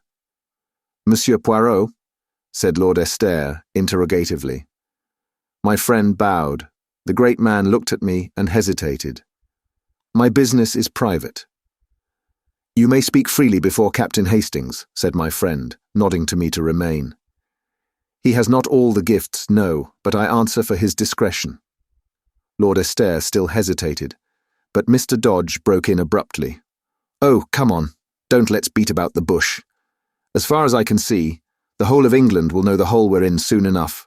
Time's everything." "Pray be seated, messieurs," said Poirot politely. "Will you take the big chair, my lord?" Lord Esther started slightly. "You know me," Poirot smiled. "Certainly, I read the little papers with the pictures. How should I not know you?" "Monsieur Poirot, I have come to consult you upon a matter of the most vital urgency. I must ask for absolute secrecy." "You have the word of Hercule Poirot. I can say no more," said my friend grandiloquently. "It concerns the Prime Minister. We are in grave trouble." "We're up a tree," interposed Mr. Dodge. "The injury is serious, then?" I asked. "What injury?" "The bullet wound." "Oh, that," cried Mr. Dodge contemptuously. "That's old history." "As my colleague says," continued Lord Esther, "that affair is over and done with. Luckily, it failed. I wished I could say as much for the second attempt." "There has been a second attempt, then?" "Yes, though not of the same nature. Monsieur Poirot, the Prime Minister, has disappeared." "What?" "He has been kidnapped." "Impossible!" I cried, stupefied. Poirot threw a withering glance at me, which I knew enjoined me to keep my mouth shut. "Unfortunately, impossible as it seems, it is only too true," continued his lordship. Poirot looked at Mr. Dodge. "You said just now, monsieur, that time was everything. What did you mean by that?" The 2 men exchanged glances, and then Lord Esther said, "You have heard, Monsieur Poirot, of the approaching Allied conference?" My friend nodded. "For obvious reasons, no details have been given of when and where it is to take place. But although it has been kept out of the newspapers, the date is, of course, widely known in diplomatic circles. The conference is to be held tomorrow, Thursday, evening at Versailles." Now you perceive the terrible gravity of the situation. I will not conceal from you that the Prime Minister's presence at the conference is a vital necessity. The pacifist propaganda, started and maintained by the German agents in our midst, has been very active. It is the universal opinion that the turning point of the conference will be the strong personality of the Prime Minister. His absence may have the most serious results, possibly a premature and disastrous peace. And we have no one who can be sent in his place. He alone can represent England. Poirot's face had grown very grave. Then you regard the kidnapping of the Prime Minister as a direct attempt to prevent his being present at the conference? Most certainly I do. He was actually on his way to France at the time. And the conference is to be held at 9 o'clock tomorrow night. Poirot drew an enormous watch from his pocket. It is now 9:15. 24 hours, said Mr. Dodge thoughtfully. And a quarter, amended Poirot. Do not forget the quarter, monsieur. It may come in useful. Now for the details. The abduction. Did it take place in England or in France? In France. Mr. McAdam crossed to France this morning. He was to stay tonight as the guest of the Commander-in-Chief, proceeding tomorrow to Paris. He was conveyed across the Channel by destroyer. At Boulogne, he was met by a car from General Headquarters and one of the Commander-in-Chief's ADCs. Eh bien. Well, they started from Boulogne, but they never arrived. What? Monsieur Poirot, it was a bogus car and a bogus ADC. The real car was found in a side road with the chauffeur and the ADC neatly gagged and bound. And the bogus car is still at large. Poirot made a gesture of impatience. Incredible. Surely it cannot escape attention for long. So we thought. It seemed merely a question of searching thoroughly. That part of France is under military law. We were convinced that the car could not go long unnoticed. The French police and our own Scotland Yard men and the military are straining every nerve. It is, as you say, incredible. But nothing has been discovered. At that moment, a tap came at the door, and a young officer entered with a heavily sealed envelope which he handed to Lord Esther. Just through from France, sir. I brought it on here, as you directed. The minister tore it open eagerly and uttered an exclamation. The officer withdrew. Here is news at last. This telegram has just been decoded. They have found the second car, also the secretary, Daniels. Chloroformed, gagged and bound in an abandoned farm near CCE. He remembers nothing, except something being pressed against his mouth and nose from behind, and struggling to free himself. The police are satisfied as to the genuineness of his statement. And they have found nothing else? No. Not the Prime Minister's dead body? Then there is hope. But it is strange. Why, after trying to shoot him this morning, are they now taking so much trouble to keep him alive? Dodge shook his head. One thing's quite certain. They're determined at all costs to prevent his attending the conference. If it is humanly possible, the Prime Minister shall be there. God grant it is not too late. Now, messieurs, recount to me everything, from the beginning. I must know about this shooting affair as well. Last night, the Prime Minister, accompanied by one of his secretaries, Captain Daniels, the same who accompanied him to France. Yes. As I was saying, they motored down to Windsor, where the Prime Minister was granted an audience. Early this morning, he returned to town, and it was on the way that the attempted assassination took place. One moment, if you please. Who is this Captain Daniels? You have his dossier? Lord Esther smiled. I thought you would ask me that. We do not know very much of him. He's of no particular family. He has served in the English army, and is an extremely able secretary, being an exceptionally fine linguist. I believe he speaks 7 languages. It is for that reason that the Prime Minister chose him to accompany him to France. Has he any relatives in England? 2 aunts, a Mrs. Everard, who lives at Hampstead, and a Miss Daniels, who lives near Ascot. Ascot? That is near to Windsor, is it not? That point has not been overlooked, but it has led to nothing. You regard the Capitaine Daniels, then, as above suspicion? A shade of bitterness crept into Lord Estaire's voice as he replied, No, Monsieur Poirot.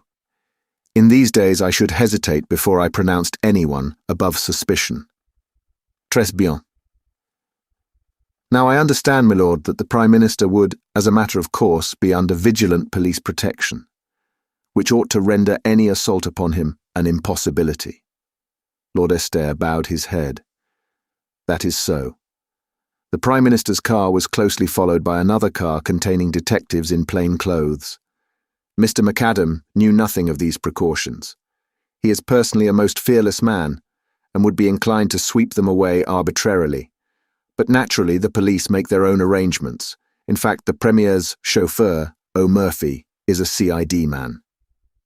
O'Murphy? That is a name of Ireland, is it not so? Yes, he is an Irishman. From what part of Ireland? County Clare, I believe. Tiens. But proceed, my lord. The Premier started for London. The car was a closed one. He and Captain Daniels sat inside. The second car followed as usual. But unluckily, for some unknown reason, the Prime Minister's car deviated from the main road. At a point where the road curves? Interrupted Poirot. Yes, but how did you know? Oh, c'est évident. Continue. For some unknown reason, continued Lord Estaire, the Premier's car left the main road. The police car, unaware of the deviation, continued to keep to the high road. At a short distance down the unfrequented lane, the Prime Minister's car was suddenly held up by a band of masked men. The chauffeur. That brave O'Murphy, murmured Poirot thoughtfully. The chauffeur, momentarily taken aback, jammed on the brakes. The Prime Minister put his head out of the window. Instantly a shot rang out, then another. The first one grazed his cheek, the second, fortunately, went wide. The chauffeur, now realizing the danger, instantly forged straight ahead, scattering the band of men. A near escape, I ejaculated with a shiver. Mr. McAdam refused to make any fuss over the slight wound he had received. He declared it was only a scratch. He stopped at a local cottage hospital, where it was dressed and bound up. He did not, of course, reveal his identity. He then drove, as per schedule, straight to Charing Cross, where a special train for Dover was awaiting him, and after a brief account of what had happened had been given to the anxious police by Captain Daniels, he duly departed for France.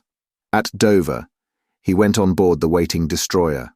At Boulogne, as you know, the bogus car was waiting for him, carrying the Union Jack, and correct in every detail. That is all you have to tell me? Yes. There is no other circumstance that you have omitted, my lord. Well, there is one rather peculiar thing. Yes? The Prime Minister's car did not return home after leaving the Prime Minister at Charing Cross. The police were anxious to interview O'Murphy, so a search was instituted at once. The car was discovered standing outside a certain unsavoury little restaurant in Soho, which is well known as a meeting place of German agents. And the chauffeur? The chauffeur was nowhere to be found. He too had disappeared. So, said Poirot thoughtfully, there are two disappearances, the Prime Minister in France and O'Murphy in London. He looked keenly at Lord Estaire, who made a gesture of despair. I can only tell you, Monsieur Poirot, that if anyone had suggested to me yesterday that O'Murphy was a traitor, I should have laughed in his face. And today I do not know what to think. Poirot nodded gravely. He looked at his turnip of a watch again. I understand that I have carte blanche, monsieur, in every way, I mean. I must be able to go where I choose, and how I choose. Perfectly. There is a special train leaving for Dover in an hour's time, with a further contingent from Scotland Yard. You shall be accompanied by a military officer and a CID man, who will hold themselves at your disposal in every way. Is that satisfactory? Quite. One more question before you leave, messieurs. What made you come to me? I am unknown, obscure, in this great London of yours. We sought you out on the express recommendation and wish of a very great man of your own country. Comment. My old friend the Préfet. Lord Esther shook his head. One higher than the Préfet. One whose word was once law in Belgium, and shall be again. That England has sworn. Poirot's hand flew swiftly to a dramatic salute. Amen to that. But my master does not forget. Messieurs, I, Hercule Poirot, will serve you faithfully. Heaven only send that it will be in time. But this is dark, dark. I cannot see. Well, Poirot, I cried impatiently as the door closed behind the ministers. What do you think? My friend was busy packing a minute suitcase with quick, deft movements. He shook his head thoughtfully. I do not know what to think. My brains desert me. Why, as you said, kidnap him, when a knock on the head would do as well, I mused. Pardon me, mon ami, but I did not quite say that. It is undoubtedly far more their affair to kidnap him. But why? Because uncertainty creates panic. That is one reason. Were the Prime Minister dead, it would be a terrible calamity, but the situation would have to be faced. But now you have paralysis. Will the Prime Minister reappear, or will he not? Is he dead or alive? Nobody knows. And until they know, nothing definite can be done. And as I tell you, uncertainty breeds panic, which is what les Boches are playing for. Then, again, if the kidnappers are holding him secretly somewhere, they have the advantage of being able to make terms with both sides. The German government is not a liberal paymaster, as a rule, but no doubt they can be made to disgorge substantial remittances in such a case as this. Thirdly, they run no risk of the hangman's rope. Oh, decidedly, kidnapping is their affair. Then, if that is so, why should they first try to shoot him? Poirot made a gesture of anger. That is just what I do not understand. It is inexplicable, stupid. They have all their arrangements made, and very good arrangements too, for the abduction, and yet they imperil the whole affair by a melodramatic attack, worthy of a cinema, and quite as unreal. It is almost impossible to believe in it, with its band of masked men, not 20 miles from London. Perhaps they were two quite separate attempts which happened irrespective of each other, I suggested. No, that would be too much of a coincidence. Then further, who is the traitor? There must have been a traitor, in the first affair anyway. But who was it, Daniels or O'Murphy? It must have been one of the two, or why did the car leave the main road? We cannot suppose that the Prime Minister connived at his own assassination. Did O'Murphy take that turning of his own accord, or was it Daniels who told him to do so? Surely it must have been O'Murphy's doing. Yes, because if it was Daniels, the Prime Minister would have heard the order and would have asked the reason. But there are altogether too many whys in this affair, and they contradict each other. If O'Murphy is an honest man, why did he leave the main road? But if he was a dishonest man, why did he start the car again when only 2 shots had been fired? Thereby, in all probability, saving the Prime Minister's life. And again, if he was honest, why did he, immediately on leaving Charing Cross, drive to a well-known rendezvous of German spies? It looks bad, I said. Let us look at the case with method. What have we for and against these 2 men? Take O'Murphy first. Against, that his conduct in leaving the main road was suspicious. That he is an Irishman from County Clare. That he has disappeared in a highly suggestive manner. For that his promptness in restarting the car saved the Premier's life. That he is a Scotland Yard man, and obviously, from the post allotted to him, a trusted detective. Now for Daniels. There is not much against him, except the fact that nothing is known of his antecedents, and that he speaks too many languages for a good Englishman. Pardon me, mon ami, but as linguists, you are deplorable. Now for him, we have the fact that he was found gagged, bound, and chloroformed, which does not look as though he had anything to do with the matter. He might have gagged and bound himself to divert suspicion. Poirot shook his head. The French police would make no mistake of that kind.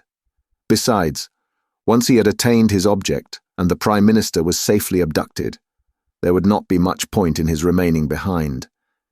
His accomplices could have gagged and chloroformed him, of course, but I fail to see what object they hoped to accomplish by it. He can be of little use to them now, for, until the circumstances concerning the Prime Minister have been cleared up, he is bound to be closely watched. Perhaps he hoped to start the police on a false scent. Then why did he not do so? He merely says that something was pressed over his nose and mouth, and that he remembers nothing more. There is no false scent there. It sounds remarkably like the truth. Well, I said, glancing at the clock, I suppose we'd better start for the station. You may find more clues in France. Possibly, mon ami, but I doubt it. It is still incredible to me that the Prime Minister has not been discovered in that limited area, where the difficulty of concealing him must be tremendous.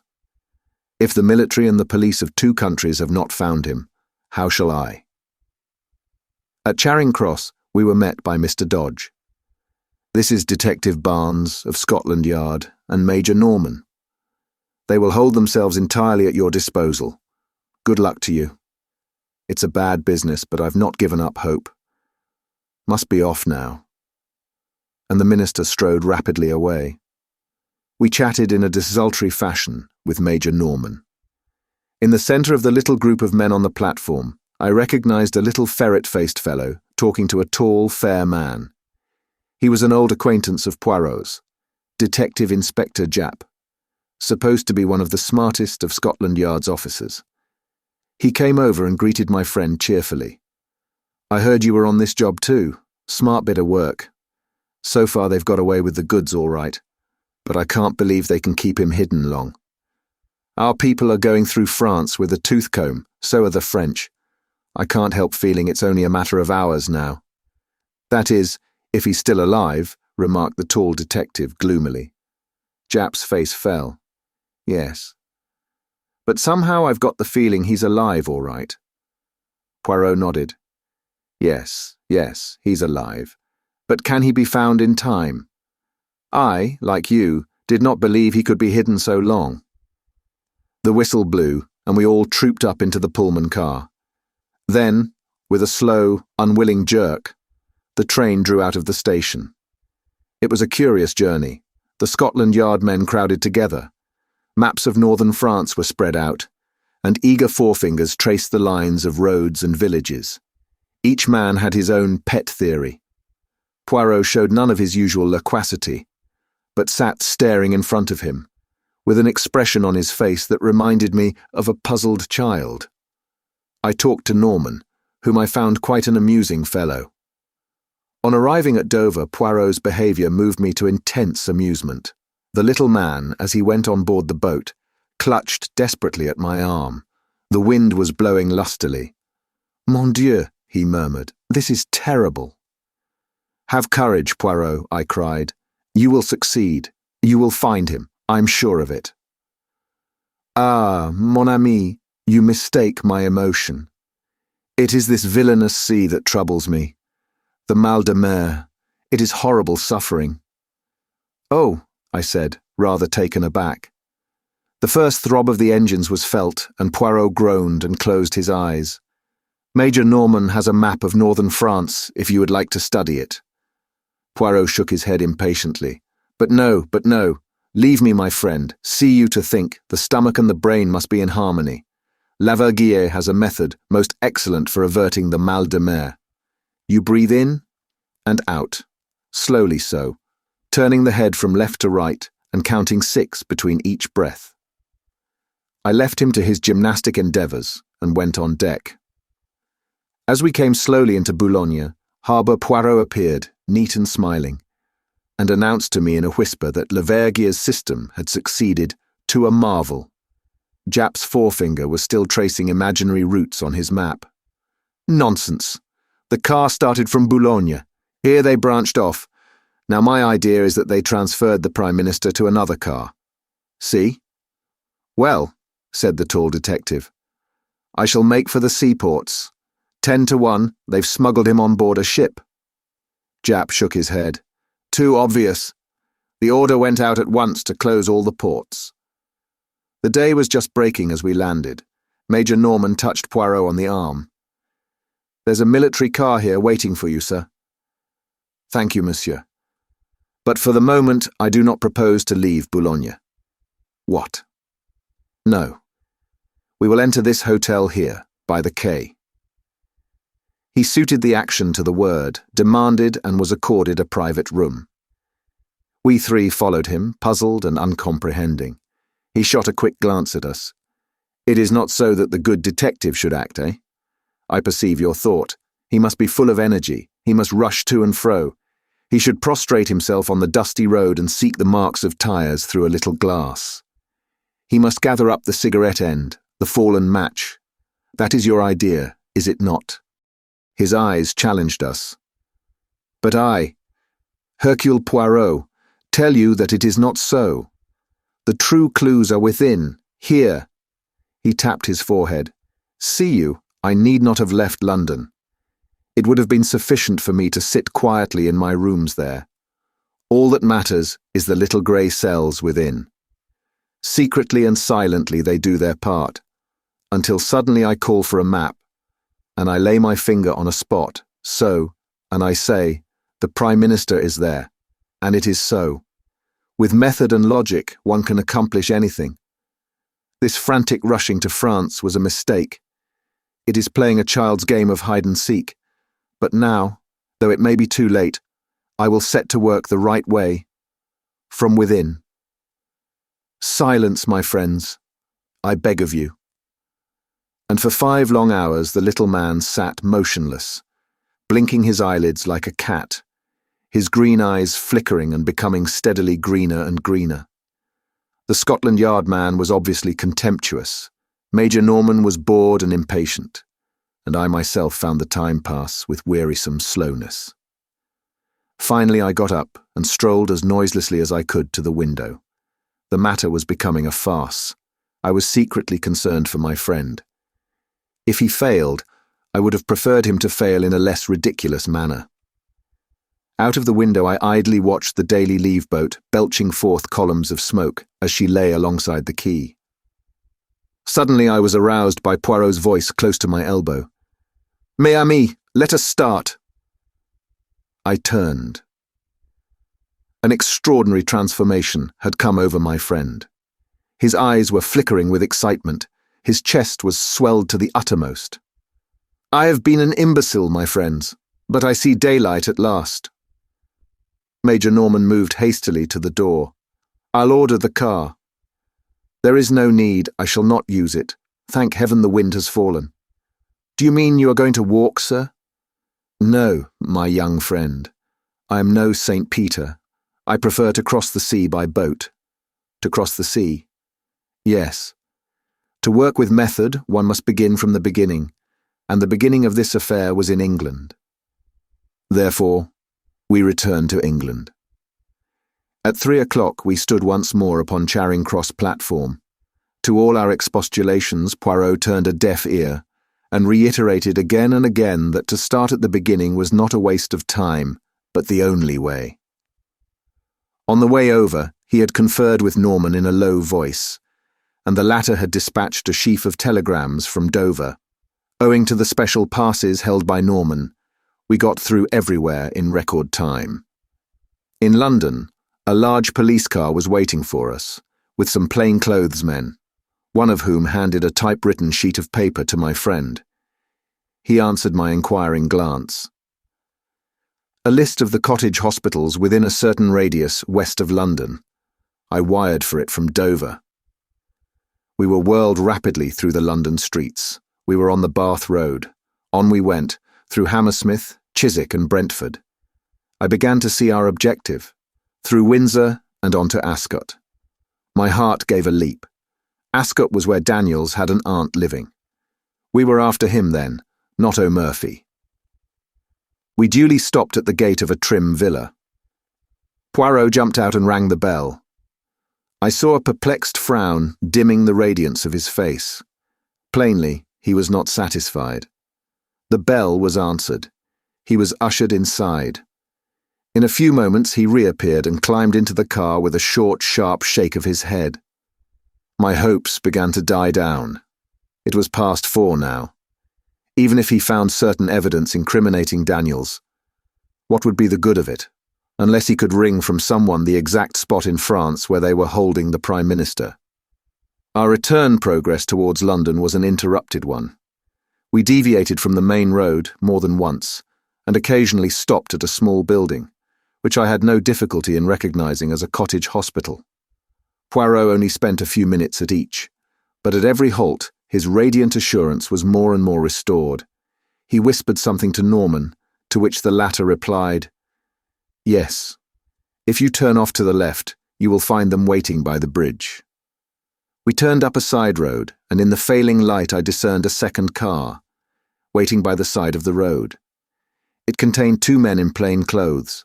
Poirot got down and spoke to them, and then we started off in a northerly direction, the other car following close behind. We drove for some time, our objective being obviously one of the northern suburbs of London. Finally, we drove up to the front door of a tall house, standing a little back from the road in its own grounds. Norman and I were left with the car. Poirot and one of the detectives went up to the door and rang. A neat parlour-maid opened it. The detective spoke. "I'm a police officer, and I have a warrant to search this house." The girl gave a little scream, and a tall, handsome woman of middle age appeared behind her in the hall. "Shut the door, Edith. They are burglars, I expect." But Poirot swiftly inserted his foot in the door, and at the same moment blew a whistle. Instantly the other detectives ran up and poured into the house, shutting the door behind them. Norman and I spent about 5 minutes cursing our forced inactivity.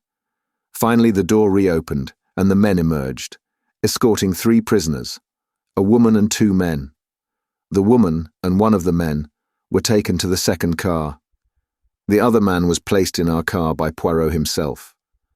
"I must go with the others, my friend, but have great care of this gentleman. You do not know him, no? Eh bien, let me present to you Monsieur O'Murphy." O'Murphy. I gaped at him open-mouthed as we started again. He was not handcuffed, but I did not fancy he would try to escape. He sat there staring in front of him as though dazed. Anyway, Norman and I would be more than a match for him. To my surprise, we still kept a northerly route. We were not returning to London then. I was much puzzled. Suddenly, as the car slowed down, I recognized that we were close to Hendon Aerodrome. Immediately I grasped Poirot's idea. He proposed to reach France by aeroplane. It was a sporting idea, but on the face of it, impracticable. A telegram would be far quicker. Time was everything. He must leave the personal glory of rescuing the Prime Minister to others. As we drew up, Major Norman jumped out, and a plain-clothes man took his place. He conferred with Poirot for a few minutes and then went off briskly. I too jumped out and caught Poirot by the arm. "I congratulate you, old fellow. They have told you the hiding place. But look here, you must wire to France at once. You'll be too late if you go yourself." Poirot looked at me curiously for a minute or two. "Unfortunately, my friend, there are some things that cannot be sent by telegram." At that moment Major Norman returned, accompanied by a young officer in the uniform of the Flying Corps. "This is Captain Lyell, who will fly you over to France. He can start at once." "Wrap up warmly, sir," said the young pilot. "I can lend you a coat if you like." Poirot was consulting his enormous watch. He murmured to himself, "Yes, there is time, just time." Then he looked up and bowed politely to the young officer. "I thank you, monsieur. But it is not I who am your passenger. It is this gentleman here." He moved a little aside as he spoke, and a figure came forward out of the darkness. It was the second male prisoner who had gone in the other car, and as the light fell on his face, I gave a gasp of surprise. It was the Prime Minister. "For heaven's sake, tell me all about it," I cried impatiently, as Poirot, Norman, and I motored back to London. "How in the world did they manage to smuggle him back to England?" "There was no need to smuggle him back," replied Poirot dryly. "The Prime Minister has never left England. He was kidnapped on his way from Windsor to London. "What?" "I will make all clear. The Prime Minister was in his car, his secretary beside him. Suddenly a pad of chloroform is clapped on his face. But by whom? By the clever linguistic Captain Daniels. As soon as the Prime Minister is unconscious, Daniels picks up the speaking tube and directs O'Murphy to turn to the right, which the chauffeur, quite unsuspicious, does. A few yards down that unfrequented road, a large car is standing, apparently broken down. Its driver signals to O'Murphy to stop. O'Murphy slows up. The stranger approaches.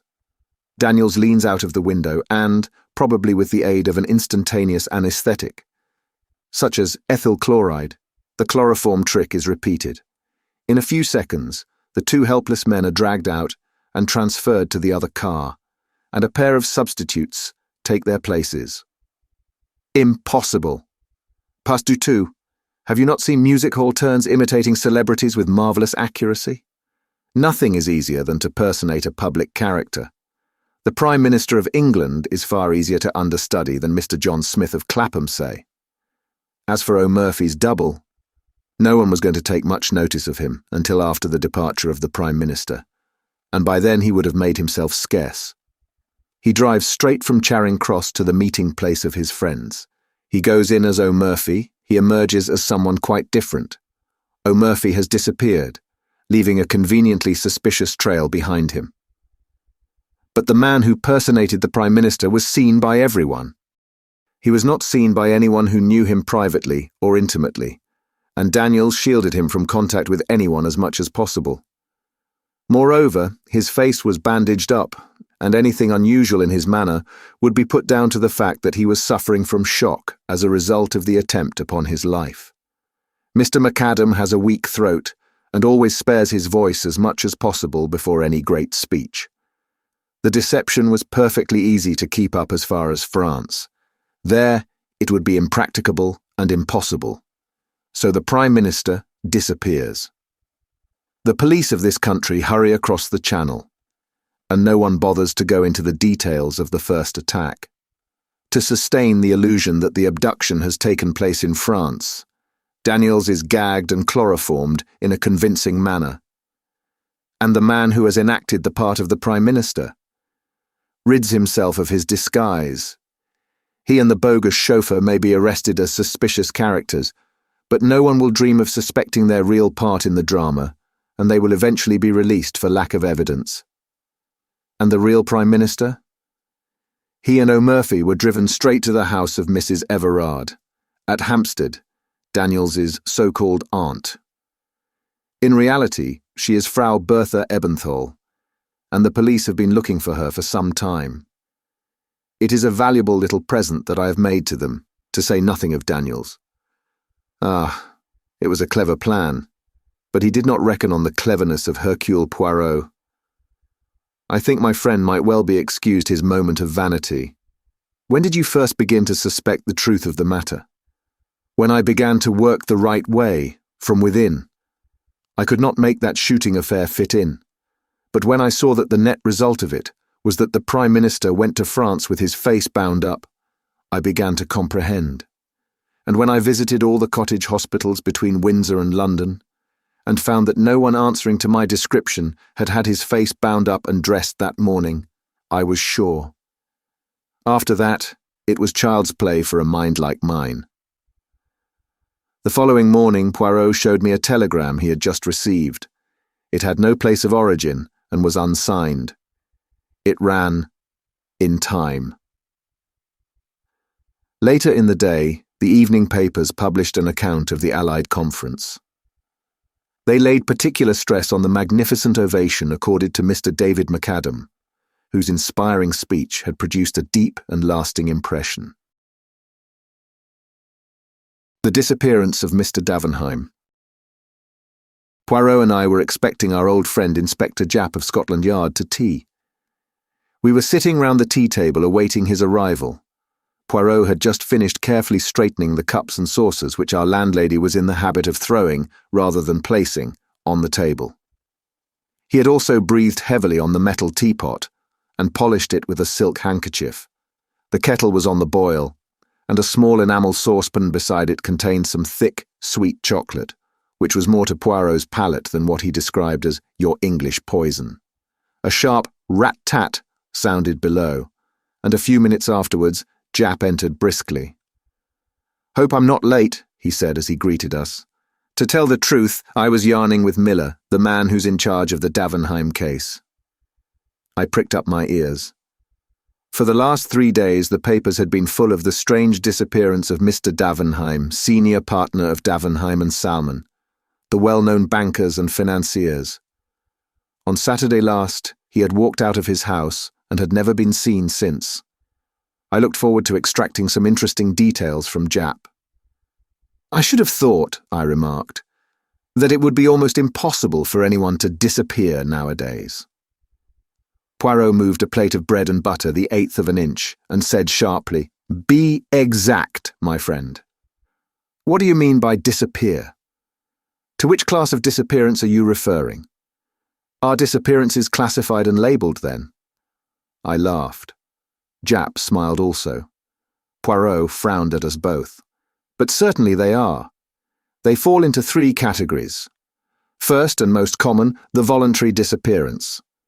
Second, the much-abused loss of memory case, rare but occasionally genuine. Third, murder, and a more or less successful disposal of the body. Do you refer to all 3 as impossible of execution? Very nearly so, I should think. You might lose your own memory, but someone would be sure to recognize you, especially in the case of a well-known man like Davenheim. Then bodies can't be made to vanish into thin air. Sooner or later they turn up, concealed in lonely places, or in trunks. Murder will out. In the same way, the absconding clerk or the domestic defaulter is bound to be run down in these days of wireless telegraphy. He can be headed off from foreign countries.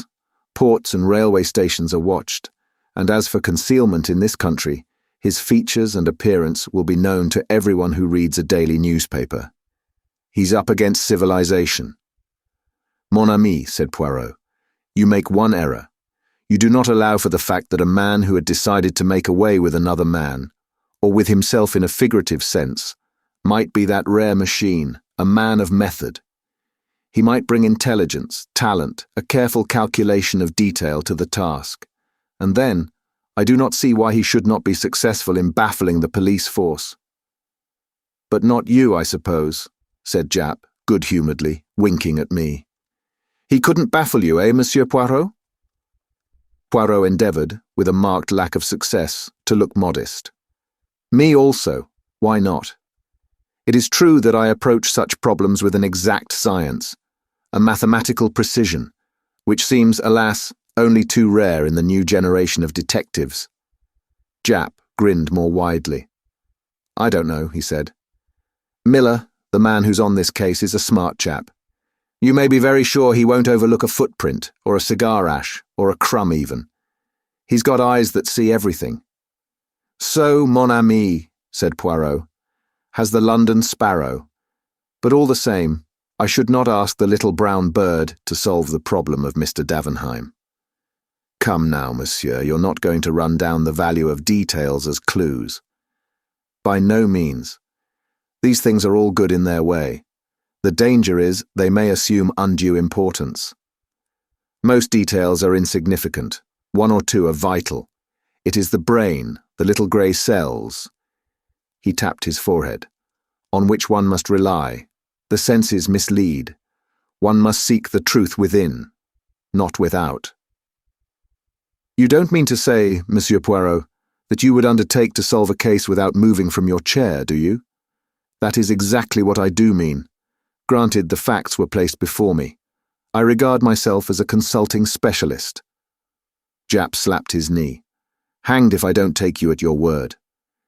Bet you a fiver that you can't lay your hand, or rather tell me where to lay my hand, on Mr. Davenheim, dead or alive, before a week is out."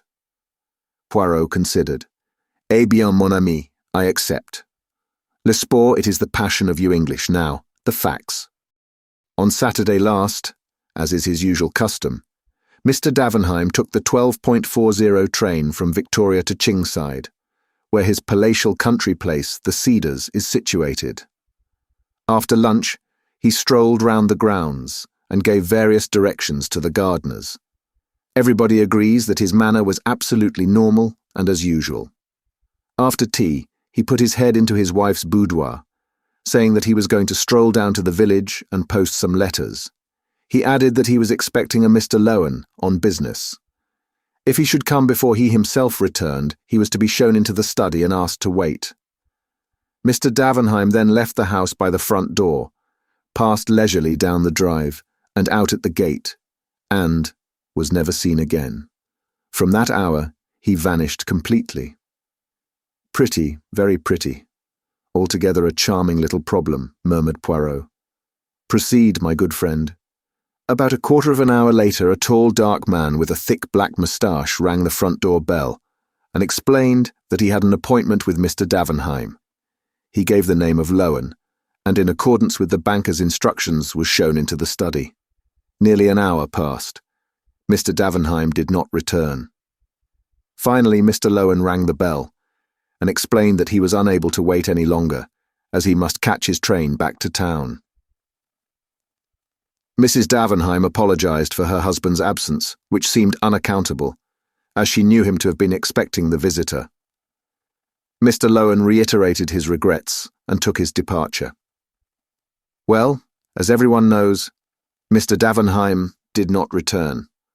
Early on Sunday morning the police were communicated with, but could make neither head nor tail of the matter. Mr. Davenheim seemed literally to have vanished into thin air. He had not been to the post office, nor had he been seen passing through the village. At the station they were positive he had not departed by any train. His own motor had not left the garage. If he had hired a car to meet him in some lonely spot, it seems almost certain that by this time, in view of the large reward offered for information, the driver of it would have come forward to tell what he knew. True, there was a small race meeting at Entfield, 5 miles away, and if he had walked to that station, he might have passed unnoticed in the crowd. But since then, his photograph and a full description of him have been circulated in every newspaper, and nobody has been able to give any news of him. We have, of course, received many letters from all over England, but each clue, so far, has ended in disappointment. On Monday morning, a further sensational discovery came to light.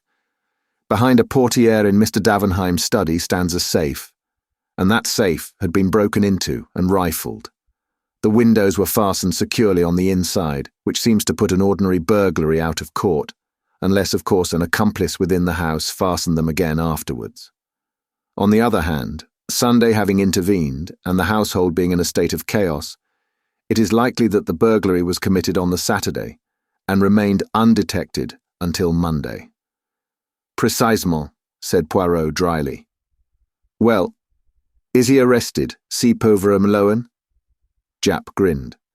Not yet, but he's under pretty close supervision. Poirot nodded. What was taken from the safe? Have you any idea?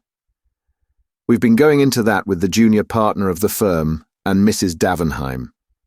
Apparently there was a considerable amount in bearer bonds, and a very large sum in notes, owing to some large transaction having been just carried through. There was also a small fortune in jewellery. All Mrs. Davenheim's jewels were kept in the safe. The purchasing of them had become a passion with her husband of late years, and hardly a month passed that he did not make her a present of some rare and costly gem. Altogether a good haul, said Poirot thoughtfully. Now, what about Lowen? Is it known what his business was with Davenheim that evening? Well, the two men were apparently not on very good terms. Lowen is a speculator in quite a small way. Nevertheless, he has been able once or twice to score a coup off Davenheim in the market, though it seems they seldom or never actually met. It was a matter concerning some South American shares which led the banker to make his appointment. Had Davenheim interests in South America, then? I believe so. Mrs. Davenheim happened to mention that he spent all last autumn in Buenos Aires. Any trouble in his home life? Were the husband and wife on good terms? I should say his domestic life was quite peaceful and uneventful. Mrs. Davenheim is a pleasant, rather unintelligent woman. Quite a nonentity, I think. Then we must not look for the solution of the mystery there. Had he any enemies? He had plenty of financial rivals, and no doubt there are many people whom he has got the better of who bear him no particular goodwill. But there was no one likely to make away with him. And if they had, where is the body? Exactly. As Hastings says, bodies have a habit of coming to light with fatal persistency. By the way, one of the gardeners says he saw a figure going round to the side of the house towards the rose garden. The long French window of the study opens onto the rose garden, and Mr. Davenheim frequently entered and left the house that way. But the man was a good way off, at work on some cucumber frames, and cannot even say whether it was the figure of his master or not. Also, he cannot fix the time with any accuracy. It must have been before 6, as the gardeners cease work at that time. And Mr. Davenheim left the house. About 5:30 or thereabouts. What lies beyond the rose garden? A lake. With a boathouse. Yes, a couple of punts are kept there. I suppose you're thinking of suicide, Monsieur Poirot. Well, I don't mind telling you that Miller's going down tomorrow expressly to see that piece of water dragged. That's the kind of man he is. Poirot smiled faintly and turned to me. Hastings, I pray you, hand me that copy of the Daily Megaphone.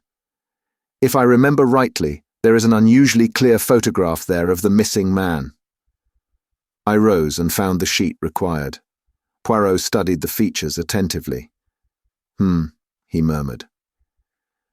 Wears his hair rather long and wavy, full moustache and pointed beard, bushy eyebrows, eyes dark? Yes. Hair and beard turning grey. The detective nodded.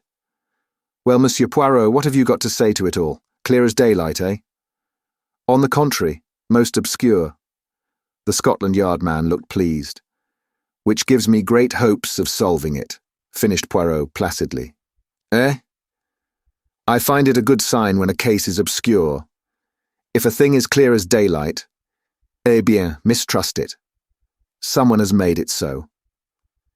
Japp shook his head, almost pityingly. Well, each to their fancy. But it's not a bad thing to see your way clear ahead.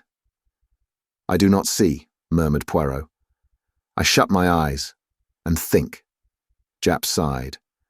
Well, you've got a clear week to think in. And you will bring me any fresh developments that arise. The result of the labours of the hard-working and lynx-eyed Inspector Miller, for instance? Certainly, that's in the bargain. Seems a shame, doesn't it? Said Japp to me as I accompanied him to the door. Like robbing a child, I could not help agreeing with a smile.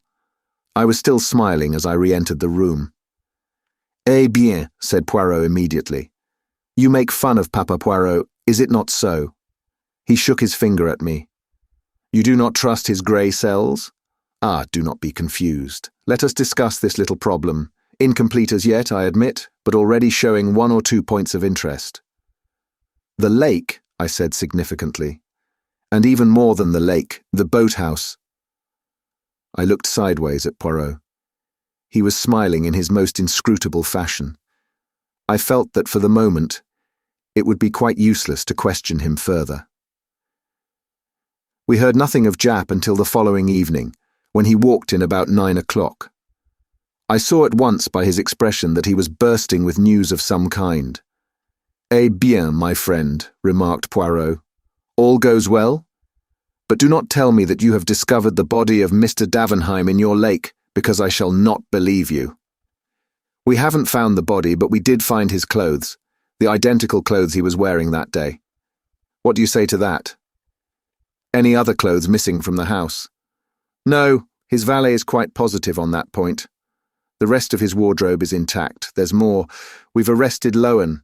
One of the maids, whose business it is to fasten the bedroom windows, declares that she saw Lowen coming towards the study through the rose garden about 6:15. That would be about 10 minutes before he left the house. What does he himself say to that? Denied, first of all, that he had ever left the study. But the maid was positive, and he pretended afterwards that he had forgotten just stepping out of the window to examine an unusual species of rose. Rather a weak story. And there's fresh evidence against him come to light. Mr. Davenheim always wore a thick gold ring set with a solitaire diamond on the little finger of his right hand. Well, that ring was pawned in London on Saturday night by a man called Billy Kellett. He's already known to the police, did 3 months last autumn for lifting an old gentleman's watch. It seems he tried to pawn the ring at no less than 5 different places, succeeded at the last one, got gloriously drunk on the proceeds, assaulted a policeman and was run in consequence. I went to Bow Street with Miller and saw him. He's sober enough now, and I don't mind admitting we pretty well frightened the life out of him, hinting he might be charged with murder. This is his yarn, and a very queer one it is. He was at Entfield races on Saturday, though I dare say scarf-pins was his line of business rather than betting. Anyway, he had a bad day and was down on his luck. He was tramping along the road to Chingside and sat down in a ditch to rest just before he got into the village. A few minutes later, he noticed a man coming along the road to the village. Dark-complexioned gent, with a big moustache, one of them city toffs, is his description of the man. Kellett was half concealed from the road by a heap of stones. Just before he got abreast of him, the man looked quickly up and down the road. And seeing it apparently deserted, he took a small object from his pocket and threw it over the hedge. Then he went on towards the station. Now, the object he had thrown over the hedge had fallen with a slight chink, which aroused the curiosity of the human derelict in the ditch. He investigated and after a short search, discovered the ring. That is Kellett's story. It's only fair to say that Lowen denies it utterly. And of course the word of a man like Kellett can't be relied upon in the slightest. It's within the bounds of possibility that he met Davenheim in the lane and robbed and murdered him. Poirot shook his head. Very improbable, mon ami. He had no means of disposing of the body. It would have been found by now.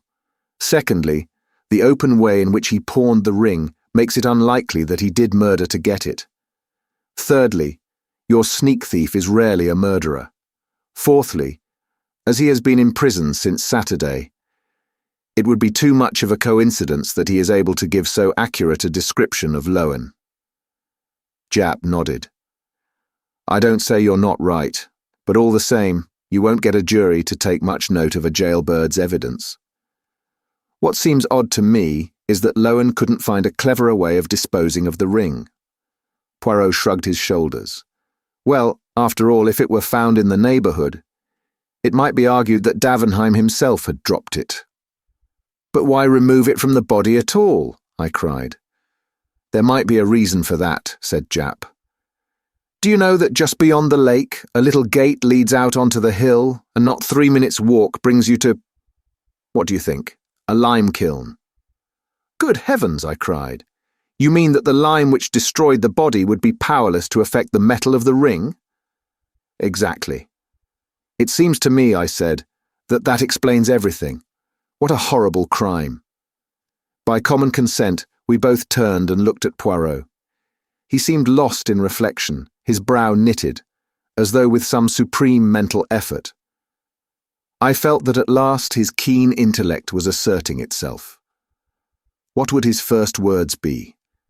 We were not long left in doubt. With a sigh, the tension of his attitude relaxed, and turning to Japp, he asked, Have you any idea, my friend, whether Mr. and Mrs. Davenheim occupied the same bedroom? The question seemed so ludicrously inappropriate that for a moment we both stared in silence. Then Japp burst into a laugh. Good Lord, Monsieur Poirot, I thought you were coming out with something startling.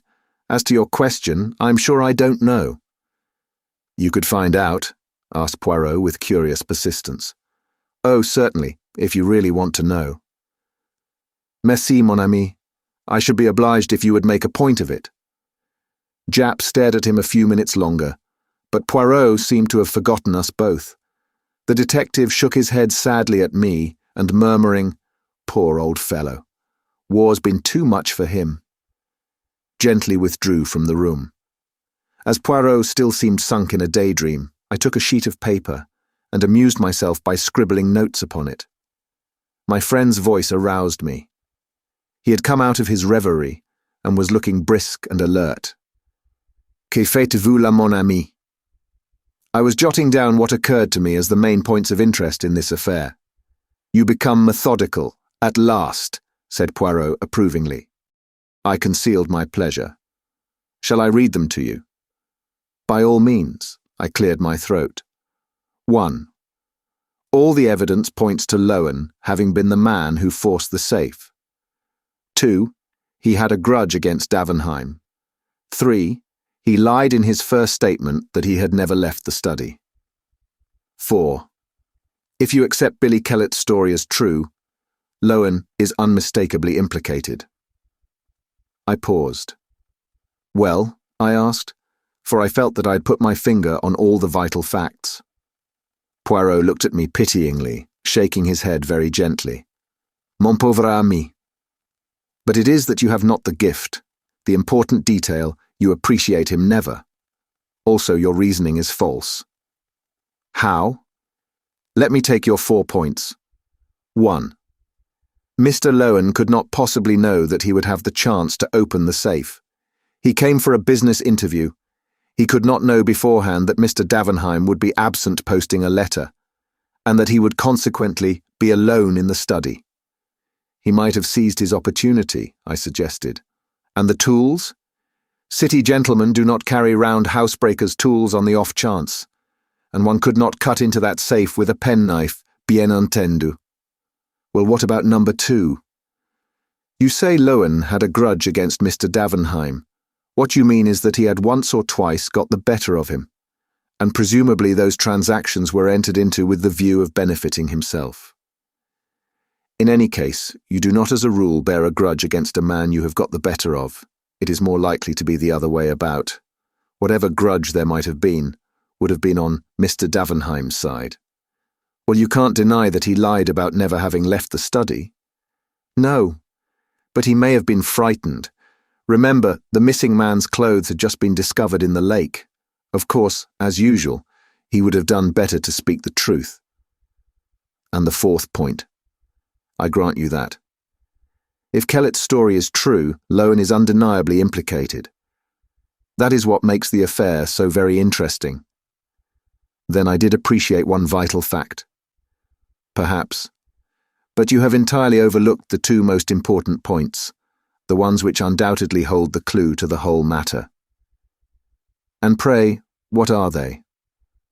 1. The passion which has grown upon Mr. Davenheim in the last few years for buying jewellery. 2. His trip to Buenos Aires last autumn. Poirot, you are joking. I am most serious. Ah, sacred thunder, but I hope Jap will not forget my little commission. But the detective, entering into the spirit of the joke, had remembered it so well that a telegram was handed to Poirot about 11 o'clock the next day. At his request, I opened it and read it out. Husband and wife have occupied separate rooms since last winter. Aha! Cried Poirot. And now we are in mid-June. All is solved. I stared at him. You have no moneys in the bank of Davenheim and Salmon, mon ami? No, I said, wondering. Why? Because I should advise you to withdraw it before it is too late. Why? What do you expect? I expect a big smash in a few days, perhaps sooner. Which reminds me, we will return the compliment of a dépêche to Jap. A pencil, I pray you, and a form. Voila. Advise you to withdraw any money deposited with firm in question. That will intrigue him, the good Jap. His eyes will open wide, wide. He will not comprehend in the slightest. Until tomorrow, or the next day. I remained sceptical, but the morrow forced me to render tribute to my friend's remarkable powers. In every paper was a huge headline telling of the sensational failure of the Davenheim Bank. The disappearance of the famous financier took on a totally different aspect in the light of the revelation of the financial affairs of the bank. Before we were halfway through breakfast, the door flew open and Jap rushed in.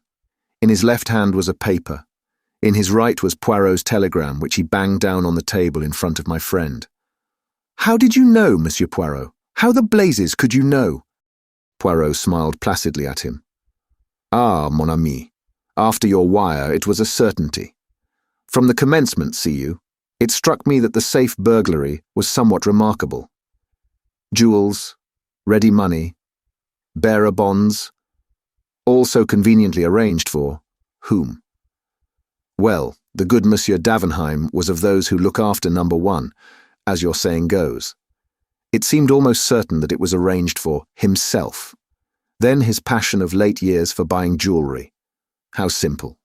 The funds he embezzled, he converted into jewels, very likely replacing them in turn with paste duplicates. And so he put away in a safe place, under another name, a considerable fortune to be enjoyed all in good time when everyone has been thrown off the track.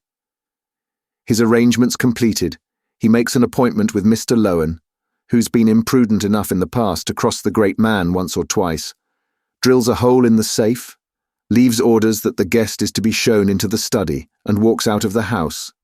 Where? Poirot stopped and stretched out his hand for another boiled egg. He frowned.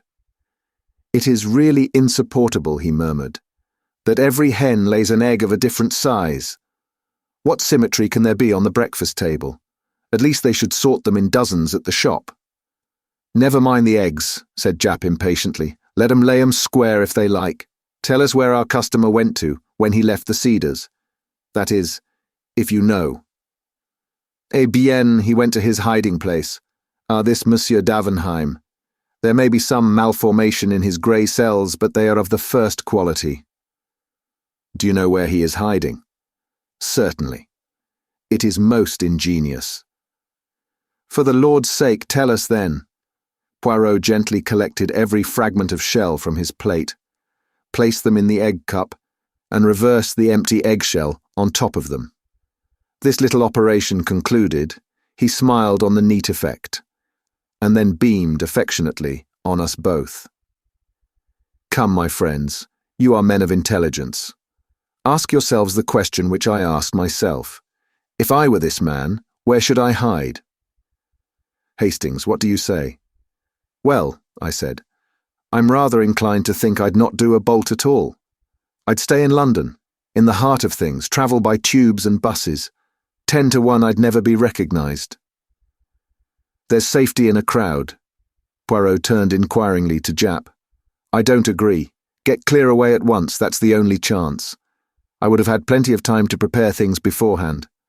I'd have a yacht waiting, with steam up, and I'd be off to one of the most out-of-the-way corners of the world before the hue and cry began." We both looked at Poirot. "What do you say, monsieur?" For a moment he remained silent. Then a very curious smile flitted across his face. "My friends, if I were hiding from the police, do you know where I should hide? In a prison." "What?" "You are seeking Monsieur Davenheim in order to put him in prison, so you never dream of looking to see if he may not be already there." "What do you mean?" "You tell me Madame Davenheim is not a very intelligent woman. Nevertheless, I think that if you took her to Bow Street and confronted her with the man Billy Kellett, she would recognise him. In spite of the fact that he has shaved his beard and moustache and those bushy eyebrows, and has cropped his hair close, a woman nearly always knows her husband, though the rest of the world may be deceived. Billy Kellett, but he's known to the police. Did I not tell you Davenheim was a clever man? He prepared his alibi long beforehand. He was not in Buenos Aires last autumn. He was creating the character of Billy Kellett, doing 3 months, so that the police should have no suspicions when the time came. He was playing, remember, for a large fortune, as well as liberty. It was worthwhile doing the thing thoroughly. Only... yes. Eh bien. Afterwards he had to wear a false beard and wig, had to make up as himself again, and to sleep with a false beard is not easy. It invites detection. He cannot risk continuing to share the chamber of Madame, his wife. You found out for me that for the last 6 months, or ever since his supposed return from Buenos Aires, he and Mrs. Davenheim occupied separate rooms. Then I was sure. Everything fitted in. The gardener who fancied he saw his master going round to the side of the house was quite right. He went to the boathouse, donned his tramp clothes, which you may be sure had been safely hidden from the eyes of his valet, dropped the others in the lake, and proceeded to carry out his plan by pawning the ring in an obvious manner, and then assaulting a policeman, getting himself safely into the haven of Bow Street, where nobody would ever dream of looking for him. "It's impossible," murmured Japp. "Ask Madame," said my friend, smiling. The next day a registered letter lay beside Poirot's plate. He opened it, and a £5 note fluttered out. My friend's brow puckered. "Ah, sacre, but what shall I do with it? I have much remorse. C'est pauvre Japp. Ah, an idea. We will have a little dinner, we three. That consoles me. It was really too easy. I am ashamed. I, who would not rob a child. Mille tonnerres. Mon ami, what have you, that you laugh so heartily?" The Adventure of the Italian Nobleman. Poirot and I had many friends and acquaintances of an informal nature. Amongst these was to be numbered Dr. Hawker, a near neighbour of ours and a member of the medical profession. It was the genial doctor's habit to drop in sometimes of an evening and have a chat with Poirot, of whose genius he was an ardent admirer. The doctor himself, frank and unsuspicious to the last degree, admired the talents so far removed from his own. On one particular evening in early June, he arrived about 8:30 and settled down to a comfortable discussion on the cheery topic of the prevalence of arsenical poisoning in crimes. It must have been about a quarter of an hour later when the door of our sitting room flew open, and a distracted female precipitated herself into the room. "Oh, doctor, you're wanted. Such a terrible voice." It gave me a turn, it did indeed. I recognized in our new visitor Dr. Hawker's housekeeper, Miss Ryder. The doctor was a bachelor and lived in a gloomy old house a few streets away. The usually placid Miss Ryder was now in a state bordering on incoherence. "What terrible voice! Who is it and what's the trouble?" "It was the telephone, doctor. I answered it, and a voice spoke. 'Help,' it said. 'Doctor, help. They've killed me.' Then it sort of tailed away. 'Who's speaking?' I said. 'Who's speaking?' Then I got a reply. Just a whisper, it seemed. 'Foscatine.' Something like that. 'Regent's Court.' The doctor uttered an exclamation. 'Count Foscatini. He has a flat in Regent's Court. I must go at once. What can have happened?' 'A patient of yours?' asked Poirot. 'I attended him for some slight ailment a few weeks ago. An Italian, but he speaks English perfectly. Well, I must wish you good night, Monsieur Poirot, unless—' He hesitated. 'I perceive the thought in your mind,' said Poirot, smiling. 'I shall be delighted to accompany you. Hastings, run down and get hold of a taxi.' Taxis always make themselves sought for when one is particularly pressed for time. But I captured one at last, and we were soon bowling along in the direction of Regent's Park. Regent's Court was a new block of flats, situated just off St. John's Wood Road. They had only recently been built and contained the latest service devices. There was no one in the hall. The doctor pressed the lift bell impatiently, and when the lift arrived, questioned the uniformed attendant sharply.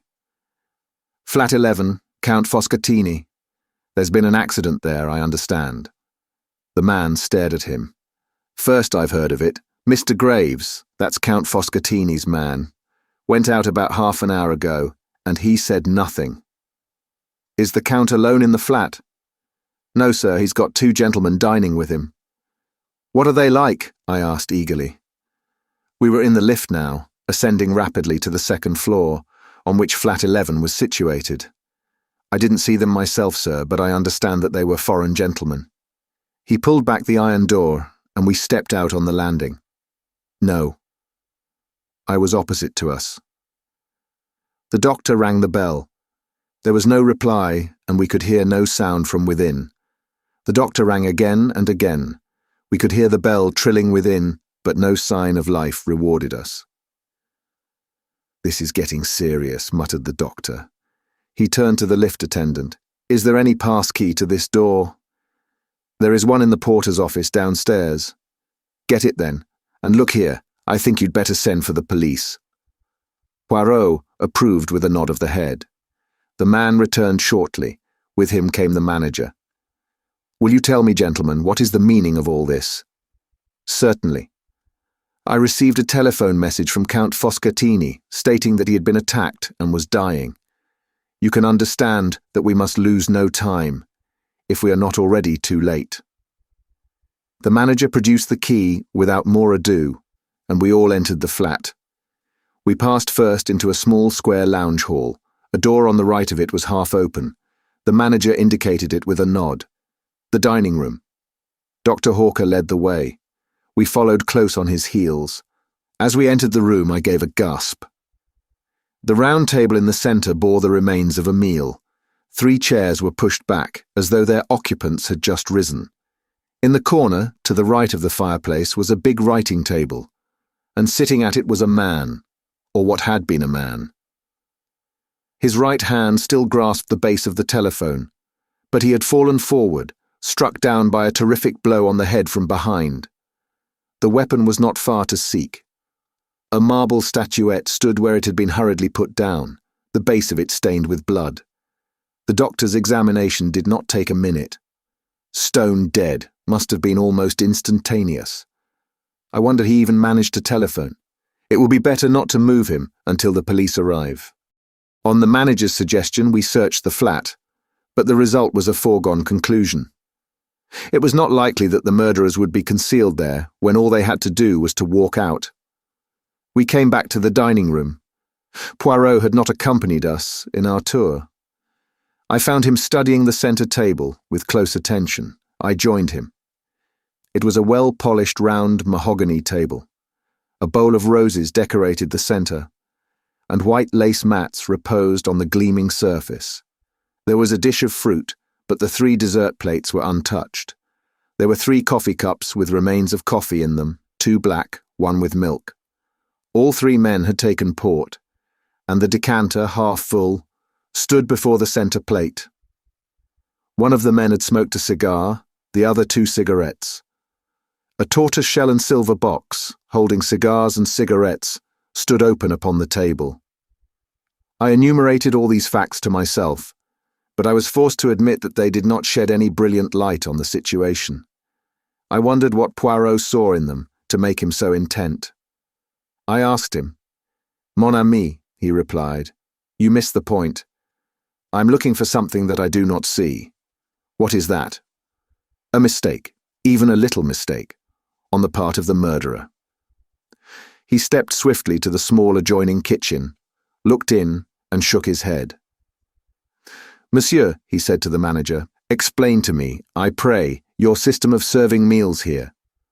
The manager stepped to a small hatch in the wall. "This is the service lift," he explained. "It runs to the kitchens at the top of the building.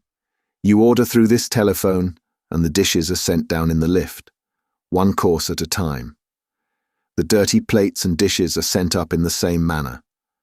No domestic worries, you understand, and at the same time you avoid the wearying publicity of always dining in a restaurant." Poirot nodded. "Then the plates and dishes that were used tonight are on high in the kitchen. You permit that I mount there?" "Oh, certainly, if you like. Roberts, the liftman, will take you up and introduce you. But I'm afraid you won't find anything that's of any use. They're handling hundreds of plates and dishes, and they'll be all lumped together." Poirot remained firm, however, and together we visited the kitchens and questioned the man who had taken the order from flat 11. The order was given from the à la carte menu, for 3, he explained. Soup julienne, filet de sole normande, tournedos of beef, and a riz soufflé. "What time?" "Just about 8 o'clock, I should say. No, I'm afraid the plates and dishes have been all washed up by now. Unfortunate. You were thinking of fingerprints, I suppose?" "Not exactly," said Poirot, with an enigmatical smile. "I am more interested in Count Foscatini's appetite. Did he partake of every dish?" "Yes, but of course I can't say how much of each he ate. The plates were all soiled, and the dishes empty. That is to say, with the exception of the rice soufflé. There was a fair amount of that left." "Ah!" said Poirot, and seemed satisfied with the fact. As we descended to the flat again, he remarked in a low tone, we have decidedly to do with a man of method." "Do you mean the murderer, or Count Foscatini?" The latter was undoubtedly an orderly gentleman. After imploring help and announcing his approaching demise, he carefully hung up the telephone receiver. I stared at Poirot. His words now, and his recent inquiries, gave me the glimmering of an idea. "You suspect poison?" I breathed. The blow on the head was a blind. Poirot merely smiled. We re-entered the flat to find the local inspector of police had arrived with 2 constables.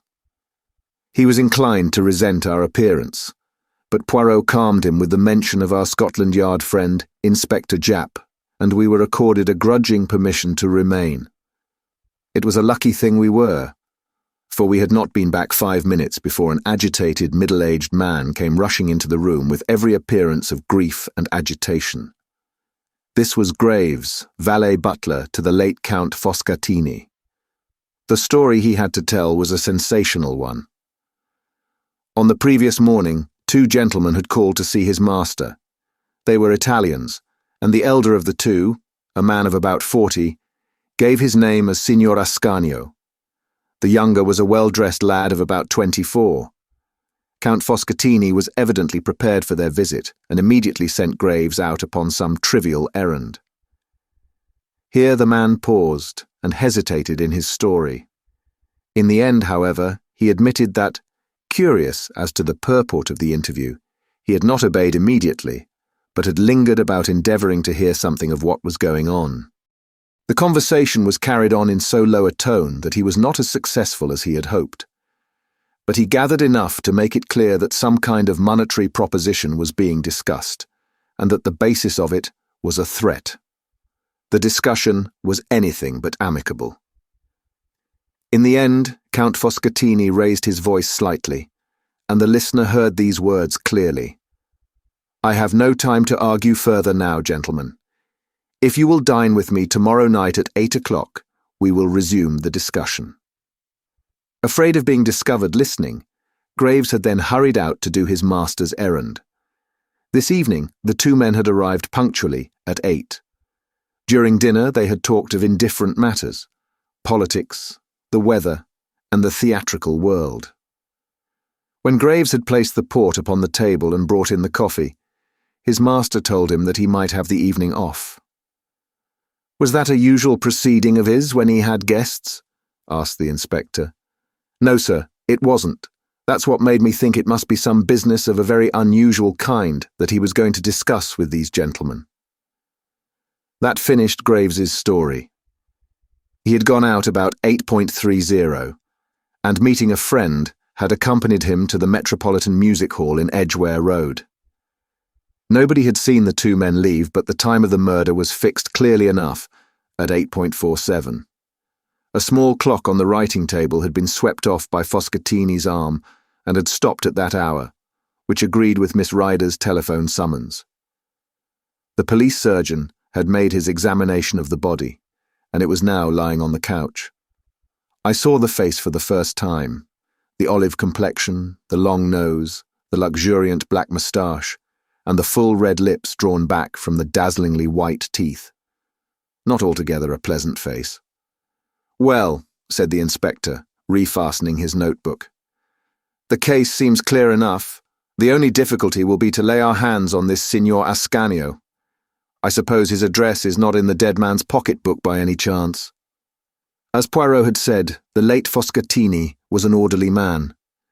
Neatly written in small, precise handwriting was the inscription, "Signor Paolo Ascanio, Groveno Hotel." The inspector busied himself with the telephone, then turned to us with a grin. "Just in time. Our fine gentleman was off to catch the boat train to the Continent. Well, gentlemen, that's about all we can do here. It's a bad business, but straightforward enough. One of these Italian vendetta things, as likely as not." Thus airily dismissed, we found our way downstairs. Dr. Hawker was full of excitement. Like the beginning of a novel, eh? Real exciting stuff. Wouldn't believe it if you read about it. Poirot did not speak. He was very thoughtful. All the evening he had hardly opened his lips. "What says the master detective, eh?" asked Hawker, clapping him on the back. "Nothing to work your grey cells over this time." "You think not? What could there be?" "Well, for example, there is the window." "The window? But it was fastened. Nobody could have got out or in that way. I noticed it specially." "And why were you able to notice it?" The doctor looked puzzled. Poirot hastened to explain. "It is to the curtains I refer. They were not drawn. A little odd, that. And then there was the coffee. It was very black coffee." "Well, what of it?" "Very black," repeated Poirot. "In conjunction with that, let us remember that very little of the rice soufflé was eaten. And we get what?" "Moonshine," laughed the doctor. "You're pulling my leg." "Never do I pull the leg. Hastings here knows that I am perfectly serious." "I don't know what you are getting at all the same," I confessed. "You don't suspect the manservant, do you? He might have been in with the gang and put some dope in the coffee. I suppose they'll test his alibi." "Without doubt, my friend. But it is the alibi of Signor Ascanio that interests me." "You think he has an alibi?" "That is just what worries me. I have no doubt that we shall soon be enlightened on that point." The Daily Newsmonger enabled us to become conversant with succeeding events. Signor Ascanio was arrested and charged with the murder of Count Foscatini. When arrested, he denied knowing the Count, and declared he had never been near Regent's Court either on the evening of the crime or on the previous morning. The younger man had disappeared entirely.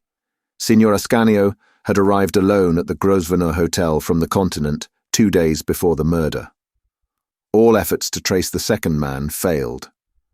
Ascanio, however, was not sent for trial. No less a personage than the Italian ambassador himself came forward and testified at the police court proceedings that Ascanio had been with him at the embassy from 8 till 9 that evening. The prisoner was discharged. Naturally, a lot of people thought that the crime was a political one and was being deliberately hushed up. Poirot had taken a keen interest in all these points. Nevertheless, I was somewhat surprised when he suddenly informed me one morning that he was expecting a visitor at 11 o'clock, and that visitor was none other than Ascanio himself. "He wishes to consult you." "Do tout, Hastings. I wish to consult him." "What about?" "The Regent's Court murder." "You're going to prove that he did it." "A man cannot be tried twice for murder, Hastings. Endeavour to have the common sense. Ah, that is our friend's ring."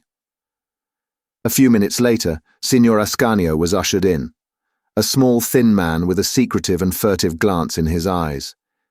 He remained standing, darting suspicious glances from one to the other of us. "Monsieur Poirot." My little friend tapped himself gently on the chest. "Be seated, Signor. You received my note. I am determined to get to the bottom of this mystery. In some small measure you can aid me. Let us commence. You, in company with a friend, visited the late Count Foscatini on the morning of Tuesday the 9th. The Italian made an angry gesture. "I did nothing of the sort. I have sworn in court." "Precisement, and I have a little idea that you have sworn falsely." "You threaten me? Bah! I have nothing to fear from you. I have been acquitted." "Exactly. And as I am not an imbecile, it is not with the gallows I threaten you, but with publicity. Publicity. I see that you do not like the word. I had an idea that you would not. My little ideas, you know. They are very valuable to me. Come, Signor, your only chance is to be frank with me. I do not ask to know whose indiscretions brought you to England.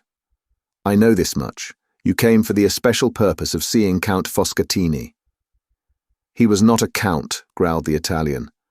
"I have already noted the fact that his name does not appear in the Almanac de Gotha." "Never mind. The title of count is often useful in the profession of blackmailing." "I suppose I might as well be frank. You seem to know a good deal." "I have employed my grey cells to some advantage. Come, Signor Ascanio. You visited the dead man on the Tuesday morning. That is so, is it not?" "Yes, but I never went there on the following evening. There was no need. I will tell you all.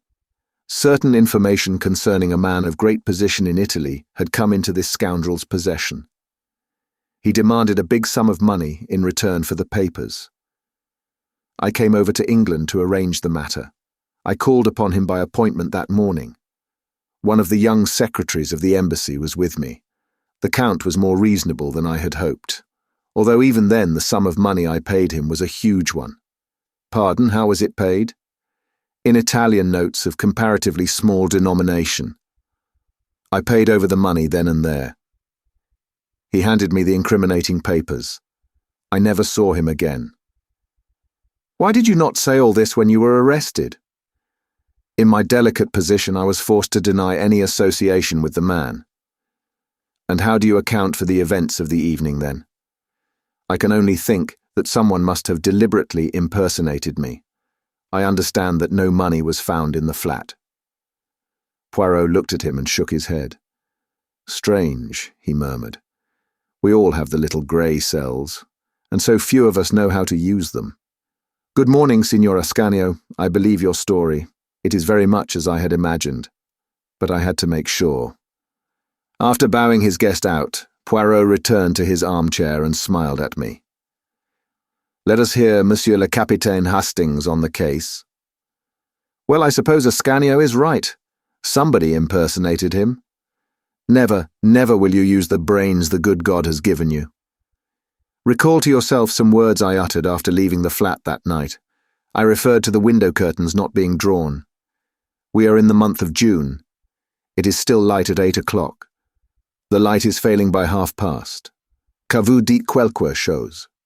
I perceive a struggling impression that you will arrive some day. Now let us continue.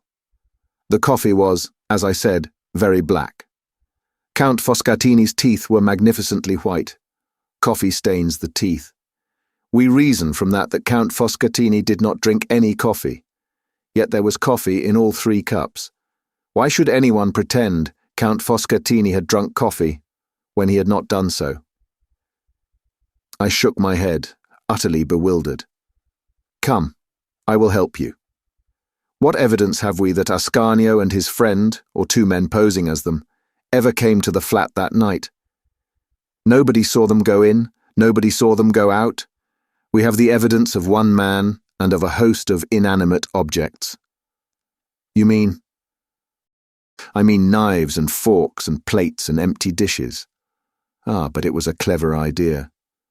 Graves is a thief and a scoundrel, but what a man of method. He overhears a portion of the conversation in the morning, enough to realize that Ascanio will be in awkward position to defend himself. The following evening, about 8 o'clock, he tells his master he's wanted at the telephone. Foscatini sits down, stretches out his hand to the telephone, and from behind, Graves strikes him down with the marble figure. Then quickly to the service telephone, dinner for 3. It comes, he lays the table, dirties the plates, knives and forks, etc. But he has to get rid of the food too. Not only is he a man of brain, he has a resolute and capacious stomach. But after eating 3 tornadoes, the rice soufflé is too much for him. He even smokes a cigar and 2 cigarettes to carry out the illusion. Ah, but it was magnificently thorough. Then, having moved on the hands of the clock to 8.4 and 7, he smashes it and stops it. The one thing he does not do is to draw the curtains. But if there had been a real dinner party, the curtains would have been drawn as soon as the light began to fail. Then he hurries out, mentioning the guests to the liftman in passing. He hurries to a telephone box, and as near as possible to 8.47 rings up the doctor with his master's dying cry.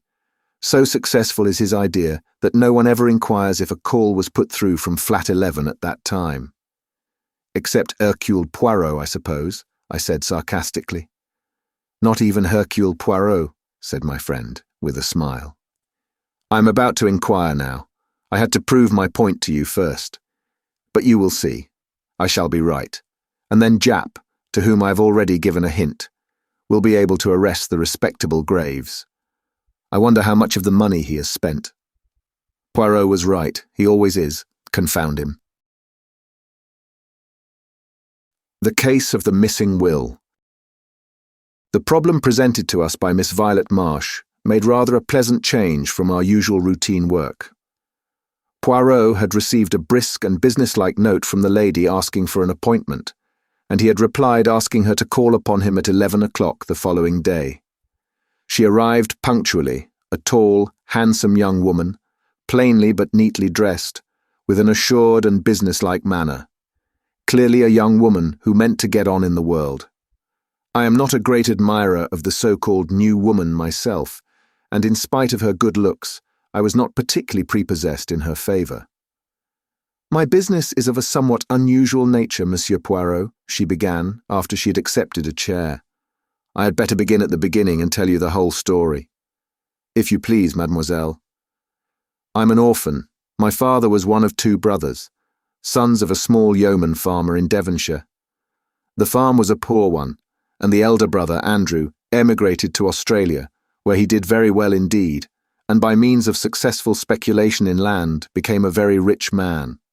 The younger brother, Roger, my father, had no leanings towards the agricultural life.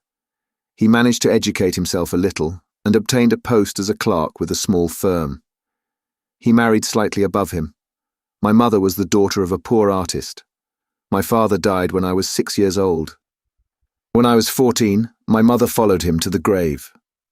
My only living relation then was my Uncle Andrew, who had recently returned from Australia and bought a small place, Crabtree Manor, in his native county.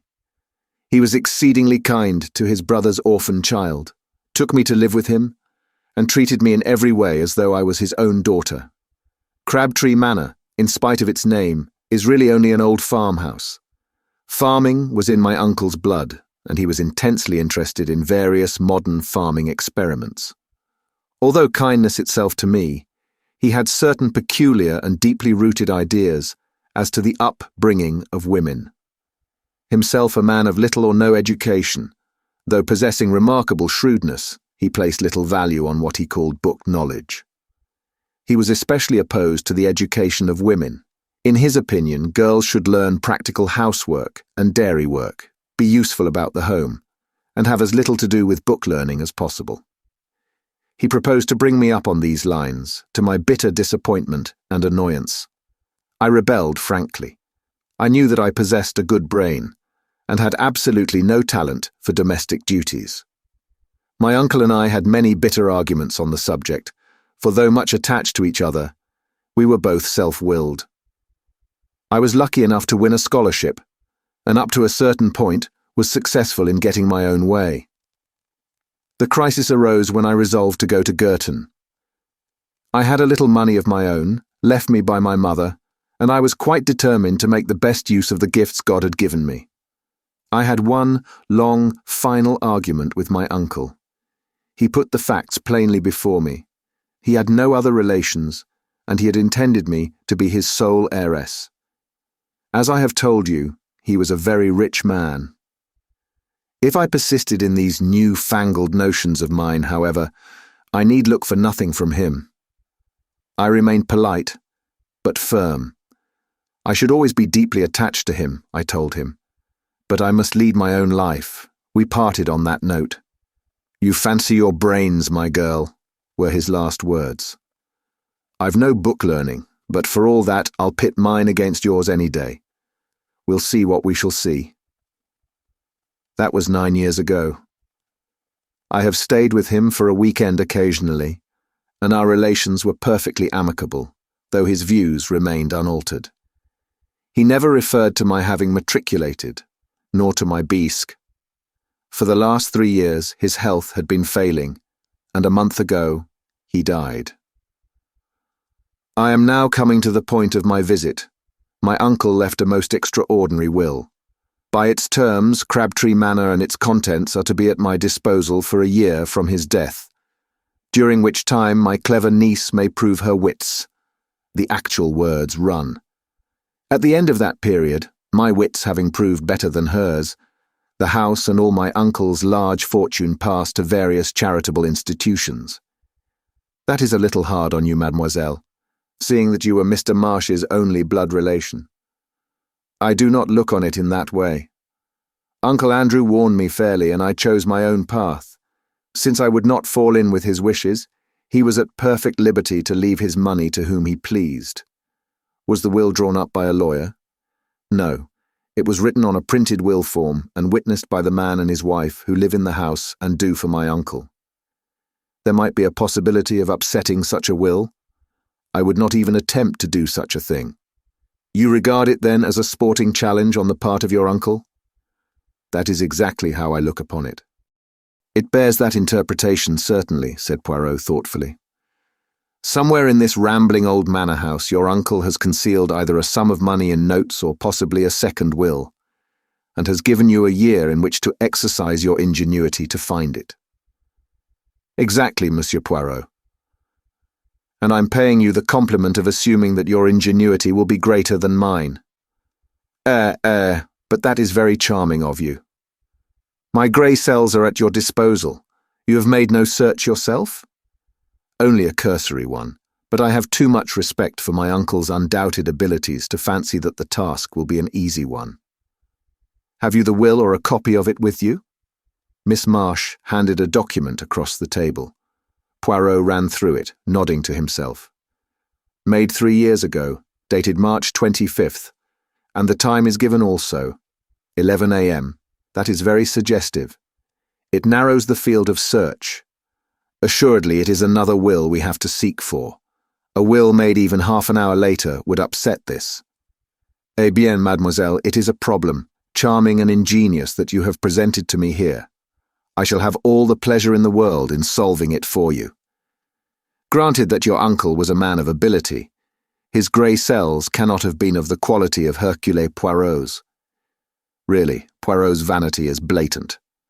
Fortunately, I have nothing of moment on hand at the minute. Hastings and I will go down to Crabtree Manor tonight. The man and wife who attended on your uncle are still there, I presume. Yes, their name is Baker. The following morning saw us started on the hunt proper. We had arrived late the night before. Mr. and Mrs. Baker, having received a telegram from Miss Marsh, were expecting us. They were a pleasant couple, the man gnarled and pink-cheeked like a shriveled pippin, and his wife a woman of vast proportions and true Devonshire calm. Tired with our journey and the 8-mile drive from the station, we had retired at once to bed after a supper of roast chicken, apple pie, and Devonshire cream.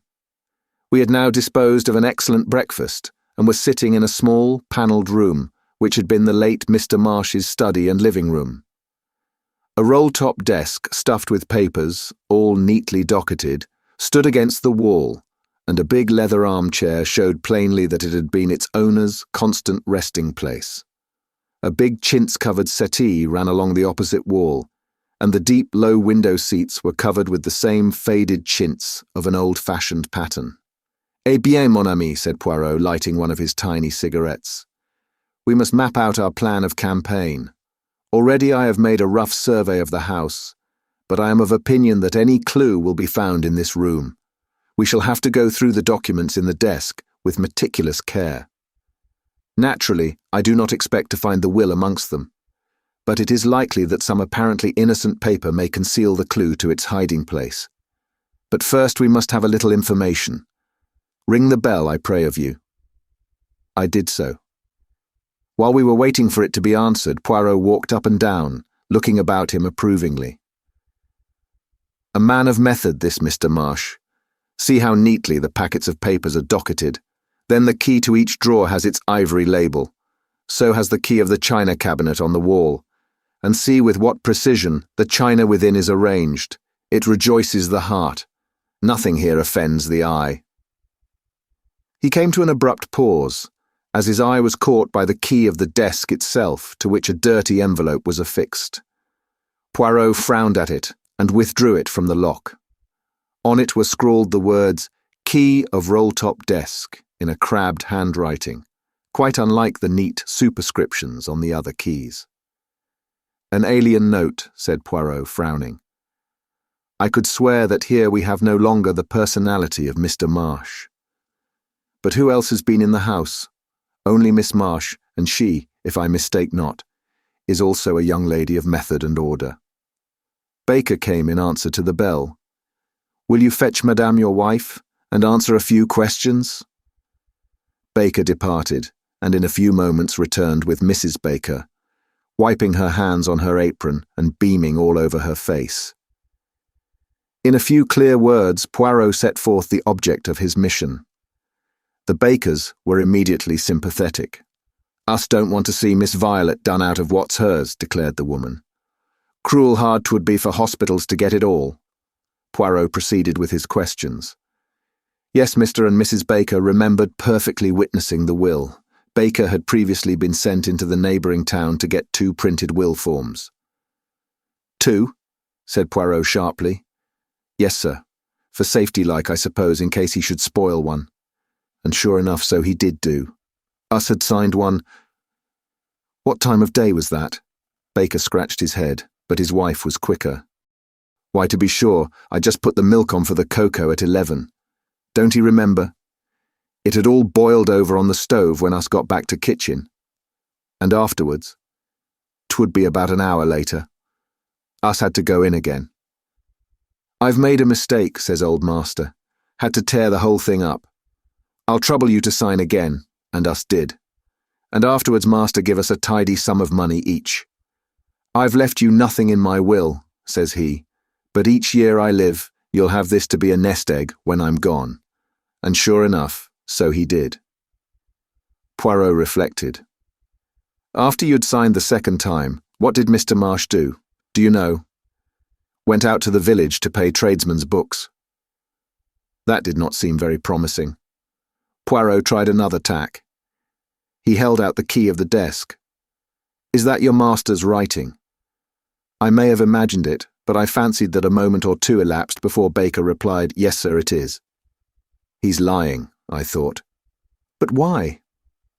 "Has your master let the house? Have there been any strangers in it during the last 3 years?" "No, sir." "No visitors? Only Miss Violet? No strangers of any kind been inside this room?" "No, sir." "You forget the workmen, Jim," his wife reminded him. "Workmen?" Poirot wheeled round on her. "What workmen?" The woman explained that about 2 years and a half ago, workmen had been in the house to do certain repairs. She was quite vague as to what the repairs were. Her view seemed to be that the whole thing was a fad of her master's and quite unnecessary.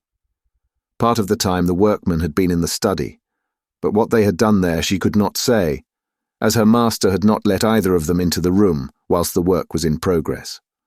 Unfortunately, they could not remember the name of the firm employed, beyond the fact that it was a Plymouth one. "We progress, Hastings," said Poirot, rubbing his hands as the Bakers left the room.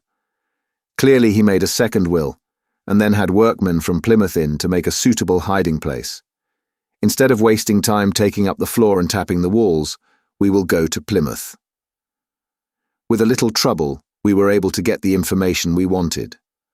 After 1 or 2 essays, we found the firm employed by Mr. Marsh. Their employees had all been with them many years, and it was easy to find the 2 men who had worked under Mr. Marsh's orders. They remembered the job perfectly.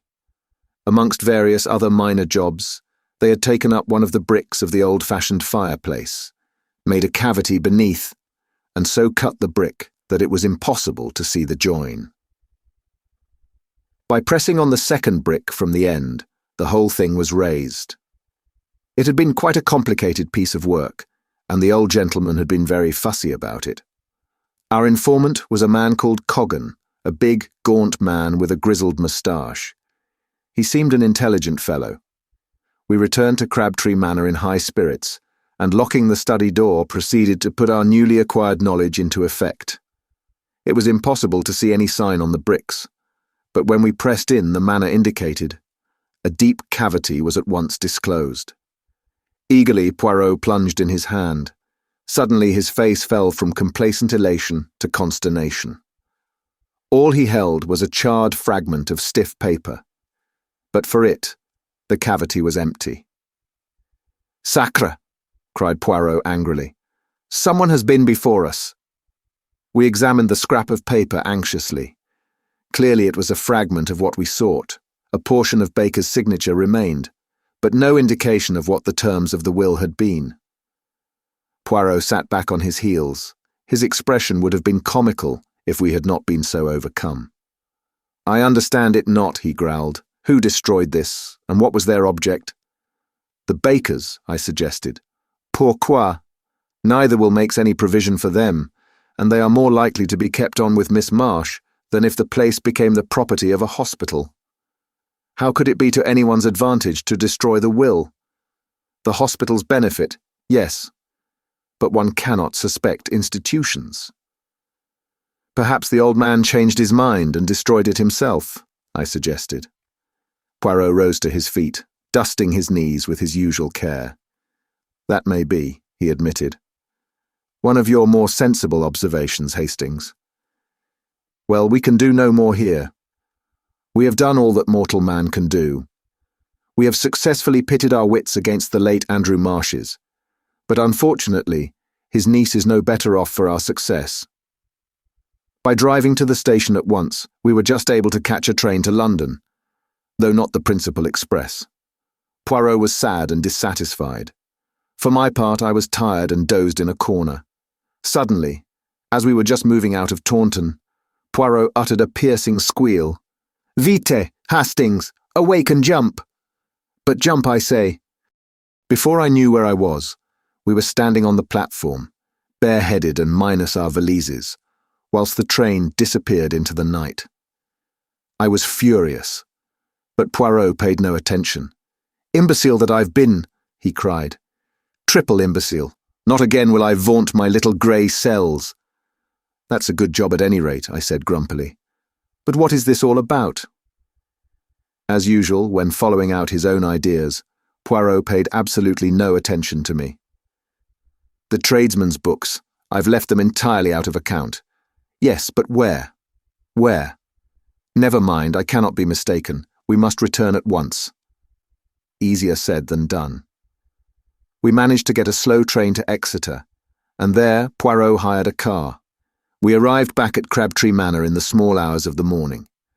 I pass over the bewilderment of the bakers when we had at last aroused them. Paying no attention to anybody, Poirot strode at once to the study. "I have been, not a triple imbecile, but 36 times 1, my friend," he deigned to remark. "Now behold." Going straight to the desk, he drew out the key and detached the envelope from it. I stared at him stupidly.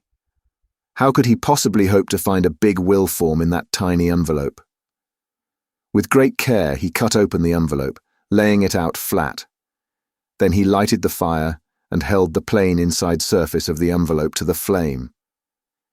In a few minutes, faint characters began to appear. "Look, mon ami," cried Poirot in triumph. I looked. There were just a few lines of faint writing stating briefly that he left everything to his niece, Violet Marsh. It was dated March 25th, 12:30 p.m., and witnessed by Albert Pike, confectioner, and Jessie Pike, married woman. "But is it legal?" I gasped. "As far as I know, there is no law against writing your will in a blend of disappearing and sympathetic ink. The intention of the testator is clear, and the beneficiary is his only living relation. But the cleverness of him. He foresaw every step that a searcher would take, that I, miserable imbecile, took. He gets 2 will forms, makes the servants sign twice, then sallies out with his will written on the inside of a dirty envelope and a fountain pen containing his little ink mixture. On some excuse, he gets the confectioner and his wife to sign their names under his own signature. Then he ties it to the key of his desk and chuckles to himself. If his niece sees through his little ruse, she will have justified her choice of life and elaborate education, and be thoroughly welcome to his money." "She didn't see through it, did she?" I said slowly. "It seems rather unfair. The old man really won." "But no, Hastings, it is your wits that go astray. Miss Marsh proved the astuteness of her wits and the value of the higher education for women by at once putting the matter in my hands. Always employ the expert. She has amply proved her right to the money. I very much wonder, what old Andrew Marsh would have thought." Thank you for listening. If you like our recordings, consider liking this video and subscribing to our channel so you don't miss any more audiobooks.